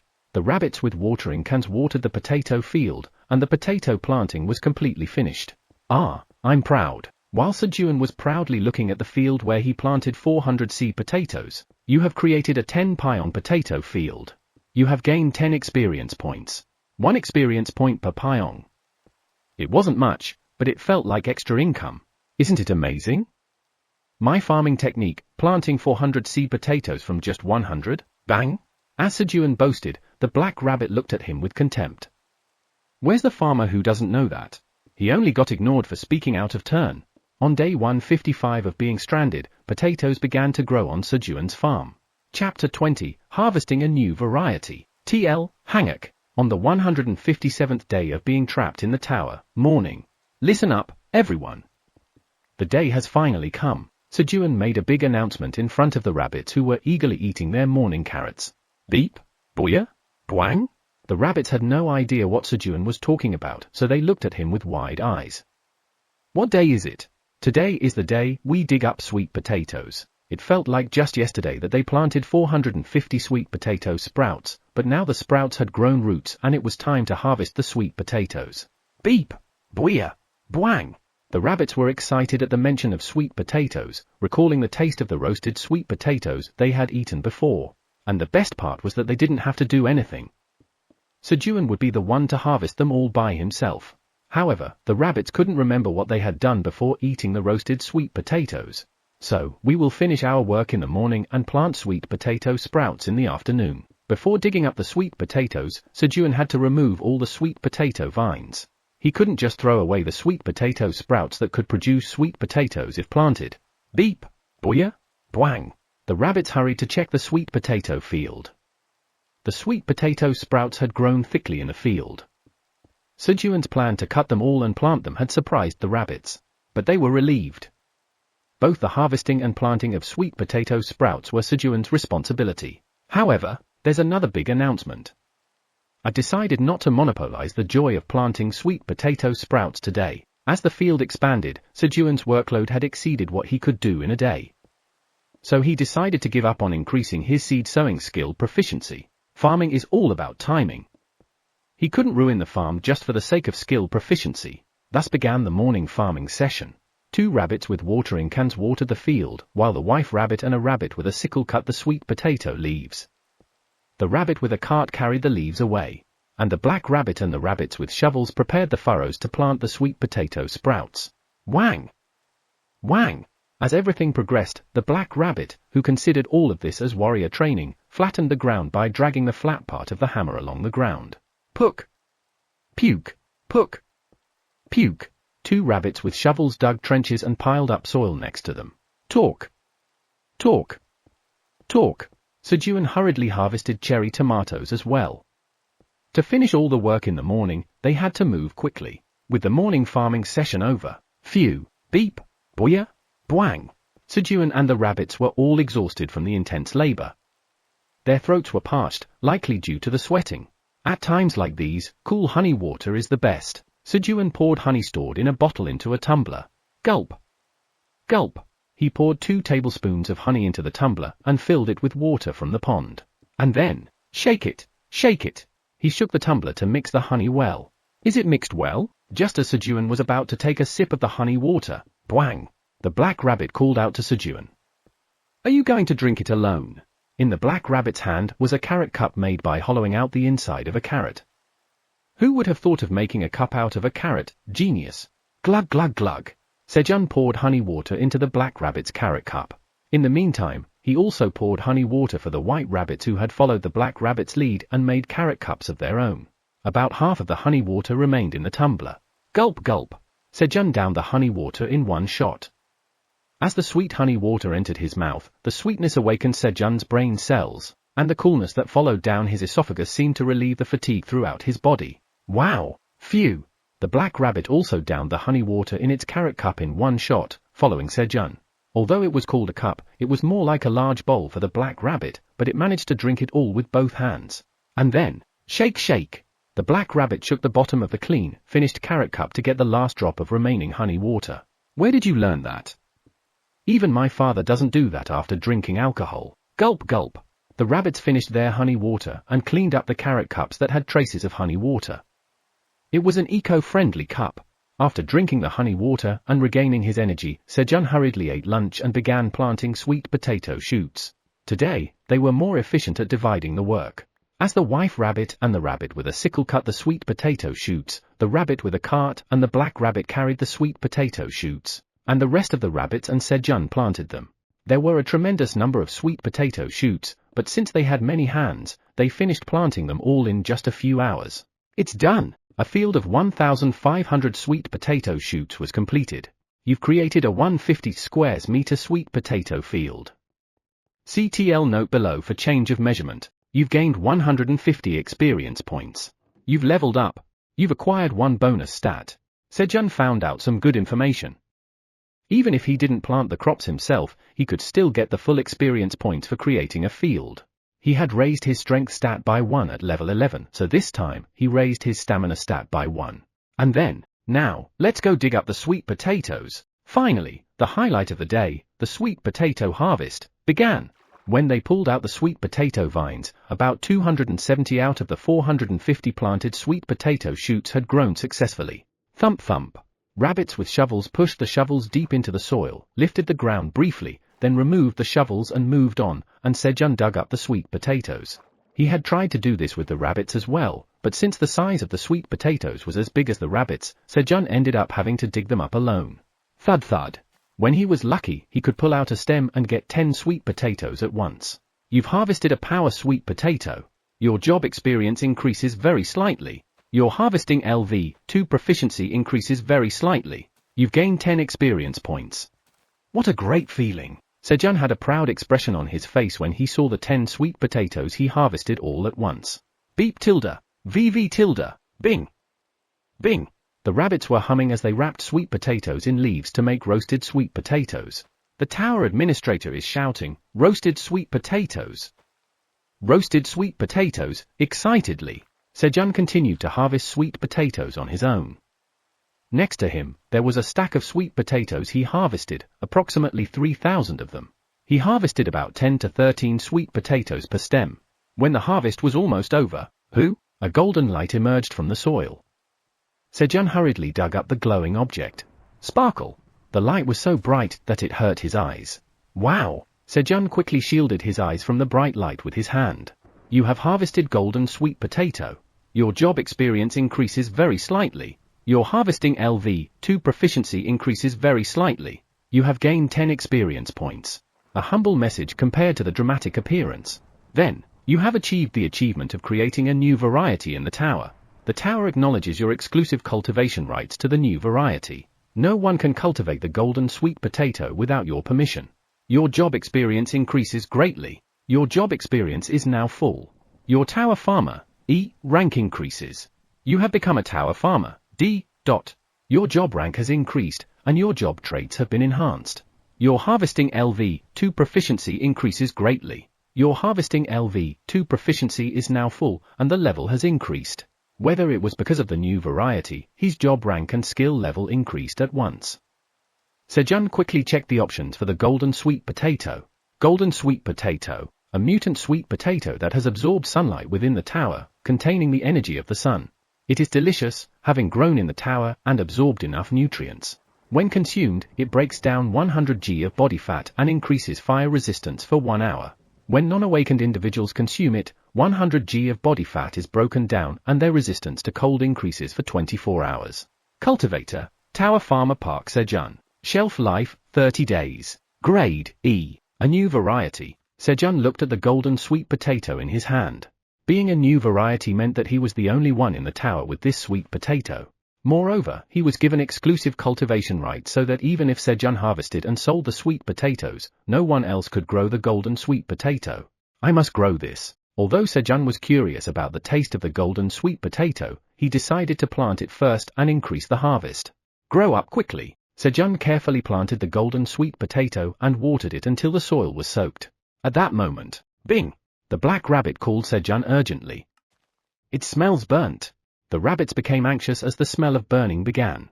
Okay, let's go. The rabbit stared at the sweet potatoes in the fire with eager eyes as Sejun approached the bonfire. However, the smell hadn't fully ripened yet.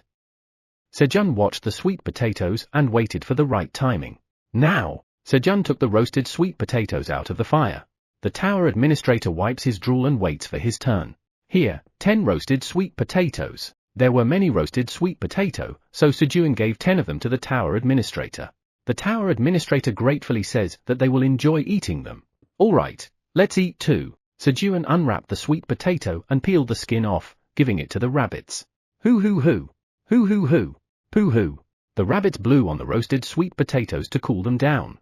Then, the rabbits began to eat the roasted sweet potatoes. Peek! Bwap! Bang! The rabbits cheered in delight from the sweetness of the roasted sweet potatoes.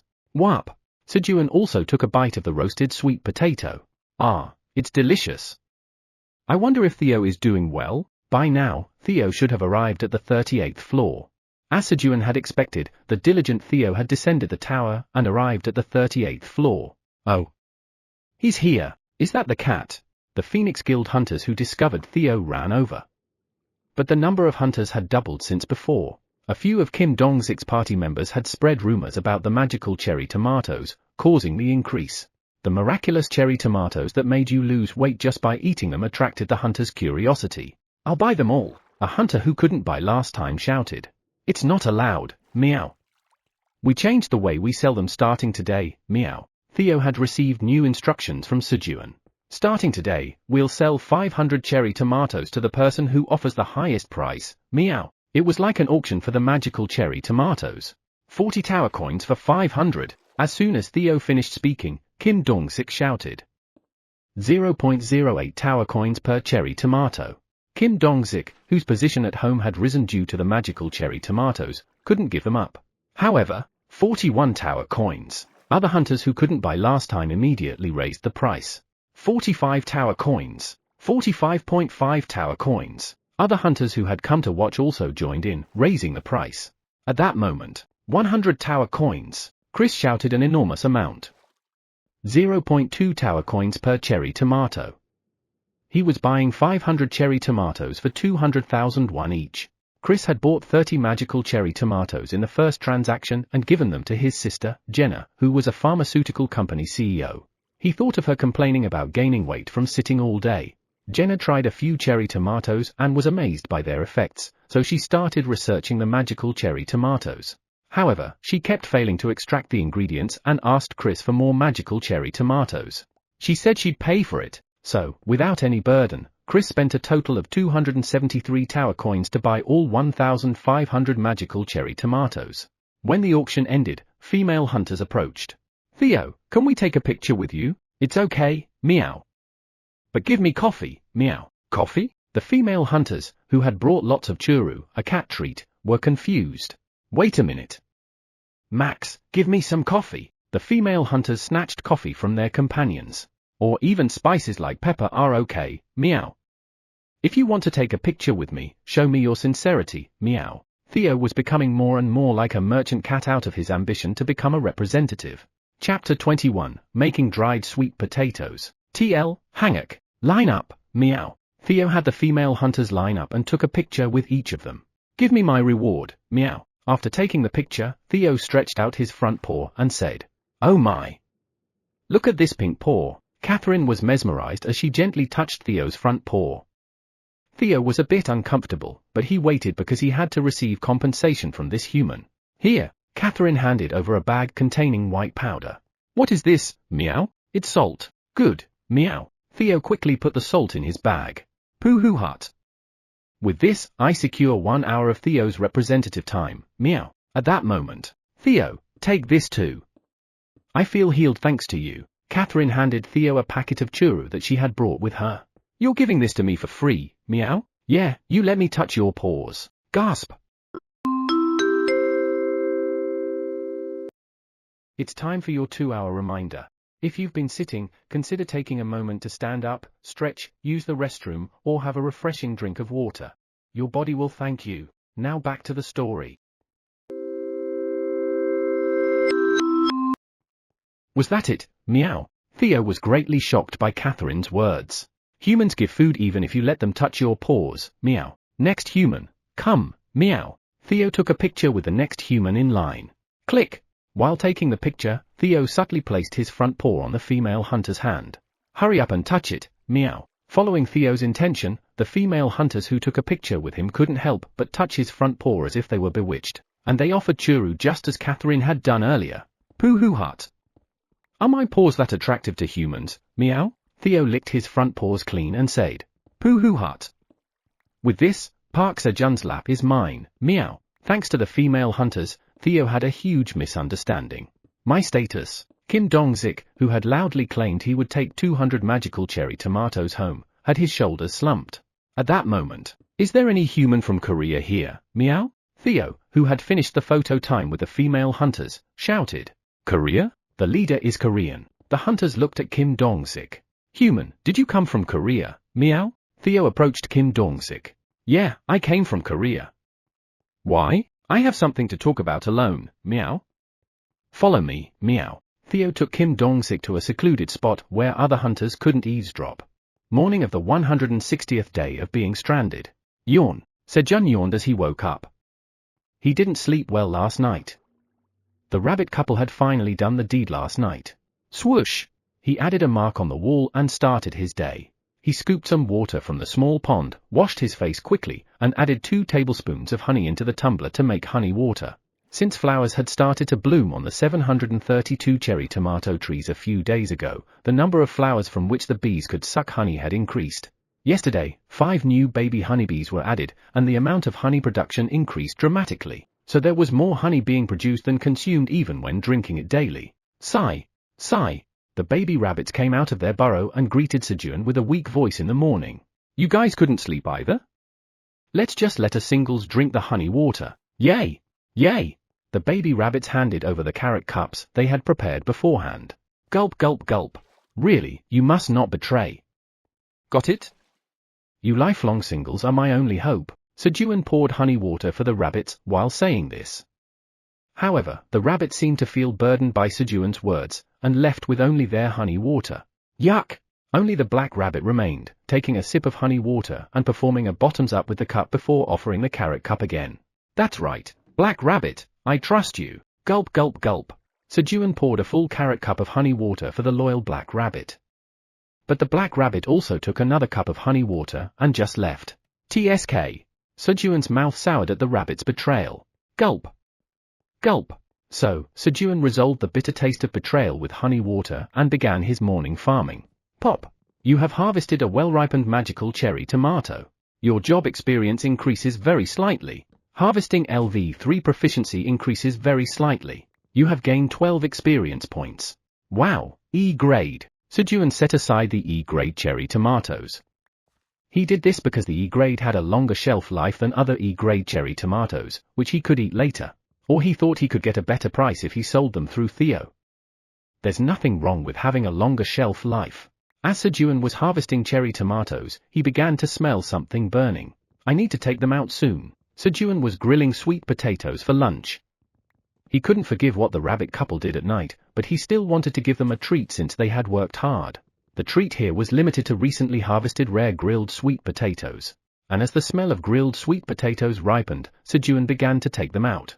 But there were quite a lot to take out. A whopping 50 grilled sweet potatoes. No matter how much the rabbit couple needed a treat, it was too many. Then, squeak! Squeak! The rabbit couple came out of their house happily. Let's eat! Yay! Yay! At Sejun's shout, the rabbits rushed to eat lunch. Squeak! Yay! The rabbits ate their fill of grilled sweet potatoes and lay down with their bellies full. The rabbits ate 3 grilled sweet potatoes. They tried their best, but they couldn't eat as much as they did with carrots. Ah, I'm full. Sejun also ate 2 grilled sweet potatoes and got up from his seat. The tower administrator asks if the remaining ones are all mine. I already gave you 5 earlier. I have separate plans for these. The tower administrator is disappointed. Wait and see. I'll let you eat something new. The tower administrator nods at your words and looks forward to it greatly. Sejun talked to the tower administrator and then peeled the remaining roasted sweet potatoes. And then, can you cut this for me? Sejun asked the white rabbit holding a sickle to cut the roasted sweet potatoes into pieces about the size of a pinky finger. The black rabbit was asked to lay the sliced sweet potatoes on dried leaves without stacking them. Now all we have to do is dry them well. The roasted sweet potatoes were basking in the warm sunlight, turning into dried sweet potatoes. 75th floor of the tower. Theo arrived at the merchant district where the wandering merchant's headquarters were located. This time, he wasn't here to play but to run errands for Sejun, who asked him to buy a few things. Pot, ladle, bowl, spoon, dagger. Pot. Theo walked through the shopping area, muttering the items Sejun asked him to buy, so he wouldn't forget. Sejun, who didn't trust the gullible Theo, only asked him to buy the 5 most essential and inexpensive items first. Welcome. Theo entered a general store, picked up the necessary items, and brought them to the store owner. The pot is 1 tower coin, the ladle 0.2 tower coins, the bowl 0.3 tower coins, the spoon 0.1 tower coins, so the total is 1.6 tower coins. Give me a discount. Meow. Then I'll give it to you for 1.5 tower coins. Discount more. Meow. Customer, we're giving it to you at the lowest price we can. I understand. Meow. Theo responded and then promptly turned to leave without hesitation. I give up.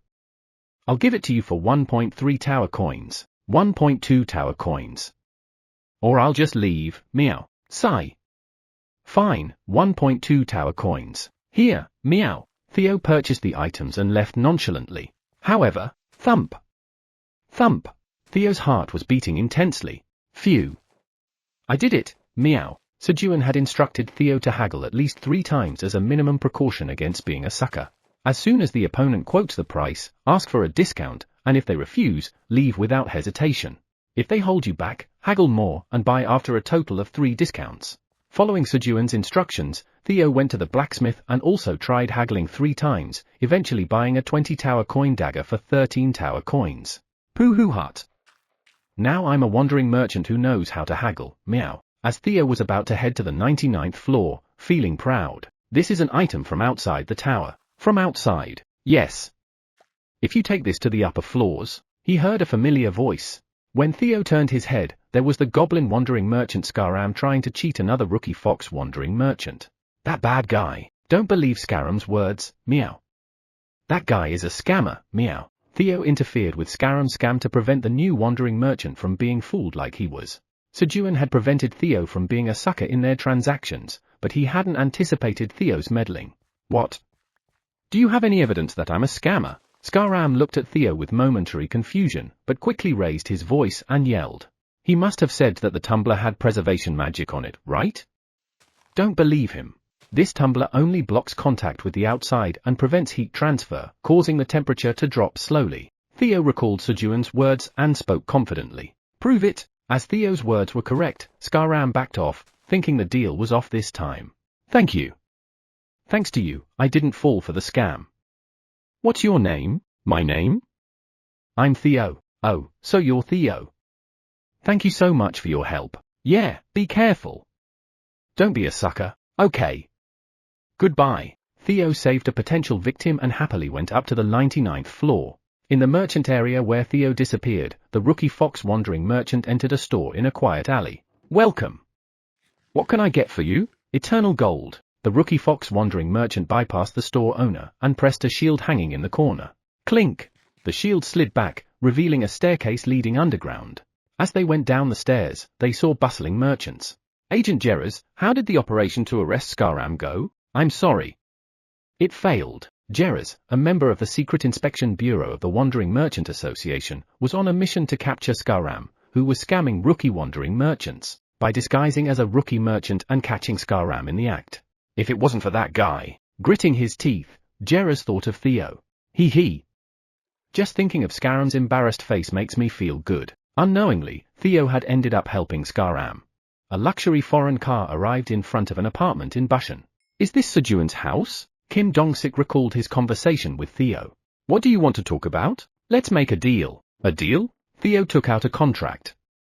The contract made in the tower was also enforceable outside, making it a commonly used method of trading. Kim Dong-sik examined the contract, which contained content Sejun had already prepared. Deliver 50 million won to Park Sejun's family at New World Apartment 305, Building 701 in Soseji-yu, Bushan. That's right. And you have to tell Sejun's family that he's doing well. The reward is 200 magical cherry tomatoes and 50 tower coins. Theo took out the cherry tomatoes he had set aside. I'll do it, Kim Dong-sik, who needed 200 magical cherry tomatoes, shouted. But who is Park Sejun? Park Sejun is an amazing man. He saved my life on the 40th floor. That's why I'm running errands for him. Theo's conversation was scripted with Sejun. What? The 40th floor? Thus, the rumor of an unofficial genius hunter who reached the 40th floor was created. If I become friends with such a hunter's family, it will be helpful later. Kim Dong-sik took out a Korean beef set from the trunk and entered the apartment. And then, ding dong. Kim Dong-sik pressed the doorbell of Sejun's house. Chapter 22. Delivering well wishes to the family. TL, Hanguk. Who is it? A young man's voice came from behind the door. I've come on behalf of Mr. Park Sejun. What? Mom, honey. The inside of the house became noisy at Kim Dong-sik's answer. What's going on here? As Kim Dong-sik was wondering if he should break the door down and go in. Clink. The door lock opened. And, sorry for making you wait. Please come in. A man in his 20s opened the door from the other side. Sejun's younger brother? Kim Dong-sik entered the house with a gift set of Korean beef. The house showed signs of age, but it was warm and well maintained. In the living room, there was a man in his 50s who looked similar to the man who opened the door. Sejun's father. It seemed that Sejun's mother was in the master bedroom due to the earlier commotion. I'd like to formally introduce myself. I'm Kim Dong-sik, the leader of Team 5 in the Phoenix Guild. What? The Phoenix Guild? Tadadadak. Sejun's younger brother, Sedol, hurriedly began searching on his smartphone. Members of a guild like Phoenix would each have appeared on TV and been interviewed at least once. They were famous figures, especially the leader. If he was a leader of a Phoenix Guild team, there would be tens of thousands of photos of him on the internet. And after finishing his search, Sedol alternated between looking at the smartphone's photo and Kim Dong-sik's face. Yes. It's true. This is really Kim Dong-sik, the leader of Team 5 in the Phoenix Guild. Then, Sejun is. Of course, my brother is. It seemed that Sejun's family was misunderstanding the situation. I've come to deliver this on behalf of Mr. Park Sejun. Kim Dong-sik hurriedly handed over an envelope to clear up the misunderstanding. However, Sejun, Hyung, it led to an even bigger misunderstanding. It's not a will. It's 50 million won. What? Sedol quickly pulled out the contents of the envelope. What came out of the envelope was a dazzling check with 50 million won written on it. Mr. Park Sejun asked me to tell his family that he's doing well. And this is my gift. Kim Dong-sik offered the Korean beef gift set. Is our Sejun really doing well? Yes, he's doing well. Thank you, honey. Sejun's father, Park Chun-ho, quickly snatched the check from Sedol's hand and ran to the master bedroom. After Sejun sent a message saying he had entered the tower, his family requested the Korean Awakened Association to check if Sejun was still inside the tower when he didn't return for over 3 months. However, as there was still no contact after 2 months, they began to think negatively. In that situation, when Kim Dong-sik said he came on behalf of Sejun, they misunderstood that he had come to deliver the news of his death. A moment later, Park Chun-ho, who had gone into the master bedroom, came out with his wife, Kim Mi-ran. Thank you. Our Sejun is really okay, right? But why hasn't he come out? Because of the quest, he can't come out. Auntie, you don't have to worry, Kim Dong-sik confidently answered. The quest was an idea that Kim Dong-sik had come up with spontaneously. Occasionally, there were quests in the tower where, if you left the tower, the quest would be invalidated. Moreover, he had a brief conversation with Sedel, who said that it had been just over 5 months since Sejun entered the tower. In 10 years, no hunter had reached the 40th floor of the tower, and Sejun had reached it in just 5 months. He was a genius of the ages. Kim Dong-sik began to have more and more fantasies about Sejun's talent. Then, he also noticed Sedel. Sedel had a good physique, and if his older brother had such incredible talent, there was a high likelihood that the younger brother also had talent. He was tempted. He wanted to personally give Sedel a ticket to awaken his powers. However, he didn't do so since he didn't know what Sejun might think. Becoming a hunter provides opportunities to gain fame and money, but to achieve that, one has to risk their life. That's why many hunters didn't recommend their family members to become hunters. Without permission, awakening Sedel's powers could worsen their relationship. Then, I'll get going. No, please at least have a meal before you go. No, I came straight here after leaving the tower. My family is waiting. Oh, I'm sorry for holding you up. Please be careful on your way. All right, I'll be going now. Kim Dong-sik left Sejun's family and exited the house.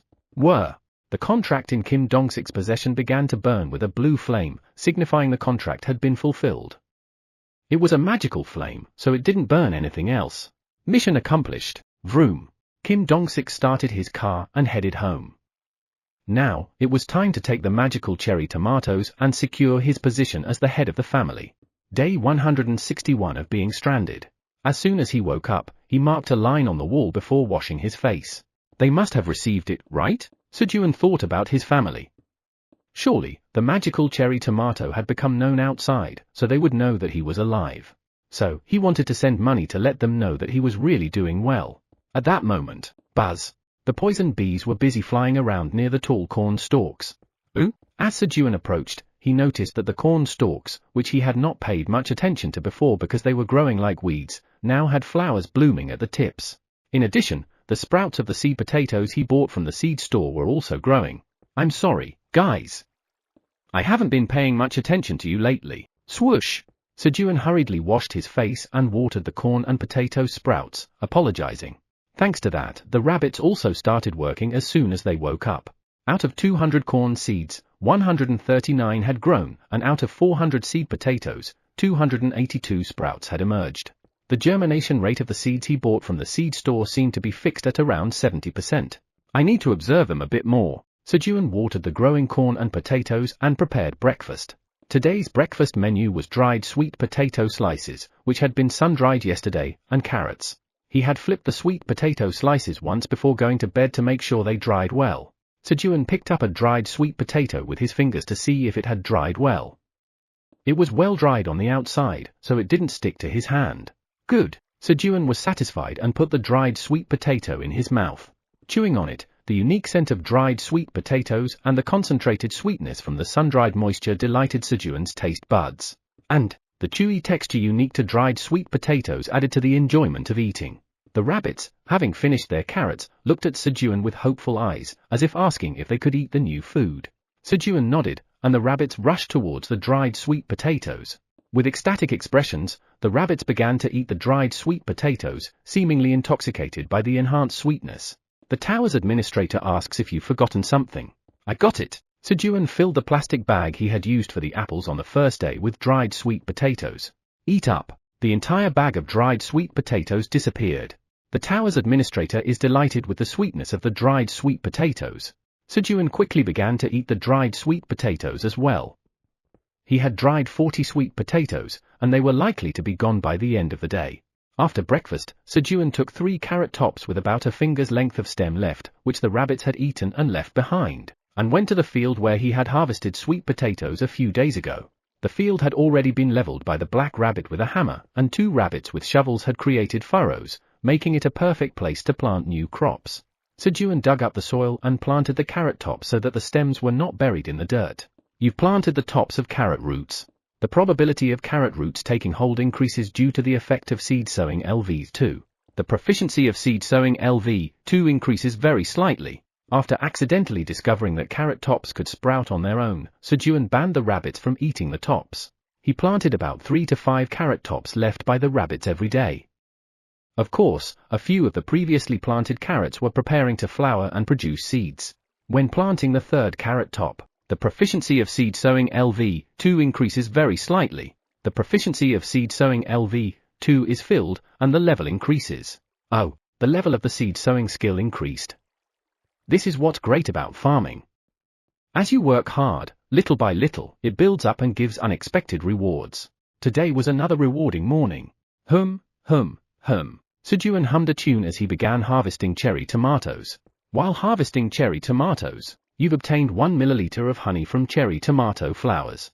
The proficiency of beekeeping LV2 increases slightly. You've obtained 1 milliliter of honey from cherry tomato flowers. The proficiency of beekeeping LV2 increases slightly. Why isn't there any honey from cornflowers? Sejun clearly saw the poisonous honeybees busily coming and going to the cornflowers, but there was no message saying that he had obtained cornflower honey. Is there no honey in the cornflowers? As Sejun wondered if there was honey in the cornflowers. Bing! Bing! The black rabbit approached triumphantly. See this? I leveled up. It seemed that he had caught piranhas and leveled up again. At this rate, isn't he a piranha butcher? Ooh? Sejun noticed a dried sweet potato dangling from the black rabbit's hip as it walked. It seemed to have stuck to the rabbit while it was eating earlier. Poo-ha-ha-ha. Were you saving this for later? Sejun removed the dried sweet potato that was stuck to the black rabbit's hip. Dadook! It felt like something was being torn off. Bing! The black rabbit screamed, perhaps because it stung. Tears welled up in the black rabbit's eyes as if it really hurt. Ah! Looking at the dried sweet potato in Sejun's hand, black fur was stuck all over it. Sorry. Bing! The black rabbit lay down on Sejun's lap with a tormented expression. It hurts, so pat me quickly. Okay. Thump. Thump. Thump. Sejun patted the black rabbit's plump buttocks and took a brief break. And just when he was about to get ready, tuck! Before the poisonous honeybee entered the hive, it placed something that looked like a yellow candy in Sejun's hand. You have acquired 10 g of cornflower pollen clumps. The proficiency of beekeeping LV2 has slightly increased. Cornflower pollen clumps? It seemed that the poison honeybees were coming and going to the cornflowers because of this pollen instead of honey. Sejun put the cornflower pollen clump from his hand to his mouth to examine it. Smooth. As soon as it entered his mouth, the cornflower pollen clump melted in his saliva like cotton candy. It's sweet. As Sejun smiled. Tuck. Tuck. Tuck. You have acquired 10 g of cornflower pollen clumps. The proficiency of beekeeping LV2 has slightly increased. The poisonous honeybees placed 1 cornflower pollen clump each in Sejun's palm and went back to their hive. Before he knew it, Sejun's one hand was full of 15 cornflower pollen clumps stacked high. As Sejun put another cornflower pollen clump in his mouth to savor the taste. I'm back. Meow. Theo returned after finishing the third sold-out event and Sejun's errand. Chapter 23. Appraising items. TL, Hanguk, the great black dragon, Elin Pratani, had been in a great mood lately. The human who had entered her lair due to her own mistake turned out to be a blessing in disguise. I want to brag, but I have to hold back. She couldn't risk exposing her mistake. Krung. Krung. Krung. Elin hummed a tune as she went to the collection warehouse, where the Pratani family had stored items they had collected for generations. The warehouse was enchanted with a preservation spell, so the items inside would always maintain their current state. Creak. Elin opened the door to the warehouse. On the shelves inside were items worth billions once they were unleashed on Earth. Elin walked past the displayed items and stood in front of an empty shelf. Then, rustle. Rustle. She carefully placed her item on the shelf, making sure it wouldn't break, and looked at it with pride. The newly added collection was labeled in Korean as Yosun washed apples. It was the bag of washed apples that Sejun had used to hold the dried sweet potatoes. The Yosun washed apples bag had earned the honor of occupying a spot in the collection room of the Pratani family, which boasted a history of millions of years. Hee. I should check what delicious food the human is making now. Elin left the warehouse and sat in front of the crystal ball, watching Sejun's cave. Oh. The cat merchant has returned. That cunning fellow just tried to deceive our human again. HMPH. The black dragon, Elin Pratani, stared intently at the crystal ball, wondering if Theo would deceive Sejun. Buzz. Announcing his arrival, Theo jumped down from the cave ceiling hole as soon as he heard the buzzing of the poison bees. "We're on the same side, meow," he shouted and ran, slipping into Sejun's clothes. Then, Theo poked his head out of Sejun's collar. "What? You're stretching my collar. Poisonous bees are scary, meow. Don't worry. They won't come." The adult poisonous bees told their offspring that Theo was on their side, so it was fine. "Phew, that's a relief, meow." Theo finally came out of Sejun's clothes after confirming the poisoned bees didn't pull out their stingers. "Did you do what I asked?" "Of course, meow. I completed all tasks and sold everything, meow," Theo answered confidently. "So, the contract to send news to my family went well?" "It should have, meow." "Here's the contract, meow." Theo handed the contract to Sejun. As Sejun grabbed the contract, at that moment, the contract burned with a blue flame, indicating it had been fulfilled. It meant that Sejun's well-being and 50 million won had been successfully sent to his family. "Good job. Let's settle our accounts first. Here it is, meow." 50 tower coins for the contract and 14.2 tower coins spent for the store errands, meow. Theo handed Sejun the amount spent and reported 208.8 tower coins. Sejun was surprised by the amount, which was more than double what he had expected. "I met a sucker this time and sold everything at a high price, meow." "What? If a sucker is called a sucker by Theo, how much of a sucker are they?" Not knowing the trading situation, Sejun was confused about whether to believe Theo's words. "All right, here's the incentive. It's originally 10.92 tower coins, but I'm giving a bit more." Sejun playfully handed over 15 tower coins to Theo. "Thank you, Sejun. And I have this too." Theo, seemingly wanting more praise, quickly stood up and shook out the contents of his bag. Thud. Seasonings, churu, and items Sejun had asked Theo to run errands for spilled out of the bag. "What's this?" Sejun carefully tasted the powder in a transparent bag. "Salty." A wave of saltiness filled his mouth. With this, grilled fish. Sejun was mentally simulating various ways to use the salt when Theo asked, "How is it?" Theo confidently climbed onto Sejun's lap. "Who? Am I a representative now?" Only then did Sejun come to his senses and pat Theo's head while examining the items Theo had spilled out. There were only 2 seasonings, salt and pepper, and 15 coffee mix packets. At a glance, it seemed like Theo could get about 21-hour representative coupons. "All right. I'll appoint you as the representative for 24 hours. Since Theo had taken care of his request without any issues, Sejun decided to spend a little more time. "Great, Representative Theo, good job." Sejun picked up a drop tuna-flavored churu, tore open the end, and held it out in front of Theo. Chomp, chomp, chomp. While Theo ate the churu, Sejun examined the items he had asked Theo to buy. Pot, ladle, bowl, spoon, dagger. They were items for cooking and eating. Sejun first picked up the pot to examine it. Cast iron pot. Made of cast iron, it's sturdy. The handle is wrapped in wood for comfortable use. Usage restrictions, none. Maker, private. Grade, D. Private? Sejun also picked up the ladle to examine it. Cast iron ladle. Made of cast iron, it's sturdy. The handle is wrapped in wood for comfortable use. Usage restrictions, none. Maker, private. Grade, D. The rest of the bowls and spoons were the same. All private. That's strange. Chew, chew, chew. Theo's churu eating speed slowed significantly as he observed Sejun's reactions. Sejun finally picked up the dagger to examine it. He intended to ask Theo why the maker was private after checking this item too. The dagger was heavier than Sejun had thought. Dagger. Usage restrictions, LV 10 or above, strength 5 or above. Maker, private. Grade, E. Ooh? Why are there question marks? Where there should have been a description of the item, there were only 3 question marks. Snap. Sejun, meeting the usage restrictions, gripped the dagger and cut some dried leaves laid out for bedding. Slice. Although thin, the dried leaves, which became as hard as wood when dry, were cut too easily. It seemed sufficient for cooking. Representative Theo, where did you get this? Who? I bought it from the blacksmith's lucky draw corner. Theo was flustered as Sejun asked about something other than the private maker. Lucky draw corner? That's right. The blacksmith was selling it at a discount, so I bought it there. The blacksmith owner told Theo to pick one from the lucky draw corner, a collection of equipment that they couldn't appraise when Theo asked for a knife to use while cooking. Give me a discount. Theo, having learned from Sejun, tried to bargain for a discount 3 times at the lucky draw corner and managed to reduce the price from 20 tower coins per draw to 13 tower coins, obtaining a single knife. Good job. It didn't matter what kind of knife it was. As long as it was cheap and worked. It was heavy, but as long as it cut well, that was enough. At that moment, the tower's administrator says that using unidentified items could cause trouble and offers to appraise it for you. Really? Then do it. A quest occurs. Quest, send the unidentified knife to the tower's administrator. Reward, none. If rejected, unable to appraise. An additional quest occurs.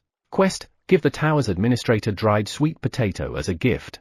Reward, appraised knife. If rejected, unable to receive the knife. Do we have to do this? The tower's administrator says that using a quest is necessary for the items to be sent and received. The tower's administrator strongly denies that they want to eat dried sweet potato. A strong denial is a confirmation, isn't it? The tower's administrator wipes away their drool. I knew it. The tower's administrator admits that while they have a little desire for dried sweet potato, it's also true that a quest is necessary. Fine. Sejun decided to have the knife appraised. Listening to the tower's administrator made him feel uneasy about using an item with unknown information, and giving away a few dried sweet potatoes wasn't a difficult task. I was going to give them more later, but this should be enough. Take it. The knife disappeared from Sejun's hand. You have completed the quest. The tower's administrator uses an appraisal skill on the knife. The tower's administrator says that, fortunately, it's not an item that causes harm.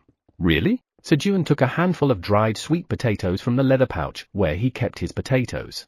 Here you go. As the dried sweet potatoes disappeared from Sejun's hand, the knife appeared. You have completed the quest. As a quest completion reward, you have acquired the appraised knife, Keen's training dagger. Keen's training dagger. The equipment now had a name. Then this must be a named equipment. Outside, the starting price for named equipment is in the hundreds of millions. Sejun hurriedly checked the dagger. Keen's training dagger. This is a dagger used for training by the Red Mountain Ranger Keens. It's heavy for a dagger, using black iron to give it a sense of weight. When crafting the dagger, a small amount of mithril is mixed in so that the sharpness lasts longer after being sharpened once. Usage restrictions, LV 10 or higher, strength 5 or higher. Creator, Blacksmith Revan, Black Hammer Dwarf. Grade, B. Skill, Proficiency Increase LV 1. Proficiency Increase LV 1. The proficiency of all skills used with this dagger increases by 5% faster. All information, including the information about the creator that was restricted by the Wandering Merchant Association due to the powerful appraisal skill used by the tower administrator, was revealed. Thanks to this, Sejun's thoughts of asking Theo about the creator disappeared. Chop chop chop. Theo's churu eating speed picked up again. He must have felt Sejun's good mood. And, Sejun Nim, please scratch my back too, meow. Theo boldly requested. All right, pat pat. Sejun, who was mesmerized by Keen's training dagger, scratched Theo's back and looked at Theo again with newfound appreciation. What's this? I thought this guy was just a pushover, but Theo had other talents. To have such a golden hand, no, a golden front paw. The world is indeed fair. Suddenly, Theo's front paws looked so pretty. Representative Theo, do you want more churu? Sejun touched Theo's plump front paw and asked. Of course, meow. Hurry up and give me more, meow. Theo arrogantly replied. Sejun had touched his front paw first, which he had been saving as his secret weapon. And then the voice full of affection followed. Foo hoot. As expected, Park Sejun, you're human after all, I knew you'd do this, meow. He fell for it. As expected, all humans kneel before his front paws, meow. What's this? This cheeky attitude?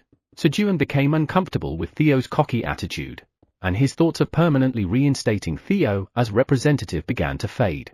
Theo missed the opportunity to become representative Theo right in front of him. Chop chop chop. Unaware that he had just missed the chance to become representative, Theo diligently licked churu. At that moment, a presence approached Theo, who was sitting on Sejun's lap, with discomfort. Piang! The black rabbit glared at Theo and shouted. That's my spot. What are you talking about, meow?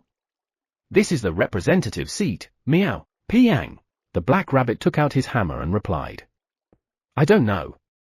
Get out right now. A battle of nerves began between Theo and the black rabbit on Sejun's lap. He. Cute creatures. Watching their battle of nerves was fun, but now it was time to sleep. Well, let's all sleep together. Sejun laid down on the spot, holding Theo and the black rabbit tightly so they couldn't escape. What? Meow, piang. At first, they struggled to escape from Sejun's chest, but soon both of them fell into a deep sleep while listening to Sejun's heartbeat. On the 161st day of being stranded, Sejun, Theo, and the black rabbit shared warmth and enjoyed a good night's sleep. Chapter 24. Harvesting D-class crops. TL, Hangak, Meow, Pyong. Theo and the black rabbit, who had been hugging each other and sleeping all night, woke up at the same time and locked eyes. Blink. Blink. Both were at a loss for how to resolve this awkward situation. Did you sleep well, Meow, Pyong? They were so flustered that they forgot what had happened yesterday and got up as if nothing had happened. Are you up? Sejun also woke up upon hearing the conversation between Theo and the black rabbit. That's right, Meow, Pyong. ZZZT. ZZZT. Both answered at the same time and realized what they had to fight for. Swoosh! As Sejun added a stroke to the cave wall and started the 162nd day. Hack! Hack! Pyong! Pyong! Sejun's voice became the spark, and Theo and the black rabbit stared at each other like sworn enemies on guard. Theo pulled out his hidden claws, and the black rabbit gripped the hammer tightly with both hands, ready to swing at any time. Cat and rabbit fight. A battle between yellow and black. The atmosphere grew increasingly tense. At that moment, let's get along well, Meow, Pyong? Sejun, who had returned after washing his face, picked up both Theo and the black rabbit by the scruff of their necks and placed them on each of his knees. And then, swoop, swoop, swoop. He put dried sweet potatoes in his own mouth and put churu and carrots in the mouths of Theo and the black rabbit. Munch, munch, munch. Gulp, gulp. The two glared at each other for a moment longer, but gradually focused on eating, and the fight ended trivially. And so, Theo and the black rabbit recognized each other's territories. After a quick breakfast, Sejun started his morning farming right away. He hurried to work because of his excited heart. The reason was the training dagger of Keen's he held in his hand. He wanted to use it as soon as possible. First, Sejun went to the field to plant the carrots tops that the rabbits had eaten. Scoop! Scoop! As expected, the named dagger dug the ground well. The billion-dollar named weapon, used to cut monsters, had fallen to a farming tool in Sejun's hands. Swoosh! Sejun planted one of the carrot tops in the hole he had made with the dagger. You planted the carrot top. The effect of sowing LV3 increases the probability of the carrot taking root. Your job experience increases very slightly. The proficiency of sowing LV3 increases very slightly. The effect of proficiency increase LV1 adds a 5% increase to the proficiency of sowing LV3. Who? This also increases proficiency? Sejun, who thought it only applied to combat, reread the option of Keen's training dagger. Proficiency increase LV1. All skills used with this dagger increase proficiency by 5% faster. All skills used with the dagger? Indeed, a B-class named item was different. He. I should work hard to increase my proficiency increase skill. Sejun's enthusiasm soared. Sejun quickly planted the remaining 3 carrot tops and went to the cherry tomato field. Sejun cut the stem with several cherry tomatoes on it using the dagger. Swoosh! The tough cherry tomato stem was cut so easily. Lately, there were many cherry tomatoes to harvest, so they were harvesting them by cutting the entire stem. You have simultaneously harvested 7 ripe cherry tomatoes. Your job experience increases slightly. The proficiency of harvesting LV3 increases slightly. The effective proficiency increase LV1 increases the proficiency of harvesting LV3 by an additional 5%. You have gained 70 experience points. Wow, it's really enjoyable to work. Snip. Snip. Sejun diligently cut the cherry tomato stems and harvested several cherry tomatoes at once. And the task of separating the cherry tomatoes from the harvested stem was Theo's responsibility. Theo removed the cherry tomatoes and put them directly into a bag. As Sejun handed the cut cherry tomato stem to Theo. Why am I doing this when I'm the representative? Theo complained as he asked. Then what about me? I'm the president, and I'm working too. What? Sejun, you're the president? Yes. So hurry up, Representative Theo. All right. But is the president higher than the representative? Theo's eye sparkled as if he had found a new goal to aim for. He. When I become the president, I will monopolize both of Sejun's hands and knees. Theo imagined himself lying on Sejun's knees, being petted on his belly with one hand and fed treats with the other. That's right. Oh. I've learned something good.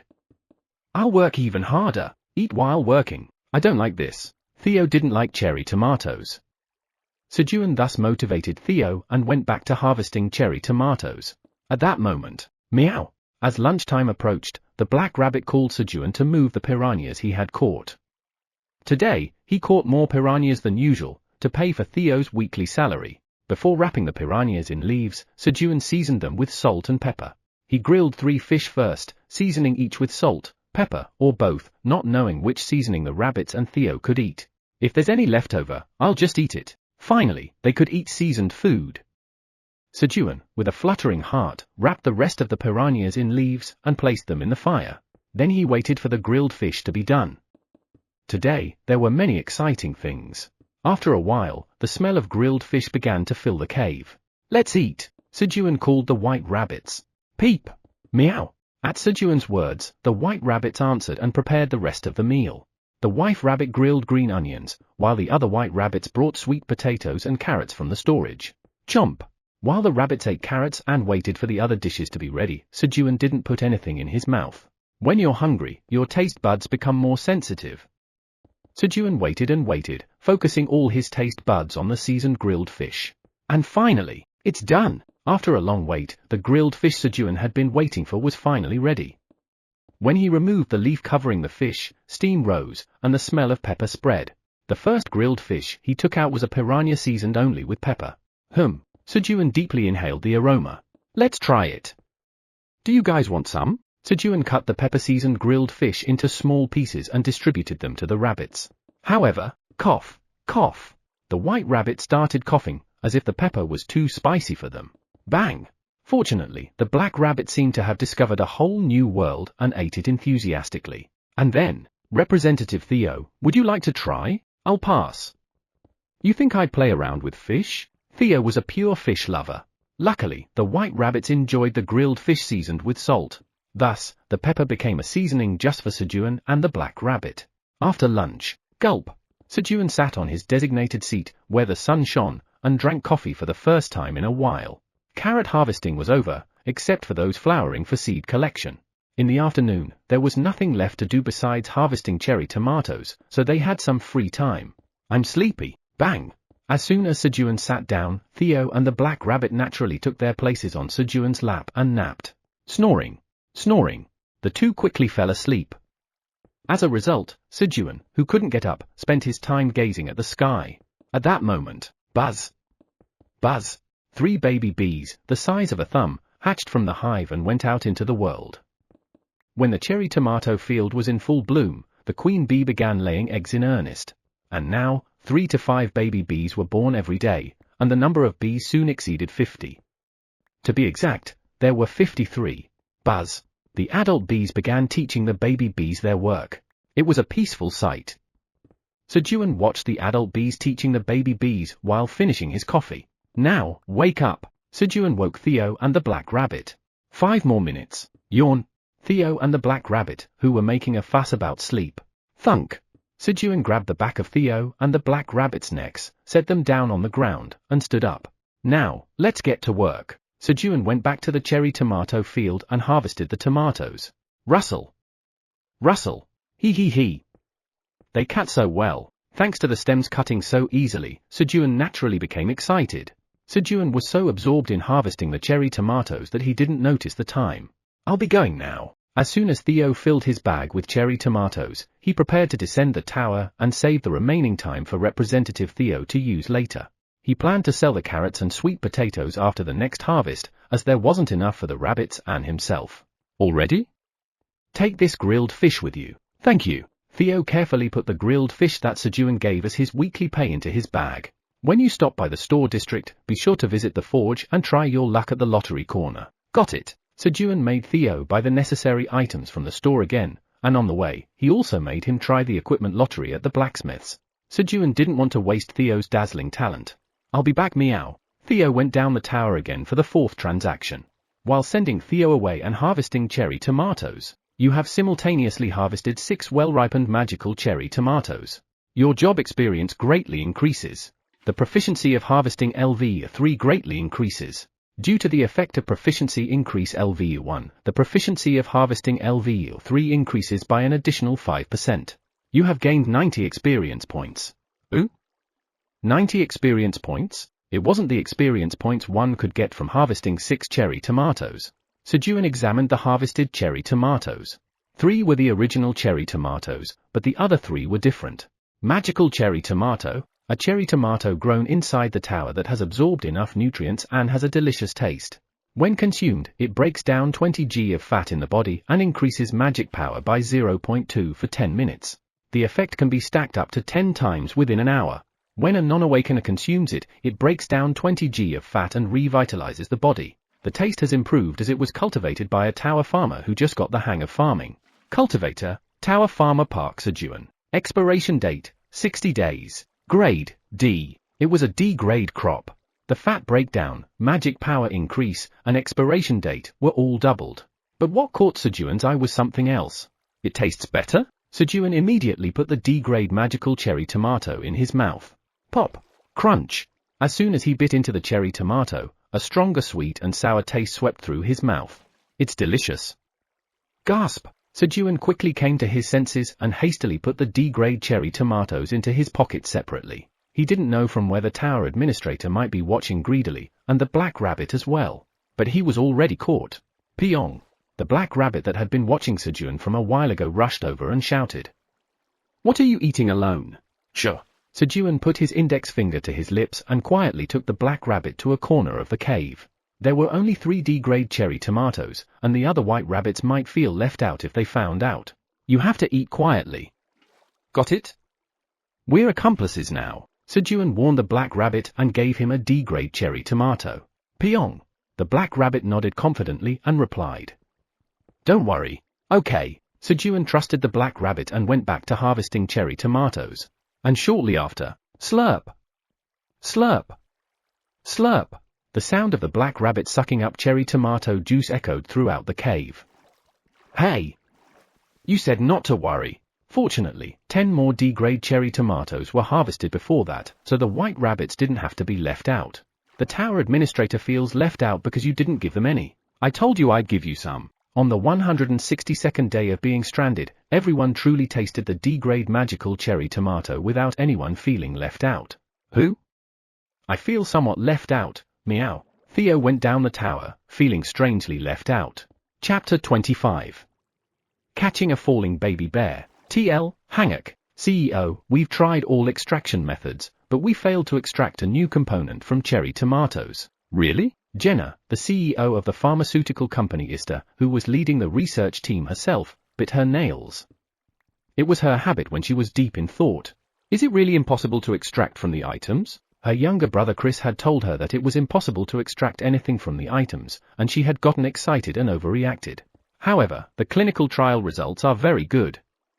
We confirmed that consuming the magic cherry tomato increases the basal metabolic rate by 5 to 10% while breaking down 10 g of fat. What about the synergistic effect? In the case of non-awakened people, when consumed, the fat is reduced by 10 g, but the increase in basal metabolic rate is only about 0.1% additional increase.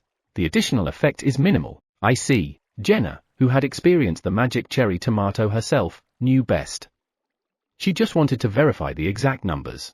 What about side effects from overconsumption? There are no side effects other than those that occur when consuming regular cherry tomatoes. Really? What about due to excessive fat breakdown? That part is amazing.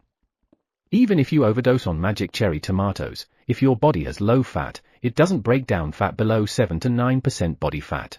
Instead, the effect of increasing vitality also disappears. The researchers' words meant that even if you overeat magic cherry tomatoes, it wouldn't harm your health. All right. Please bring the remaining ones to my office. For the past few days, Jenna had been receiving calls from FDA advisory committee members who received magical cherry tomatoes as gifts, asking if they could get more. Yes. But magical cherry tomatoes are definitely good. Your jawline has become much sharper, CEO. Ha ha ha. Thank you. Jenna's mood improved at the research team leader's words. Although the research to extract components from magic cherry tomatoes had failed, but her diet had been successful. Day 165 of being stranded. All right. Sejun got up and added another line to the wall, completing another. The fourth row is already 30% full. Time seemed to pass slowly, but it also went by quickly. Buzz buzz. The poisonous honeybees woke up early in the morning and approached Sejun before they sucked honey.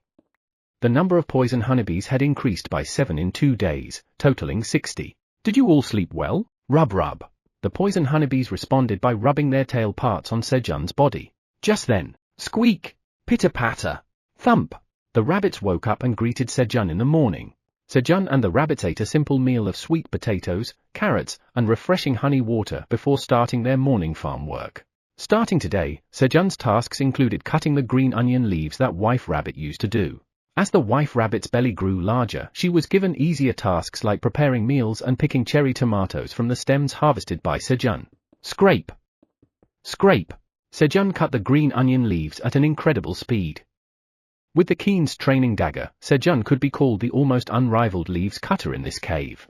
The white rabbit with a cart alone couldn't keep up with Sejun's speed of cutting green onion leaves, so the white rabbit with a sickle had to help carry the green onion leaves too. In just an hour, Sejun finished cutting the leaves and immediately started harvesting cherry tomatoes. Lately, his stamina had improved, so it was not too challenging for him. He diligently cut the cherry tomato stems with his dagger and gave the stems to the wife rabbit for harvesting tomatoes. Since harvesting the D-grade magic cherry tomatoes yesterday, most of the cherry tomatoes he harvested were D-grade. It was because the crops that grew after Sejun became a D-grade top farmer were also D-grade. If Theo had gone just a day later, we could have sold D-grade cherry tomatoes. He felt a bit regretful, but thanks to that, he could enjoy eating D-grade magic cherry tomatoes to his heart's content, so it wasn't all bad. While Sejun was cutting the cherry tomato branches, you have simultaneously harvested 7 well-ripened magical cherry tomatoes. Your job experience increases slightly. Your harvesting LV3 proficiency increases slightly. Due to proficiency increase LV1 effect, your harvesting LV3 proficiency increases by an additional 5%. You have gained 140 experience points. You have leveled up. You have acquired 1 bonus stat. He had leveled up a few days ago, but he gained experience by harvesting D-grade cherry tomatoes, and he leveled up earlier than expected, reaching level 14. Sejun raised his stamina with the bonus stat. Should we take a break? As he stopped his hands, Sejun looked around to see the situation of the other white rabbits. Although the wife rabbit was no longer working on the farm, Sejun cut the leaves quickly. The sickle-wielding white rabbit and the cart-pulling white rabbit, who had nothing to do, helped the other rabbits, and the progress of the work was even faster than before. Let's take a short break. Thanks to the dagger Theo brought, Sejun and the rabbits had more leisure time in their day. At Sejun's shout, the rabbits gathered at their official resting place. Let's eat one by one and rest. Sejun brought the 2 cherry tomato stems he had just harvested and handed out 1 tomato to each rabbit. The rabbits bit into the cherry tomatoes and began to suck the juice. Sejun squeezed the cherry tomato juice into a tumbler and made cherry tomato juice. At that moment, the bees approached. When they ate like this, the bees would sprinkle honey on the rabbit's cherry tomatoes. The bees also approached Sejun. I'm fine. Sejun refused the honey, wanting to enjoy the pure taste of cherry tomatoes today. So, Sejun and the rabbits took a break and went back to their individual tasks before having lunch. Ah, this is nice. Sejun cleaned his mouth with coffee after eating a salty grilled fish for lunch, washing away the salty taste and fishy smell. Today, he boiled water in a pot and brewed coffee with hot water. The black rabbit climbed onto Sejun's lap to take a nap. A second later, the black rabbit yawned. How can it fall asleep so quickly? Sejun looked at the black rabbit in amazement and then looked up at the sky. About 10 minutes later, growling. A strange sound came from above the cave. Who? Sejun quickly got up from his seat. Bang! Bang! The startled black rabbit, which had been thrown off, looked around in confusion. But Sejun couldn't worry about that. The sound from above wasn't very loud, but it was definitely a monster. Jump! The black rabbit, sensing something strange, quickly jumped onto Sejun's shoulder. Then, Sejun and the black rabbit made eye contact with a red-furred creature poking its head out of the hole in the ceiling. Go! Slip! Grrrr. The creature, more flustered than Sejun and the black rabbit, slipped and fell into the cave, letting out a strange scream. You shouldn't go there. Mother always said it was forbidden. It was the territory of the poisonous honey bees and it was dangerous. However, the baby crimson giant bear, who went out to play alone while its mother was briefly asleep, got lost. Mom! Mom! The baby crimson giant bear called out for its mother and tried to find its way home. But the baby crimson giant bear went in the wrong direction and entered the territory of the poisonous honey bees, getting farther away from its mother. Mom! Mom! The baby crimson giant bear was looking for its mother in the territory of the poisonous honey bees. Then, sniff, sniff! A sweet smell came from somewhere. It smells delicious. The baby crimson giant bear forgot it was looking for its mother and followed the scent. Sniff, sniff! Following the scent, the baby crimson giant bear realized the smell was coming from a hole in the ground and cautiously poked its head out to look down. Who? But there was a gaze looking up at it from below. Slip! The baby crimson giant bear, too flustered, lost strength in its legs and fell into the hole. Save me, Mom! Who? Sejun unknowingly caught the falling creature in his arms. The monster, the size of a small dog with red fur, was now in Sejun's embrace. Plop! Sejun's first thought after catching the monster was how soft it was. Go? The monster looked at Sejun, who had caught it. A dog? It looked like a dog no matter how he looked at it. But the name showed otherwise. Baby crimson giant bear. Sejun put the baby crimson giant bear down on the ground. Go! The crimson giant bear, still scared, stood on its hind legs, grabbed Sejun's leg with its front paws, and hid behind him, looking around.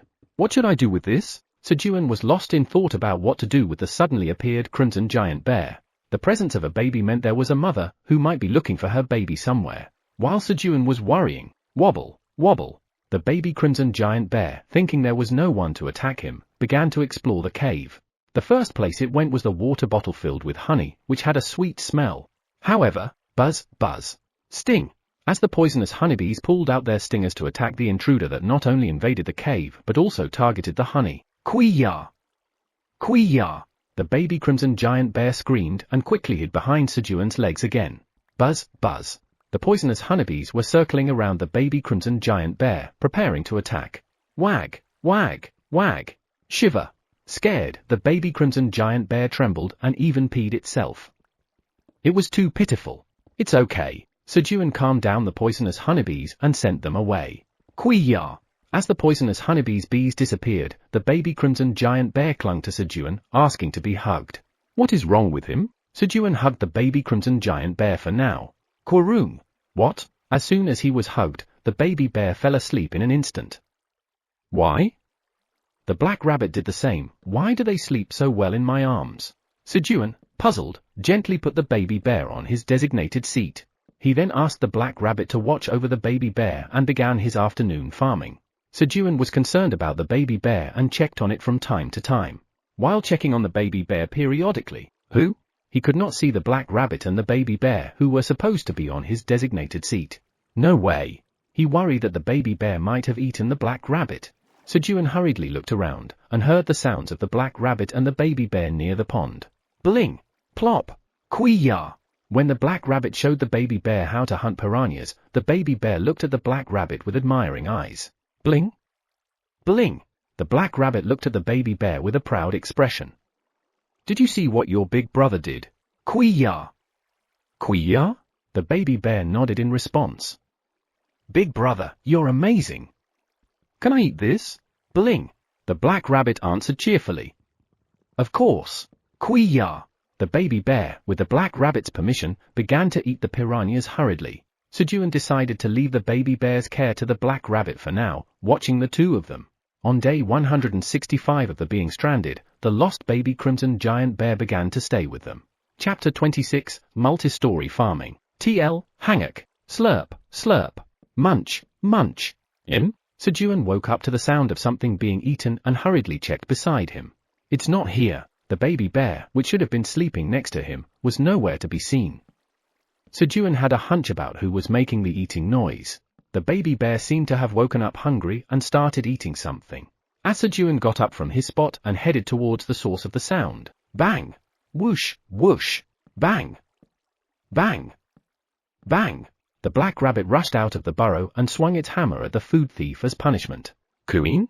Confused and crying, the baby bear didn't understand why the black rabbit, which had treated it well until yesterday, was hitting it. Big brother, why are you doing this? However, bang! The black rabbit showed no mercy.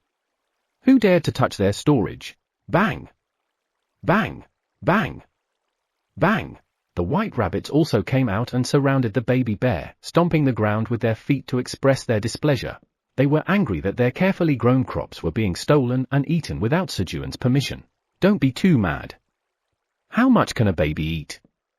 Who? The first thing Sejun noticed was that the baby bear had grown to the size of a medium-sized dog. Considering that it was the size of a small dog just yesterday, its growth rate was astonishing. And the thought that followed, how much would it have to eat to grow so fast? Sejun hurriedly checked the storage. The storage was significantly empty. About a third of the stored sweet potatoes and carrots had disappeared. The fact that the cherry tomatoes hadn't been touched somehow felt more irritating. Cooing!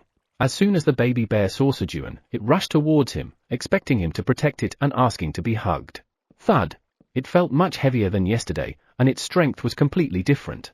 Did bears always grow this fast? Sejun worried that having the bear around would eventually cause problems in their cave. It might even eat them if it got hungry enough. He suddenly felt a sense of crisis. And there was one more being that felt the same sense of crisis. The tower administrator is surprised why there's a baby crimson giant bear here. The tower administrator says that baby crimson giant bears are gluttonous creatures that can easily eat 100 kilograms a day if there's enough food. The tower administrator was annoyed.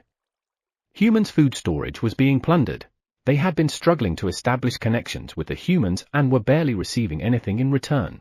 Of course, making connections with this human was quite satisfying.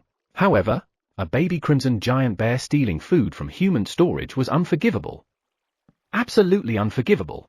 The tower administrator is furious at the baby crimson giant bear. A quest has been generated. Quest: drive the baby crimson giant bear out of the cave. Reward: 1 job skill. Penalty for refusal: death due to starvation. The tower administrator was so angry that even a reward was offered. The tower administrator urges you to hurry. The tower administrator says that in just a few days, the baby crimson giant bear will grow too big to leave the cave. Sejun felt the seriousness in the tower administrator's words. His survival instincts rang an alarm. He needed a plan. However, he couldn't come up with any ideas. Let's have a glass of honey water and think. He thought that supplying energy to his brain would bring good ideas. As Sejun picked up his tumbler and walked towards the bottle filled with honey, waddle waddle, the baby bear diligently followed Sejun. Since the rabbits were angry at the bear, the only existence to protect it was the human in front of it. Gurgle! Gurgle! While Sejun was putting honey into the tumbler, drip! Drip! The baby bear drooled on the floor, staring at the honey. Sejun's heart softened at the pitiful sight. Here, Sejun poured a little honey on the baby bear's paw. Munch! The baby bear finally achieved its purpose of following the sweet scent here. Slurp! The ultimate sweetness felt on its tongue was the first time the baby bear had ever tasted such sweetness. Delicious! Lick lick! The baby bear hurriedly licked its paw. Meanwhile, Sejun made honey water and shared it with the rabbits while thinking of a plan to send the baby bear away. That's when, that should work. Suddenly, an idea to send the baby bear away popped into Sejun's head. It really works when energy goes into the brain. Tap! Tap! Sejun carefully knocked on the poisonous honeybee's hive with his fingers. The poisonous honeybees were essential for this task. Buzz buzz! The bees quickly came out when their hive was disturbed. Guys, sorry for waking you up. Please help me. Buzz buzz! The bee circled in response to Sejun's words. Thank you. Please move this outside. Sejun pointed to a rope he had woven from leaves to use for escape. He planned to lift the baby bear with it.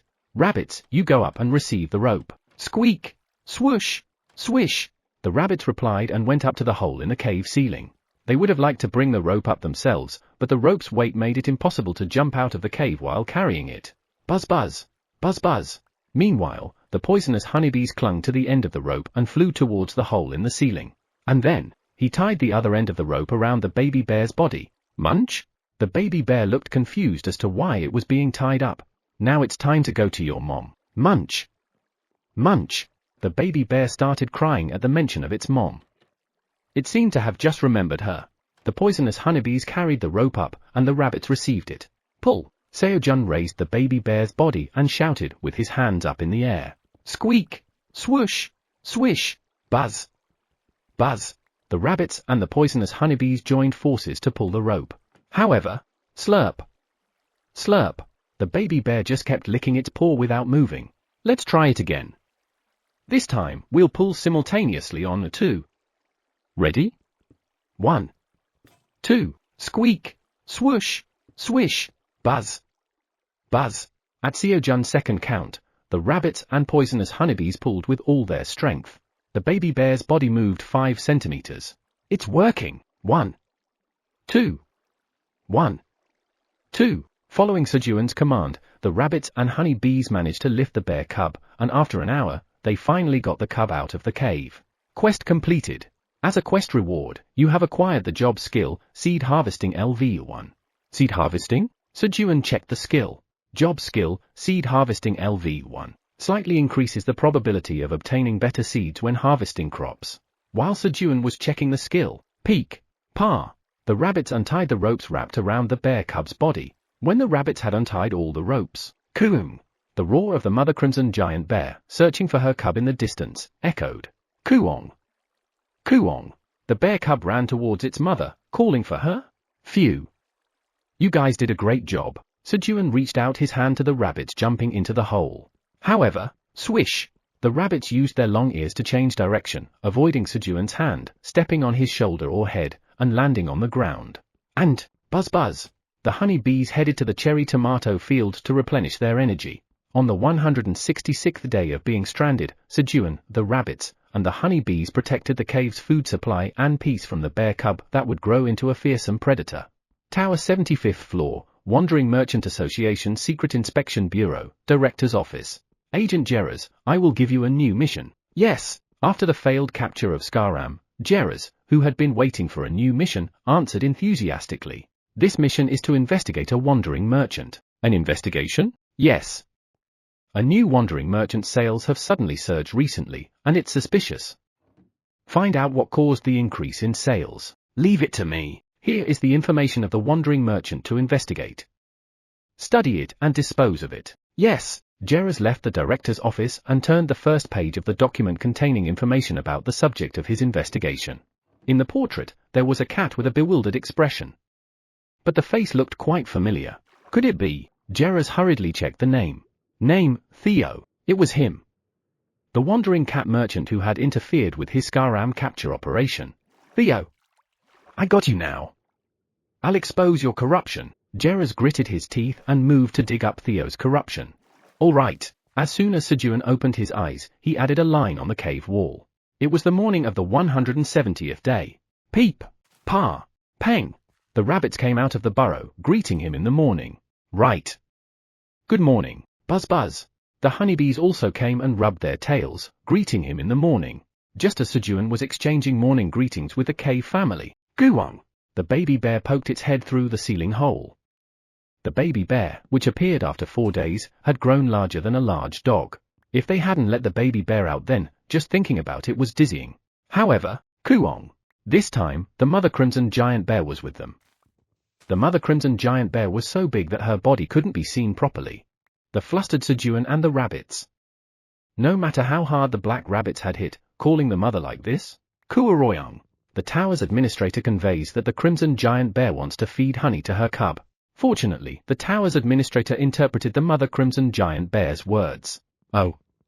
Honey? Fortunately, it seemed the baby bear wasn't here because they hurt. Kuoroyang.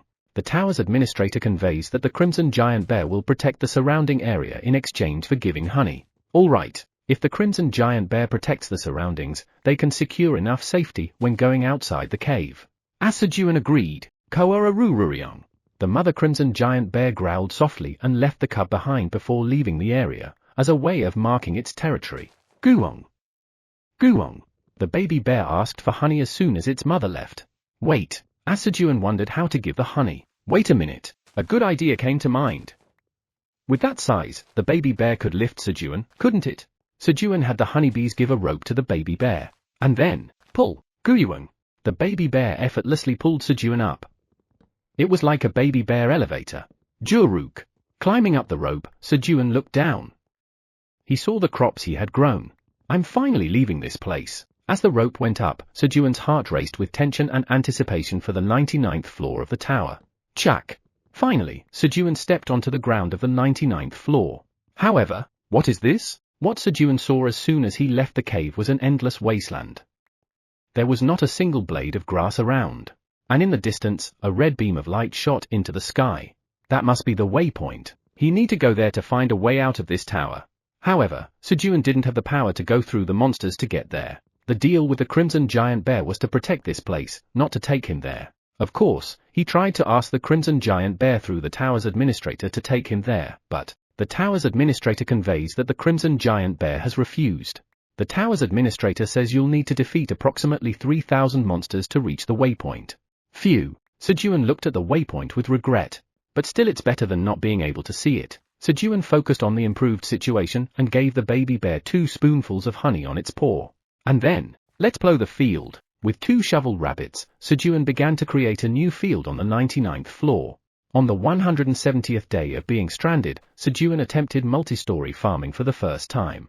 Chapter 27, Ignoring the Request for Help. TL, Hanguk. I had some free time, so I released a chapter early. Enjoy! When the mother Crimson Giant Bear found her cub again, what did this little one eat? The cub had grown tremendously in the meantime. Sniff sniff. The mother Crimson Giant Bear instinctively knew that the sweet smell coming from the cub would be helpful to it. What's this sweet smell? Mom, it's honey, and there's a lot of it in the human's house. The baby bear gestured the size of the water bottle with his arm. Although the mother bear wanted to taste it too, but she held back for the sake of her cub. When her cub explained it to her, she realized there wouldn't be much left for her if she tasted it. The mother Crimson Giant Bear began to search for the human's house from where she found her cub to feed it honey. She also thought it would be nice if the human provided food for her cub. Seeing the cub grow more than it did with her, she assumed that the human must have a lot of food. And after searching the area for a few days, she found the human's house. The mother Crimson Giant Bear proposed a deal to protect the area in exchange for honey. It seemed like a better idea for a continuous supply of honey. The reason why she confidently said she could protect the human's house by herself was that no monster wanted to occupy this desolate land. Occasionally, monsters came by to cross the wasteland, but she could easily drive them away just by patrolling her territory. However, when she was wondering how to convey her message, the tower's administrator offers to pass the message on to the human. The previously inactive tower's administrator stepped forward and mediated the deal with the human. Seeing even the tower's administrator getting involved, the mother Crimson Giant Bear thought there must be something special about the human. Thus, the deal was made. The distance from the nest to the human's house was quite far, and even for the mother Crimson Giant Bear, who was as tall as a 10-story apartment building, traveling back and forth every day was a lot of work. However, she didn't hesitate to travel the long distance to feed her cub honey. Today, the mother Crimson Giant Bear, with her cub in tow, was thinking about where to take a nap while patrolling on her way to the human's house for honey. Thankfully, the human took care of both the cub and even its lunch. The footsteps of the mother Crimson Giant Bear heading to the human's house became lighter. Whether they were mothers on Earth or monster mothers in the tower, they all felt the same about the hassle of preparing meals. All right. Sejun woke up, added another line on the wall, and began the 173rd day. It had been 3 days since he made a deal with the mother Crimson Giant Bear. Buzz buzz. Squeak. Squawk. Squeak. While greeting the poisoned bees and rabbits in the morning. Growl. The baby bear also greeted them from the hole in the cave ceiling, letting them know it had arrived. The mother Crimson Giant Bear left the baby and went out to patrol. Did you sleep well? Growl. The baby bear answered and waved at the black rabbit. Brother, I'm here. Squeak. The black rabbit coolly waved back and said, wait, I'll catch some fish and bring them up for lunch later. After Sejun washed his face. Chomp chomp. Odo doc. He had breakfast with the rabbits, consisting of roasted sweet potatoes and carrots. Then he hurried to start his morning farming. Now that there was a field above ground, there was so much to do. Sejun quickly cut off the green onion leaves and started harvesting cherry tomatoes, and the wife rabbit picked tomatoes from the harvested branches. Meanwhile, the sickle rabbit and the cart rabbit spread the cut green onion leaves, and the rabbits with watering can quickly watered the crops. And, bang! Bang! The black rabbit caught the piranhas. The number of catches had increased significantly recently due to baby bears. While he worried that catching too many piranhas would reduce their population, but seeing the number of piranhas drawn to the blood, it still seemed sufficient for now. Finally, the 2 shovel rabbits went up in advance and made the field. But the situation was very different from the fertile underground land. Scoop! Scoop! The shovel rabbits dug up the ground and filtered out small stones to make the field. Growl! Thankfully, the baby bear thought they were playing and helped them, flipping the ground with its front paws like a forklift and removing the rocks, which sped up the work. As the morning passed and lunchtime approached, bang! Black Rabbit called Sejun to move the piranhas. Then Sejun, the Black Rabbit, and the Mother Rabbit prepared lunch together. They only planned to light a fire in the cave until they were sure the above ground was safe. As the smell of fish rose through the cave hole to the surface, sniff sniff, growl, growl, the baby bear started whining that it was hungry. The smell seemed to stimulate its appetite. Just wait a little longer. Sejun tried to soothe the bear, but, growl, growl, the hungry baby bear continued to cry. Here, eat this and wait. Sejun threw a sweet potato to the baby bear to quiet it down and filled a bag he brought from the vanishing with sweet potatoes and carrots. The remaining rabbits connected 40 uncooked piranhas with a string. Then, pull. Sejun, with a bag on his shoulder and holding 2 bundles of raw piranhas and 5 grilled fish in one hand, grabbed the rope and shouted. To have lunch with the baby bear, they rode the baby bear's elevator to the surface. Jump! Jump! The rabbits quickly climbed onto Sejun's body. Growl! Growl! Knowing that they were bringing its meal, the baby bear eagerly pulled up the rope. The baby bear pulled the rope rhythmically, as it heard when it was pulled up. A bear with a 2-beat rhythm? Sejun came up to the ground. About 5 meters away from the cave entrance, there was a huge rock as tall as Sejun, which wasn't there before. The end of the rope was tied to the rock. Thanks to the rock brought by the Mother Crimson Giant Bear at Sejun's request yesterday, they were now able to secure the rope. Sniff sniff. Kuung. The baby bear sniffed the piranhas in Sejun's hand excitedly. Hey, wait! When Sejun spoke sternly, Cooey!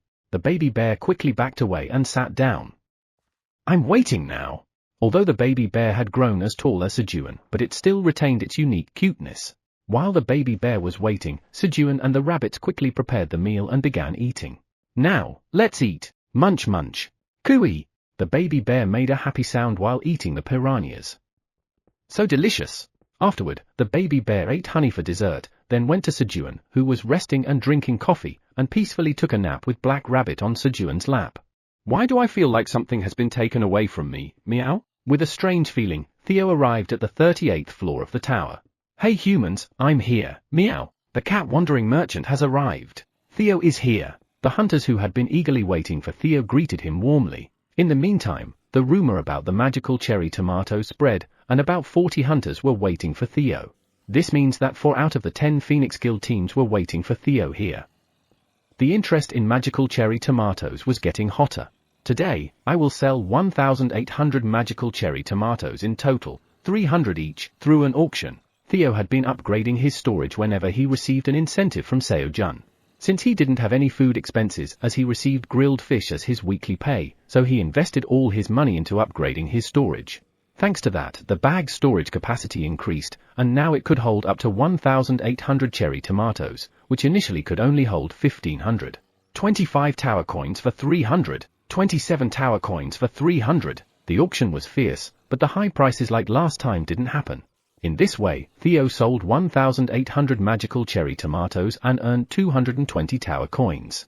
Theo, let's take a picture together. I brought both churro and coffee. Me too. I brought churro and chili powder. Female hunters approached Theo with churro, seasonings, and coffee mix that Sejun wanted in order to take pictures with him. Good job. I also groomed myself and got dressed up.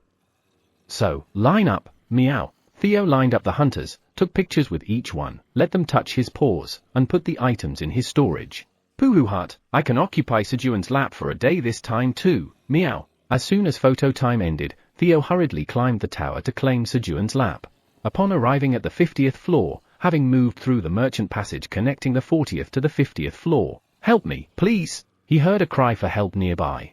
Hesitating for a moment, Theo's steps stopped at the sound of the pleading voice.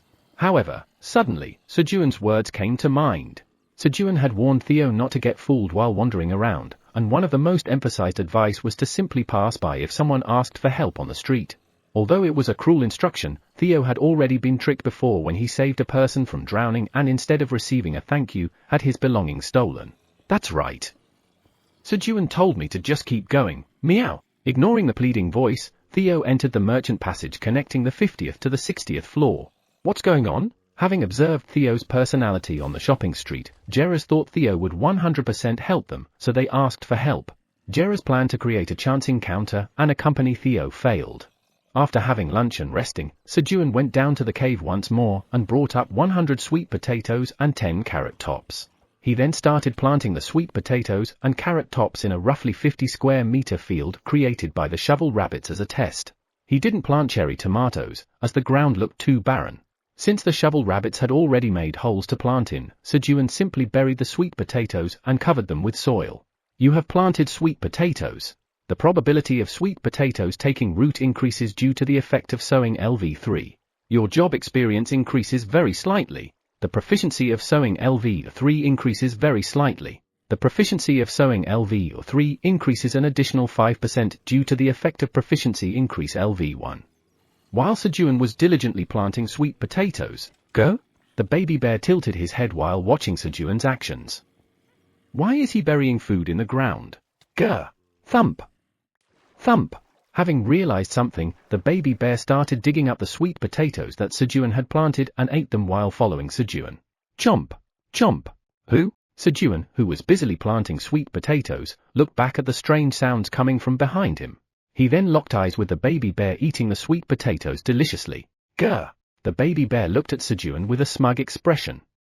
I found them all. No. You. Sejun's voice rose because of the baby bear, who thought it was a game of finding food and ate the sweet potatoes dug up from the ground. Bam! Hearing Sejun's voice, the black rabbit, who had been catching piranhas in the cave, came up to the surface. The baby bear, still not understanding what was wrong, tilted its head. Big brother, what did I do wrong? Bam! The black rabbit began teaching the baby bear what it did wrong. On the 173rd day of being stranded, the baby bear learned the meaning of planting. Chapter 28, Increasing Agility. TL, Hangak, Growling. Sejun woke up to the sound of the baby bear's cry. Lately, the mother crimson giant bear's departure time has been getting earlier and earlier. It felt like she wanted to quickly leave her cub here. Also, the time for her to pick up the cub has been getting later and later. What's going on? Swoosh! Sejun got up and added a line on the cave wall. 5 characters completed on the 4th line. The morning of the 175th day began with the baby bear's cry. Squeak! Meow! Grr! Buzz! The rabbits and poison bees greeted Sejun in the morning. Sejun washed his face and walked towards the dried roasted sweet potatoes he had left on leaves to dry. He had run out of the dried sweet potatoes he had prepared, so he roasted 50 more sweet potatoes yesterday, cut them, and left them to dry in order to make new dried sweet potatoes. Naturally, yesterday's menu was roasted sweet potatoes, and he enjoyed them with the rabbits and the tower administrator. He also learned something new: sweet potatoes become more delicious after being harvested and left for some time. Thanks to this, everyone ate the sweeter roasted sweet potatoes without realizing that their faces were covered in black soot. Munch! Sejun picked up a well-dried roasted sweet potato and put it in his mouth. Chew chew! The sun-dried sweet potato released its sweetness and warmth in his mouth. It sent a signal to his hungry brain that energy was coming in, waking it. Gulp!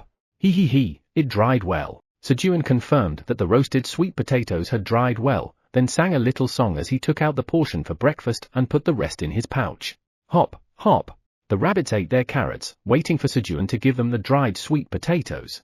Let's eat the dried sweet potato. Sejun gave each rabbit 3 dried sweet potatoes. He also gave wife rabbit 6 dried sweet potatoes, as her appetite had greatly increased since she became pregnant. After having dried sweet potatoes for breakfast, they started their morning farming. Sejun harvested the cherry tomatoes right after cutting the leaves. Oh, this is a big one. Slice! Sejun cut the branch with the cherry tomatoes hanging in clusters. You have simultaneously harvested 10 well-ripened magical cherry tomatoes. Your job experience increases slightly. Your proficiency of harvesting LV3 increases slightly. The effect of proficiency increase LV1 increases harvesting LV3's proficiency by an additional 5%. Harvesting LV3's proficiency is filled, and the level increases. A new effect is added to harvesting LV3. You have gained 200 experience points. Oh, Sejun hurriedly checked his skill as he received a message that a new effect had been added to the harvesting skill. Job skill, harvesting LV4. When harvesting, slightly underripe or overripe fruits will be adjusted to their optimal state. There is a very low chance of harvesting a crop 1 grade higher than what can normally be harvested. Although the probability is very low, the ability to harvest a higher grade made Sejun feel better just by imagining the even more delicious cherry tomatoes. Does a skill effect get added when the job skill reaches level 4? Sejun decided to check when his other job skills would reach level 4, and then went back to harvesting cherry tomatoes and brought them to Wife Rabbit. While harvesting cherry tomatoes, Pyong, the black rabbit, called Sejun. It was lunchtime. All right. Sejun went to the pond and moved the piranhas the black rabbit caught to the fire, seasoning them with salt and pepper, and grilled them. However, since white rabbits cannot eat pepper, their grilled fish was seasoned only with salt. As the grilled fish were almost done, Koo Young, the baby bear, attracted by the delicious smell, started to cry for food. But now Sejun and the rabbits were skillful. They didn't panic and packed all the items and food. And pull, Koo Young, the baby bear began to pull Sejun and the rabbits up. When they reached the ground, there were about 10 branches, the size of Sejun's forearm, piled up next to the baby bear. Sejun had asked the baby bear to bring branches of similar thickness to his forearm, and since yesterday, the baby bear had been collecting a few at a time. Sejun had plans to make ladders and other useful necessities, but he couldn't find the time due to farming.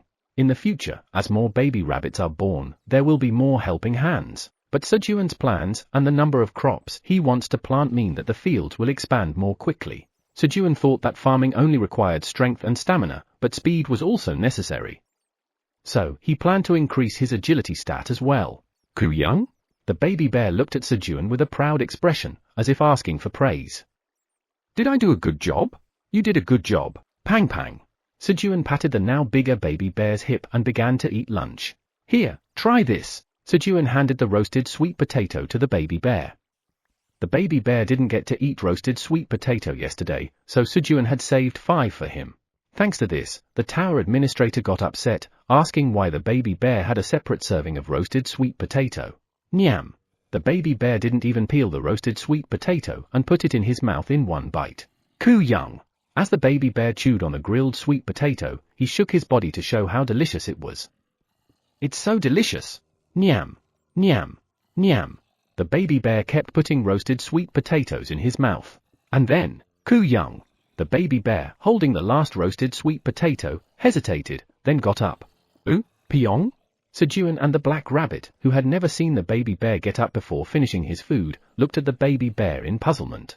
Puck! The baby bear went to the field, dug up the ground, and buried his roasted sweet potato. Then he covered the sweet potato with dirt and patted the ground. The cub who learned planting thought that anything would grow if planted in the ground, so it planted a roasted sweet potato. Phut! Sejun burst into laughter at the cub's absurd behavior. The black rabbit hurried over to the cub. It was time for another lesson from its big brother. Peng! When the black rabbit told the cub to dig out the roasted sweet potato again, Koo Young! The cub tilted its head. But, big brother, you said that if I plant this, I can eat a lot later. Peng! The black rabbit shook its head vigorously in response. No, you can't plant something that's already cooked, Koo Young! Enlightened by the black rabbit's words, the cub dug out the roasted sweet potato, put it in its mouth, and returned to its spot. After the pleasant lunchtime, Sejun offered his lap to the cub and black rabbit, drank coffee, and took a brief break. And then after some time, it's time to get up now. He woke up the napping cub and black rabbit and went to the field to plant the carrot tops left by the rabbits. But at that moment, ooh! Why does the ground smell fishy? A strong fishy smell wafted from the ground.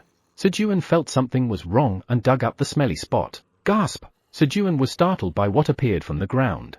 A piranha head greeted Sejun with a grin. Why did you bury this standing up? Sejun was annoyed and looked around for the culprit who planted it. Koo Young! Meanwhile, the energetic baby bear was digging up the ground with his front paws like a forklift. He was probably thinking about planting more piranhas there. It seemed like the cub needed some more lessons. Top floor, 75th level. Theo arrived at the shopping area, eagerly anticipating sitting on Sejun's lap and eating a treat. Teapot, blanket, 5 glass jars for honey, tongs. Teapot. Theo went into a general store, reciting the items Sejun ordered so as not to forget them, bought the goods, and left the store. PFFFT. Another successful haggle today. Theo managed to haggle down the price from 2.1 tower coins to 1.7 tower coins, saving 0.4 tower coins. On the way to the last stop, the blacksmith's. Hello, Theo. Someone approached and spoke. Who? You? Theo recognized the person. Aren't you the fool who almost got scammed by Skaram? Why yes, that's right. My name is Gerras. Theo's words nearly brought Gerras to tears, but he managed to hold back and respond. Having already found out through an investigation that Theo had been scammed by Skaram, Gerras was even more furious. To be treated like a fool by another fool. What's the matter? I couldn't repay you last time, so I thought I'd at least treat you to a meal. I refuse. I'm busy. Theo coldly passed by Gerras. Theo had to hurry to the blacksmith and get the equipment for Sejun. Theo's intuition was telling him something. Something feels off. Someone is after Sejun's lap. Theo, how about a cup of tea, at least? Gerras hurriedly followed Theo. Why are you following me? Theo, who arrived at the blacksmith, asked Gerras, who had followed him. I have business at the blacksmith as well. Gerras had impulsively followed Theo since his offer was rejected. All right. Theo paid the blacksmith 13 tower coins, like last time, for the equipment lottery and went to the lottery corner. Theo carefully examined the equipment in the lottery corner. Then, oh, that one. There was an item that caught Theo's attention. As Theo was about to grab the item, wait a minute. You're not really going to choose that, are you? Unable to hold back, Gerras stepped in after secretly watching. That was just too much. That's right. Why? Why, you ask? How can you choose that from a blacksmith? Gerras pointed at the item Theo was about to pick up. There was a straw hat that did not fit the blacksmith's atmosphere at all. To Gerras, it was 100% a useless item. It's fine. Don't worry about it. Theo confidently chose the straw hat and left the blacksmith. Sejun told me to pick whatever I want. Sejun had given Theo full authority over the lottery. This isn't it. Gerras watched Theo leave the blacksmith and return to the Secret Inspection Bureau without success. Gerras, have you heard the news? Gerras' co-worker agent approached him. What news? They say a thief broke into Landlord Grid's warehouse on the 55th floor. Really? Gerras secretly thought it served him right. Landlord Grid was infamous as a wicked landlord who exploited tenant farmers. And here's the list of stolen items. The director wants you to take a look. All right. Gerras quickly skimmed through the list and flipped through a few pages. Then, who? A familiar item caught his eye on the stolen items list. An ordinary straw hat. It was similar to the straw hat he saw at the blacksmith earlier. However, nah, it can't be. There are hundreds of straw hats like that in any general store. Gerras closed the stolen items list and thought of ways to investigate Theo, which was his mission. In the afternoon, Sejun re-educated the baby bear on planting and harvested seeds from the carrot flowers that he had been putting off due to his busy schedule. The stored amount of carrots had been reduced by half, so the rabbits were urging Sejun. Shake, shake, shake. Shake, shake, shake. As Sejun shook the completely dry carrot flowers, the carrot seeds fell down. You have obtained 50 carrot seeds from the carrot flowers. Your job experience has increased slightly. Your proficiency of seed harvesting LV1 has increased slightly. Due to the effect of proficiency increase LV1, your proficiency of seed harvesting LV1 has increased by an additional 5%. You have obtained 35 carrot seeds from the carrot flowers. In total, Sejun obtained about 2,000 carrot seeds. Sejun and the rabbits planted half of the harvested carrot seeds in the cave and the other half in the above-ground field. And when they finished planting all the carrots in the above-ground field, you have created a 250 square meter carrot field. You have gained 500 experience points. You have leveled up. You have obtained 1 bonus stat. Sejun raised his agility to increase his work speed with the bonus stat. On the 175th day of being stranded, Sejun planted 2,000 carrots and increased his agility. Chapter 29, Taking a Nap Together. TL, Hanguk, Day 177 of being stranded. Today, before the black rabbit called, Sejun went to the pond first to move the piranhas and prepared lunch. His work speed increased after raising his agility, giving him a bit of spare time in the morning farming. There was no clock to measure the time accurately, but he could definitely feel that he was faster.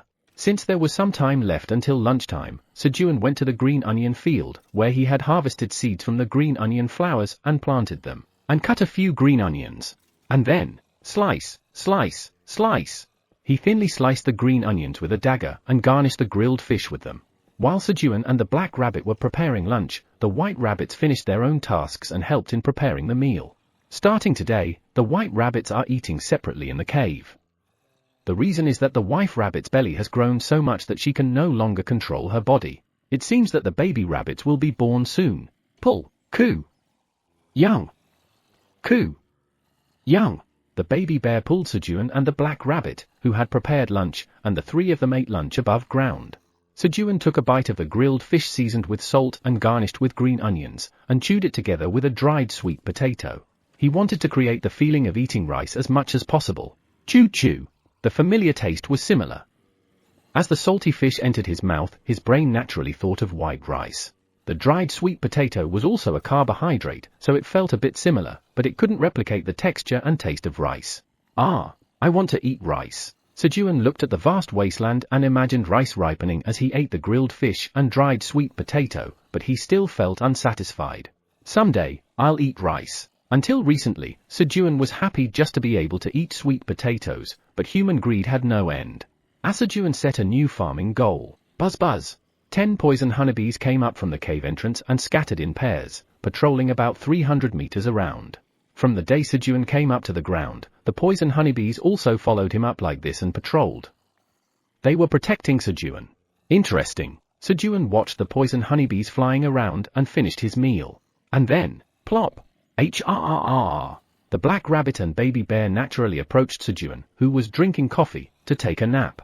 The black rabbit had a small body, so it didn't matter, but the baby bear pushed its head forward recklessly. However, Sejun's lap was too narrow for the baby bear, which had grown bigger in just a few days.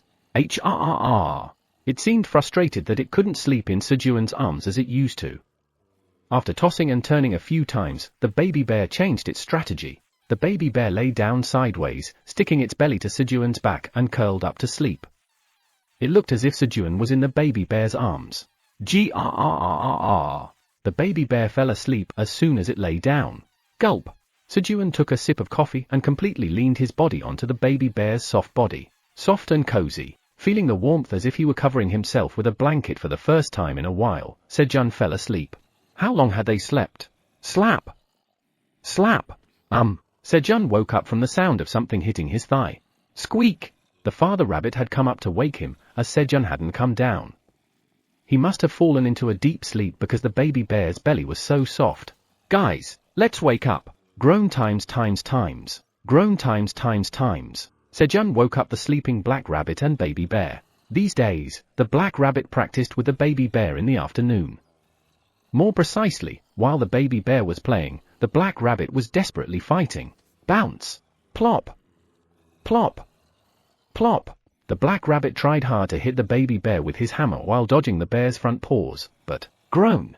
The baby bear excitedly rushed towards the black rabbit.